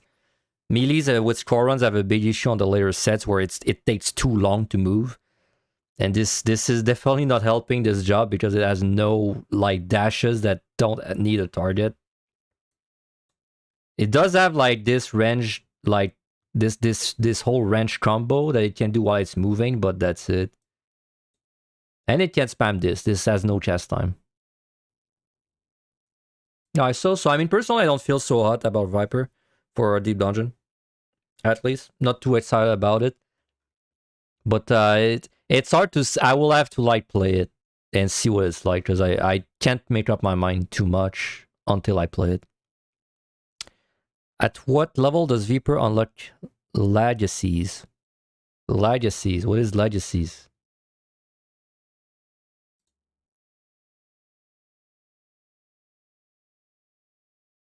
Oh, this? 100.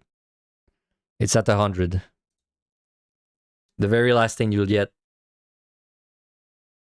Basically, you got the GCD, you got the GCDs at 90, but then you only get the OGCDs at 100. It's gonna be viable. It's gonna be very good in EO to clear for sure. For scoring, it's probably gonna be middle of the pack. If I had to give you a guess, middle of the pack or below average. But I don't think it's gonna score better than Sage, White Mage. I don't think it's gonna score better than Samurai. I don't think it's gonna score better than Reaper. Don't think it's gonna score better than Ninja. I think it might be similar to Monk, or maybe a bit better. Definitely not gonna score better than the tanks. It will score better than the range DPS. So yeah, middle of the pack, below average, around there. 50D even high, depends on the damage it does. Okay, so last one, Picto. I hope it's not too hard to understand, but I was somehow lucky enough to receive... okay. Definitely not peak gameplay. My apologies. I did the best I could with what we had access to. Pictomancer is the new caster being added to the game, and I got about half an hour with it to experiment, learn the basics, and just enjoy it on the whole. I'm showing off the limit break at the moment, and then in a minute we'll break down its skills and how it plays. Pictomancer was actually my highlight of the entire media tour. It combines extended cast phases with incredibly fun instant bursts, and juggling its numerous gauges felt really rewarding to me. Pictomancer has a few different job elements you'll be looking at while playing. The canvas, firstly, which is split up into 3 parts. The creature canvas, the weapon canvas, and the landscape canvas. I wonder how the canvas is gonna look, because I always play with simple UI for the skill, the class stuff, because otherwise it takes too much space. I wonder how it's gonna look in the small format, because it's still pictures inside these, right? Enables a different part of your rotation. You'll paint a motif, which prepares it on the canvas and deals no damage, and then you'll render via a muse to fire off an attack. Motifs have okay, I'm already lost. One it on the canvas of your rotation. You'll paint a motif, which prepares it on the canvas and deals no damage, and then you'll render via a muse to fire off an attack. Okay. Motifs have a cast time in combat, but are instant cast GCDs outside of combat. Okay, that's cool. Muses are OGCD attacks. Your creature canvas has a bunch of different attacks linked to it, including 4 different components and 2 big finisher attacks that result from them. You'll cycle through the 4 different creature components, painting and rendering them one by one. So the first slot is always creature.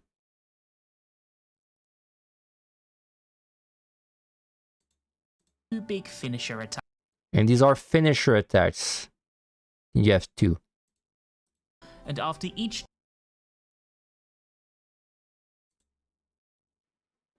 Rindle, you move roll to lie, dealing unexpected damage to target and all enemies with a 50% fall off. This one is 13 with 50%. I mean, this one's just better.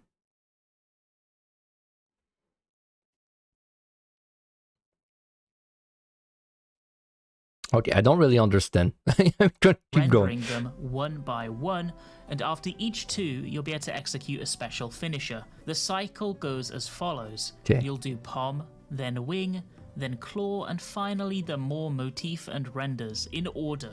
And render each using the Living Muse skill, which is a 40-second cooldown and 3 charges, allowing you a 1000 potency OGCD attack. Once you have Pom and Wing completed, you can use Mog of the Ages, an 1100 potency hit that renders a Moogle and has it shoot a huge beam at the enemy.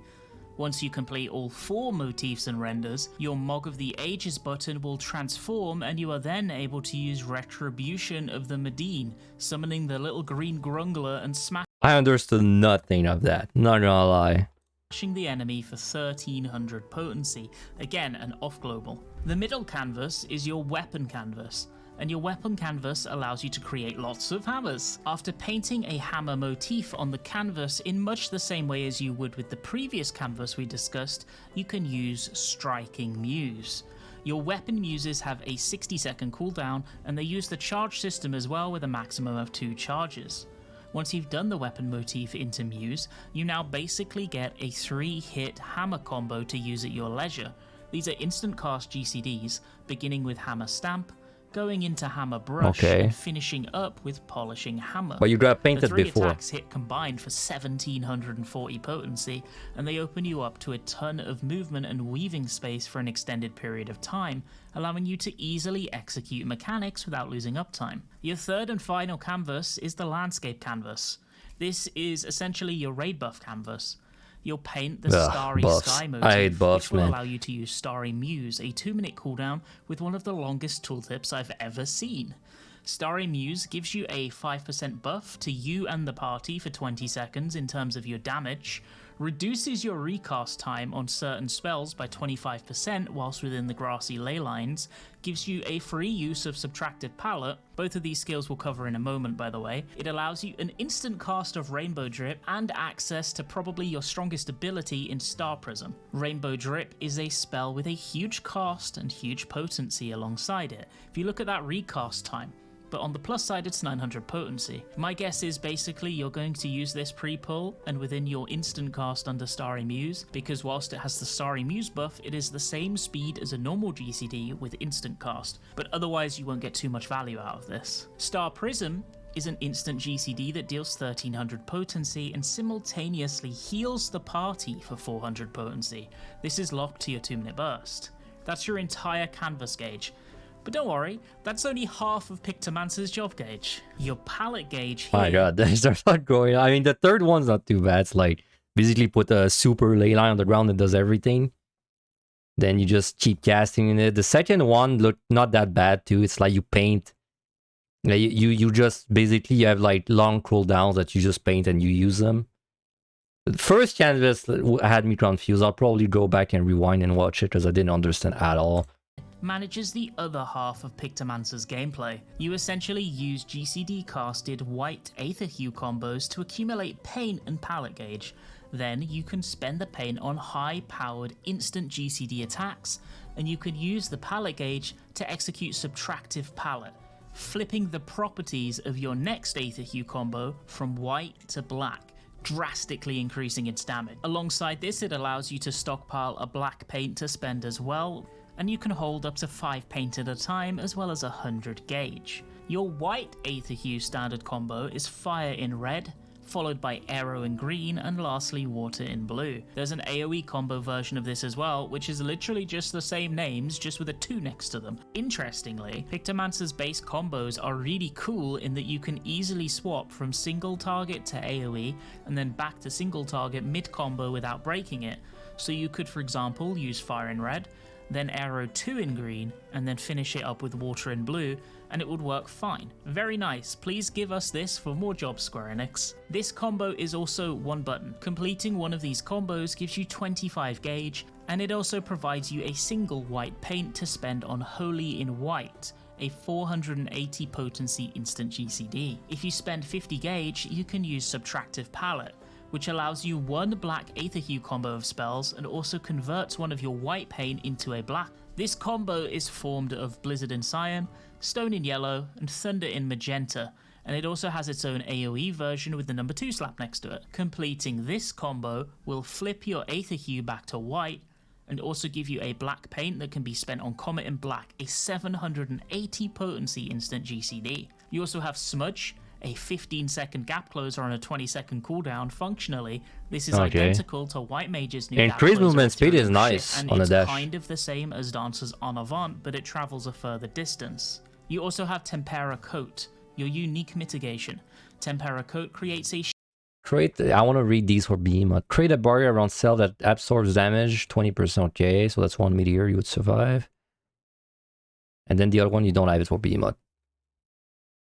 It's 10% shield. That's nice for landmines though.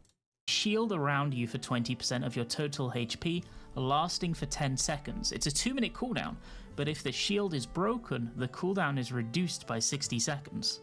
On top of that, Tempera Coat has a combo action, Tempera Grassa.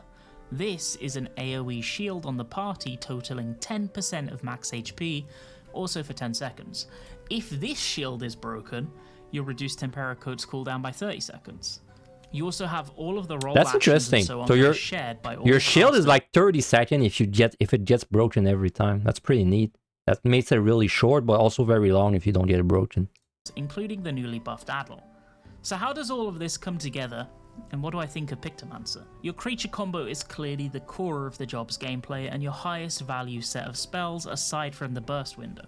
Your aim is to never drift your creature motifs and muses, and ensure that you can Mog of Ages and Retribution of the Medine as often as possible, and within raid buffs whenever you can.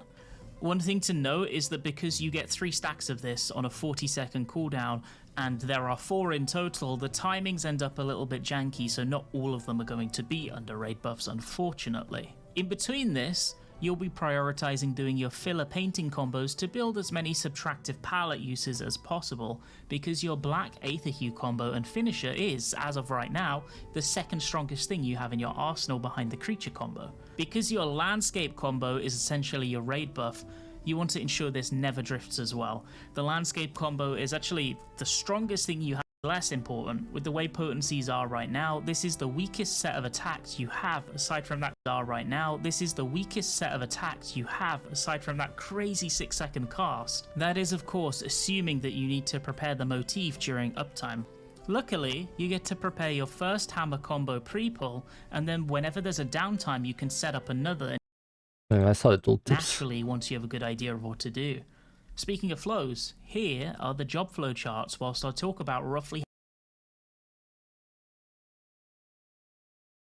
Paint a weapon motif. This action changes to armor motif when placed on the hotbar. Cast immediately when outside of combat. This is weird. It's like the same skill.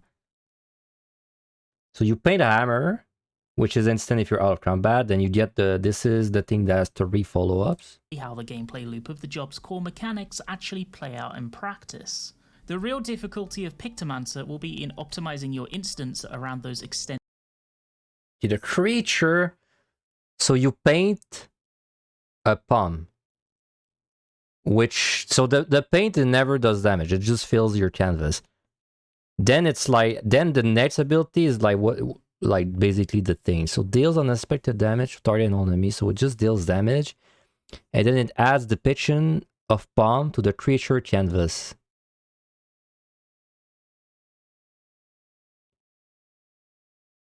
And then paint a pair of wings. Cast immediately once out of combat. This action cannot be assigned. Okay, so the creature, it's like, it's just back to like you have to do it in order. Okay. That's so limiting, right? I thought it was a bit like Summoner Legos, where like you choose which ones you do first, and then once you've done them all, then you do like the big one. But it's just you need to do them in order. Like you have to do palm, then wing, then Mog of the Age, and then the bottom combo is you gotta do claw, then maw, then retribution of the Medine. Okay. And they just do damage, basically.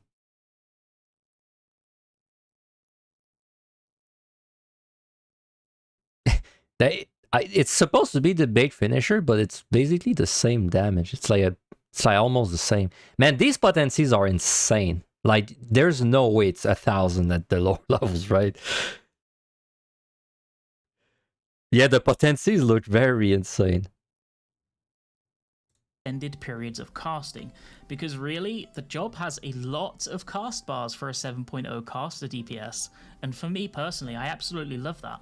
I feel that a job like this has been sorely missing from the game for a while, especially since the advent of Black Mage having a ton of movement options and Summoner losing almost all of their cast bars. Very hard to agree. Here is every single Pictomancer completely, using almost all the advent of Black Mage.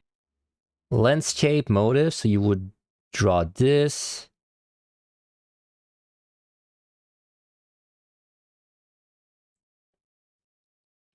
Then Starry, then it does this. And then inside of this, you can do your big finisher. Mage having a ton of movement options and Summoner losing almost all of their cast bars completely. You gotta consider that they spend cast times to do nothing to get those moves. Yeah, but they're instant outside of combat. And also, like in Deep Dungeon, it's very burst, especially even on high and PotD. It's a very bursty gameplay. Though, like, but it's instant out of combat. But like, I know what you mean, right? Like, you can't, like, it's not instant for like all of them. It's the first one that's instant. Like, I don't think you can pre-paint like the 3 next creatures.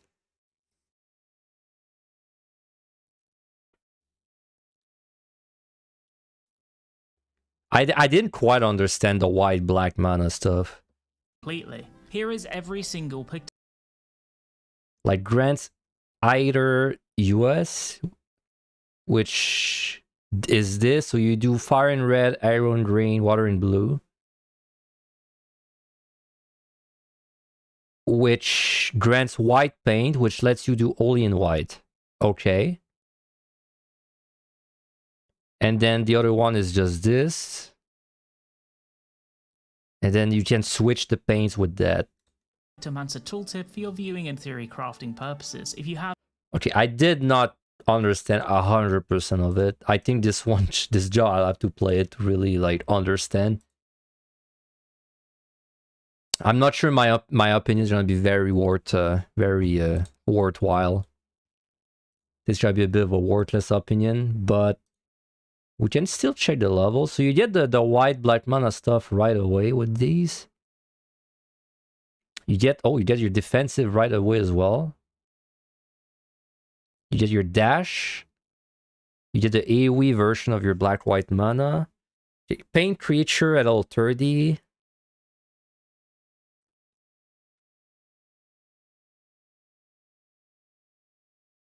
Render your depiction of your creature. Okay, this skill is like summoner. It's like a skill that changes to a bunch of things. So this is like the palm stuff, and then the wing stuff, etc. Holy shit! It's 1,000 potency, or is it like? Is it buff in this?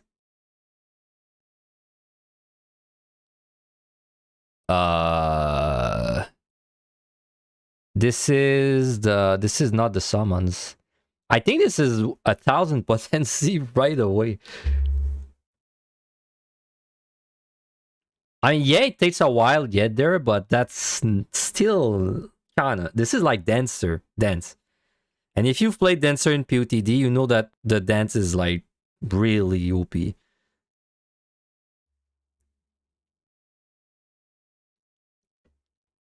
And also this is a range skill, of course, so then you do the wings that do also 1,000. Which then lets you do your finisher. You don't have to paint the finisher. So like to do this whole thing, if I understand correctly, let's say I'm doing my creature combo. It's like, I have to, this is a long one, right? I have to do this basically 4-second GCD move to paint it once. Then I can do Palm Motif, which is instant, which is a spell. Wait, what? No, one sec. I paint with creature. Oh, no, this is Palm Motif. This action change with the list on the hotbar in the order of Palm Motif, Wayne, Claw, and Maw Motif. Okay, so this is a button. This button is Palm, which has a different recast, so I don't know what's up with that. Anyone understand what that means? Like, why does this have a longer recast than what it becomes? Do I misunderstand? Seems to be 1k, but it's a low level skill. Or do you get it after using something you unlock on the higher level? I didn't see anything that like changes it there. There's this, but this is not the creature stuff. Everything else doesn't seem to change the potency for them. It's in combat and out of combat times. Oh, you think so? So like if I'm out of combat and I have a monster on me and my creature motive is currently Palm Motive, it will be a 3-second cast?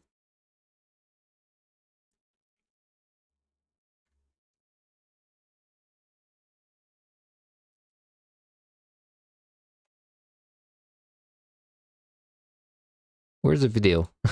One sec. I liked it. I need to see him doing it Strike. again. It has what attacks differently there, but applies a Wait, 10 that's not Picto. have button. The muses are OGC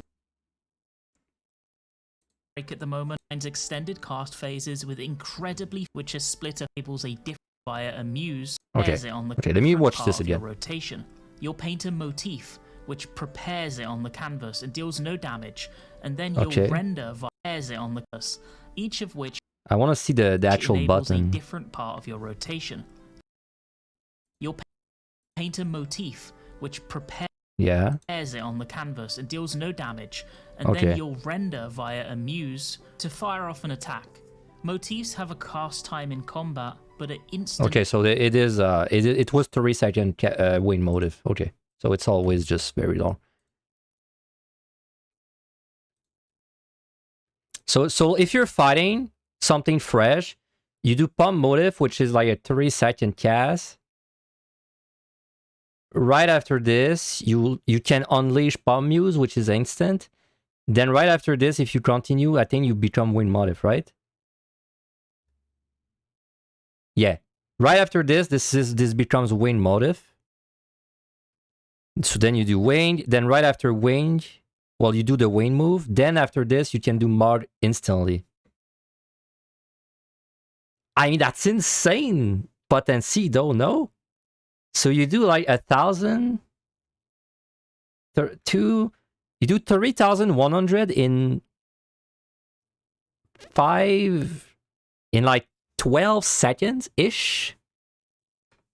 That's insane, unless I misunderstand it. I mean, if you do 3,100 damage to something PotD, it's dead. Like, yeah, you can swift cast. Though, however, keep in mind the recast is long. This is like almost like the kit for Monk. The recast is longer than your GCD. So even if you swift cast, you still have to wait this.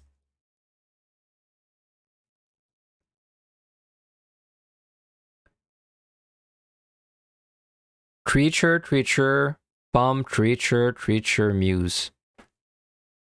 Yes, but it's like you have to alternate, right? It's like first move is you paint, then you do it, then you paint, then you do it, then it's a finisher that doesn't need to be painted, right? So it's like you have to paint twice, but you have 3 like actual attacks in that combo at least.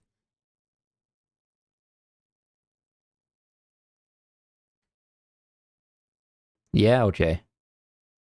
Then you get the weapon motive. You have this in PotD as well. So you paint your hammer. It's the same long cast. Then you get to do your hammer move, which is a 3-part move. Now the potency on this though, I think, is buffed. Yeah, I think the hammer is buffed, like through your talents though. So we can't really rely on the potency there. Like, what was it called? Like hammer brush.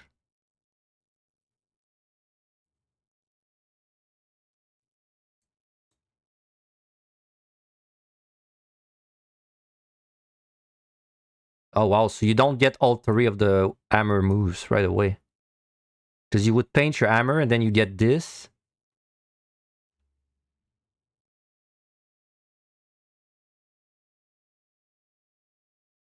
Oh god, it's hard to keep up with the tooltips. One sec.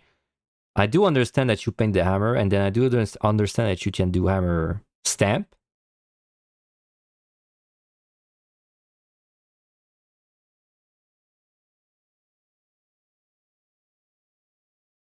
Right? Am I correct? No, you do striking muse. Wait, what is this then? What is hammer stamp? Yeah, you gain 3 stats of hammer time. Can only be executed while in combat and you have a hammer. And when a hammer is painted, so you paint the hammer, then you do striking muse. And which is this? Still muse. What is hammer stamp though? It's just like an OGCD? No, it's not an OGCD. It's... Yes, it is. Okay. Oh, is it like Titan? So when you paint your hammer, you do like 3 hammer strides, but between them you do... It's the spell that uses the hammer charges. Okay, one sec. So you paint the hammer with, oops, sorry. So you paint the hammer, which is a weapon motif, but it's actually this. So you paint the hammer, okay. This paints a hammer. So now you have Steel Muse, which is the striking muse. So use this. Okay, this grants you 3 strikes, but this is an OGCD. So you paint it, and then you have an OGCD that begins hammer time, but this is not the actual hammer hit. The hammer hit is this. That's correct? So you basically paint the hammer, and once you trigger the hammer, it's an OGCD, which then leads you to do 3 hammer stamps. Okay. And that's it for PotD, I think.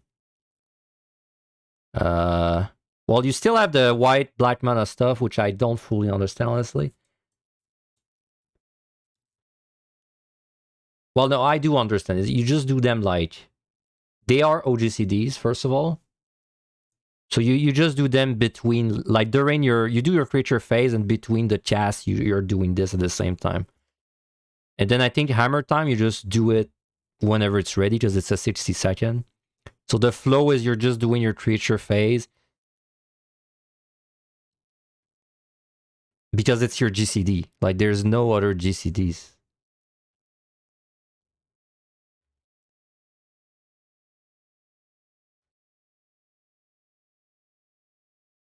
No, these are GCDs. I'm dumb. Spell is a GCD.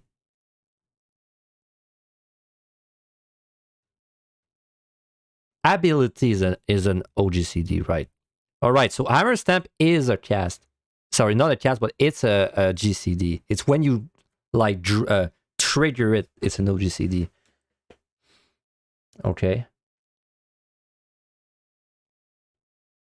But then your creature phase has a cooldown, so I guess it's like creature phase. It's like a priority system. It's like your creature phase, then it goes on cooldown. Then you do like your hammer phase, then it goes on cooldown. Then you do like your, and then your black mana stuff is like the filler, I guess. When everything is on cooldown, you just go into your arrow and green, red, fire stuff. You got lost a long time ago. What does that mean? PCT's walls are gonna be 190. I'm not sure. I haven't even thought about that yet. I still try to understand everything. Still try to understand everything. Okay, I will say for PotD, this job has like a lot more interesting buttons than Viper for sure. Honestly, I think this job has like honestly a good amount of buttons for level 60. Well, they don't like, they don't have a lot of buttons like physically, but they have a lot of like different actions, I should say, because like basically your button becomes like 16s for each of them. But like basically you just do creature phase goes on cooldown, you go hammer goes on cooldown, then you do the mana stuff until creature comes back up, I think.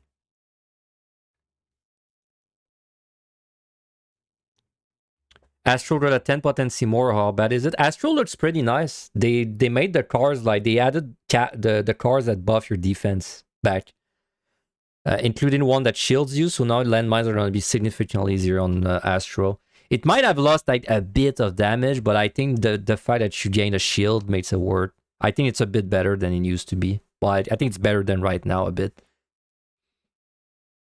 Okay, I mean, how does that sound for PotD? You know, I'm not going to say that I 100% understand like everything about it, but it seems like you hit hard with surprisingly long cast times, though you're able to cheat some of the cast times out of combat. So I think like, I don't really see this job having time issues in PotD. I see this job having issues to survive though, because like none of this stuff heals you. You just have a shield. But none of the stuff you do actually heals you. Also, the hammer is a... No, it's not a melee. I thought it was a melee, but it's not a melee yet. So you don't have any melee thing. You can be at range the whole time. It's a caster, so it's squishy.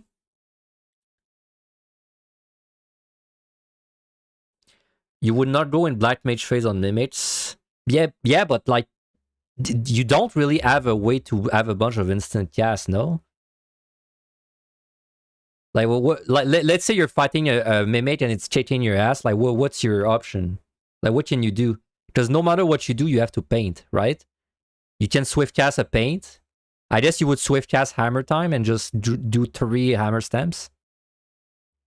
But then after that, you're fucked. Like, you got nothing that you can do quickly.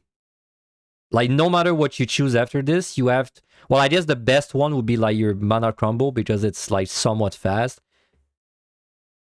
But wow, that seems pretty rough for like the end game PotD. Like, I'd say as soon as you reach 175 plus, like let's say you're doing a monkey without steel, it could be rough. But also, like, you could just kill it so fast that it doesn't matter because, like, let's say you prepare a creature motive and then you engage. Like, you're going to do 1,000 right away. Then you're probably going to stand there and hard cast the next one because you can tank 1 hit. You're going to do 1,000 again. Then you're going to do 1,000. Then you could swift cast like Hammer Time and do 3 hammer strikes, right? You could do like, I don't know, like 5,000 plus potencies basically for a hard monster. So it seems very bursty. Yeah, you could also sleep. Of course, you can sleep. That's a good point, Willow. I always forget you can sleep. You do have sleep on this job.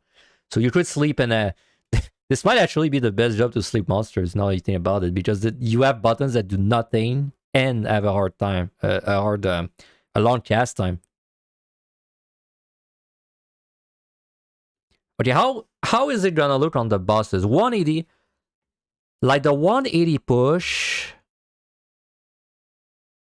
Once you paint, you keep your paint forever, right? So you could just prepare all your paints in advance and just go ham. I can't imagine that 180 is gonna be hard because I feel like you're gonna explode it. Like, you're gonna go into the fight with your hammer painted already and your creature. You're gonna push with, I don't know, like... In fact, you'd probably begin with Mug of the Ages or something. Like, you're going to, if you want to do the push like as optimal as possible, you're probably going to try and be at the Mug part. Push with Mug. No. Sorry, you would start at the second one. You would have Wayne prepared already. Now you push with, and the hammer, of course. You would push with this, 1,000. Then you could do this instantly to do another 1,000. Then your hammer is already prepared. So you do triple hammer. Then you'd swift cast creature motive, and you would do another 1,000 with Palm Muse. And then after that, whichever one. Well, now you'd have the cooldown, right? Because this is 40. So then you do the black-white mana stuff. So I think I don't think you... I mean, I can't imagine with like 4,000 plus damage, it's such a quick time. I can't imagine 180 being that hard. But maybe I am overestimating it, but I don't know. I feel like it's a lot of damage. I'm going to assume 180 is not that bad. Plus you have a shield, so you survive an extra meteor.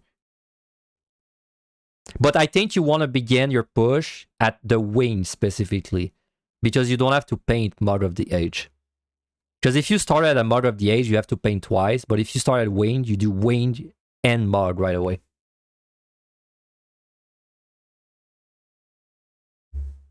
Okay. 190? 190 sounds... sounds bad. Like... I know, even if your damage is insane, like, your damage is not going to save you from having to move. And feels like if you're moving on this job, all you can do is hammer time. Or like Mug of the Age, if you had it prepared already.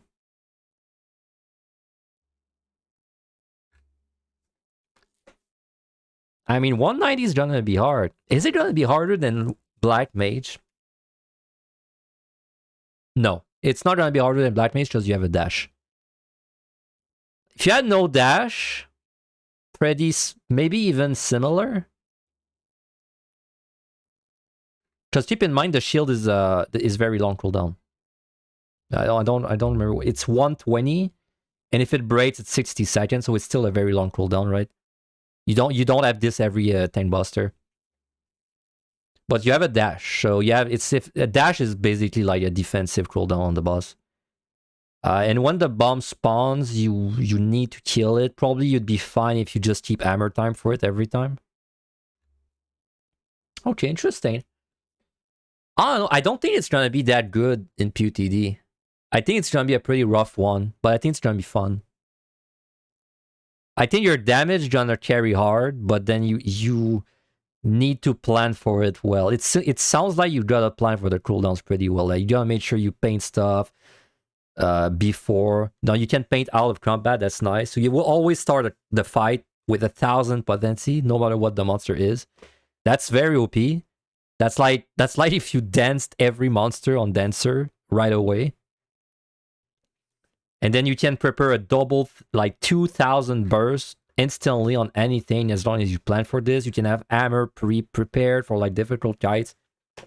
I think it's gonna be a bit technical, but I think it's gonna be fun. I'm looking forward to it. I'd say I'm almost sure I'm gonna try and do a Picto right away when the server's open. Picto PotD. It sounds very fun to me. Okay, that was a long talk, but I think it was worth it.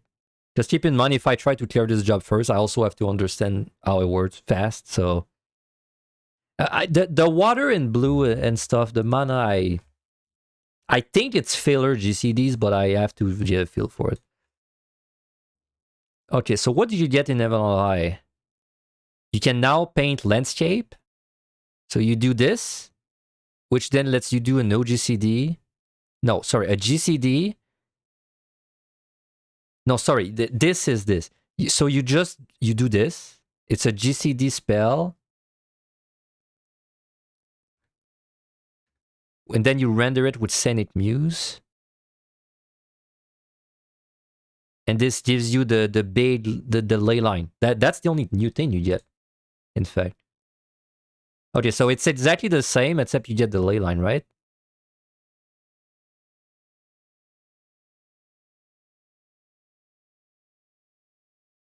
Yeah, okay, so wow. There's no difference between PotD and MrHappy except you have the ley line.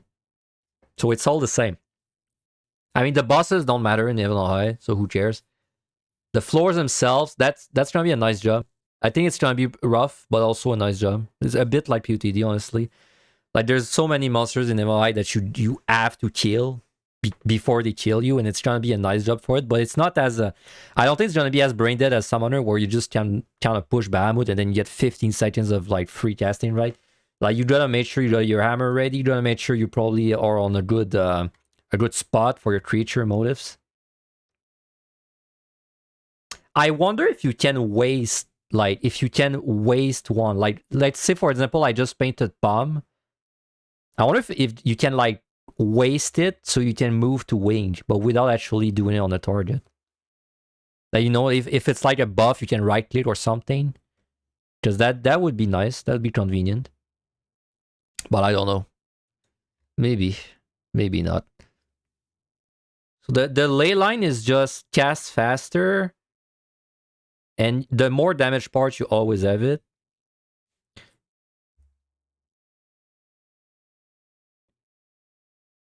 Stacks of hyperphantasia are consumed upon casting certain spells. Okay, this doesn't matter yet. So this part doesn't matter. Okay, I mean, I think it's gonna be harder than Red Mage for MrHappy, but easier than Black Mage. You know what? I don't know if it's gonna be easier than Black Mage, because Black Mage has like what, 7+ instant cast back to back. You have 5. You would have 5 on Picto if you did everything correctly, and they're pretty high potency. Pretty close to Black Mage. Maybe a little bit easier, actually. I don't know. Pretty excited to try it out in Evan High, too. It's the same, but with the ley line. Now, what about EO? EO, I'm looking mostly at the AoE pulls.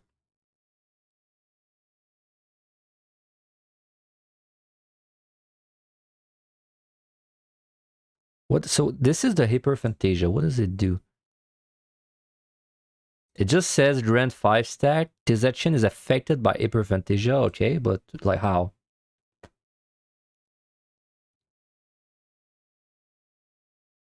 So you don't have the white paint stuff until level 80, but you have the black paint stuff before, no? Where's the black paint stuff? It's this one. Comet in black. Okay, so you don't have this for level 90 until level 90 either.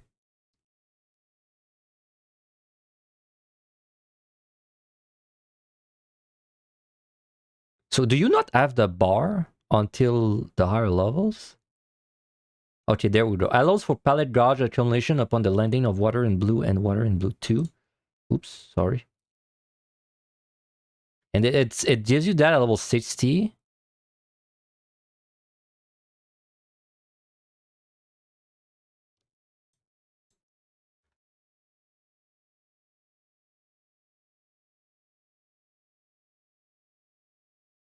Grants monochrome tones. Okay, whatever.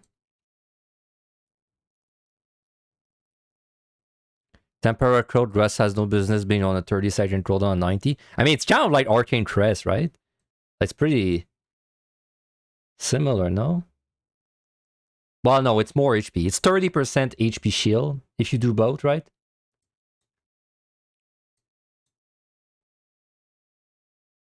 Yeah, you get a 30% shield every 30 seconds as long as it breaks. But you're playing a squishy caster. Arcane Crest is 30 second too, right? It's like a 15% 30-second cooldown. Which also heals you.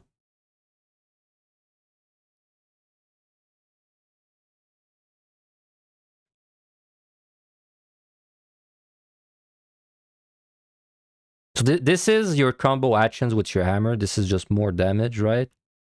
And then you get your second... Oh, no, wait, you don't get these. These are later. So wait, what do you get for EO then? You get combo action. You get... This is like the mana finisher. Man, every skill for this job has damage fall off. That's annoying for AoE pulls for sure. It's still gonna be good, but it's definitely annoying. You do get the big shield. That's gonna be really nice for landmines. Because you shield 20% of the landmine, and then you shield 10% of follow-up damages after. And then if you witch, it all comes back when the witching ends, right? It kind of works out very nicely. Then you get the black mana finisher, and you don't have anything else after that. So EO is pretty similar. You just do more damage, basically. But it's all the same. Wow, so this job, like, by level 60, you have, like, the core rotation of this job. Like, nothing changes, almost. You could do both before landmine. Yeah, you could do the shield, temporary code. Then you step on a landmine. It procs. Because it has to break, no? Wait, one sec. Create a bar around self that absorbs 20%. Reduce the cast time of Tempera by 60 seconds when it is completely absorbed. And this can only be executed when under the effect of Tempera Code. Oh, I think you're right. I think you have to make sure it doesn't break. You're right, so you have to use them back. I thought the first one had to break, so you could use the second one. But no, you have to use them together. Does it stack then? Like, do you get a 30% shield? Or does it override it because it's kind of like the downside? Like, or do you lose a 20% if you use it right after? Or do you just get a flat 30? Because technically this boosts your allies too, but we don't care about that part.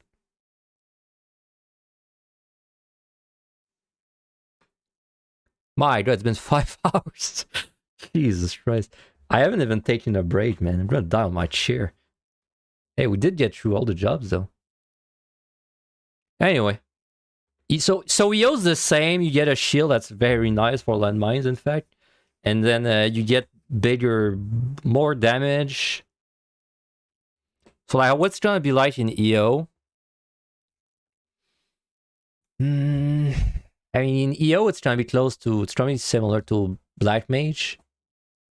It's also gonna be the same issue where it's very hard to stand still and cast when you're doing a big AoE pull.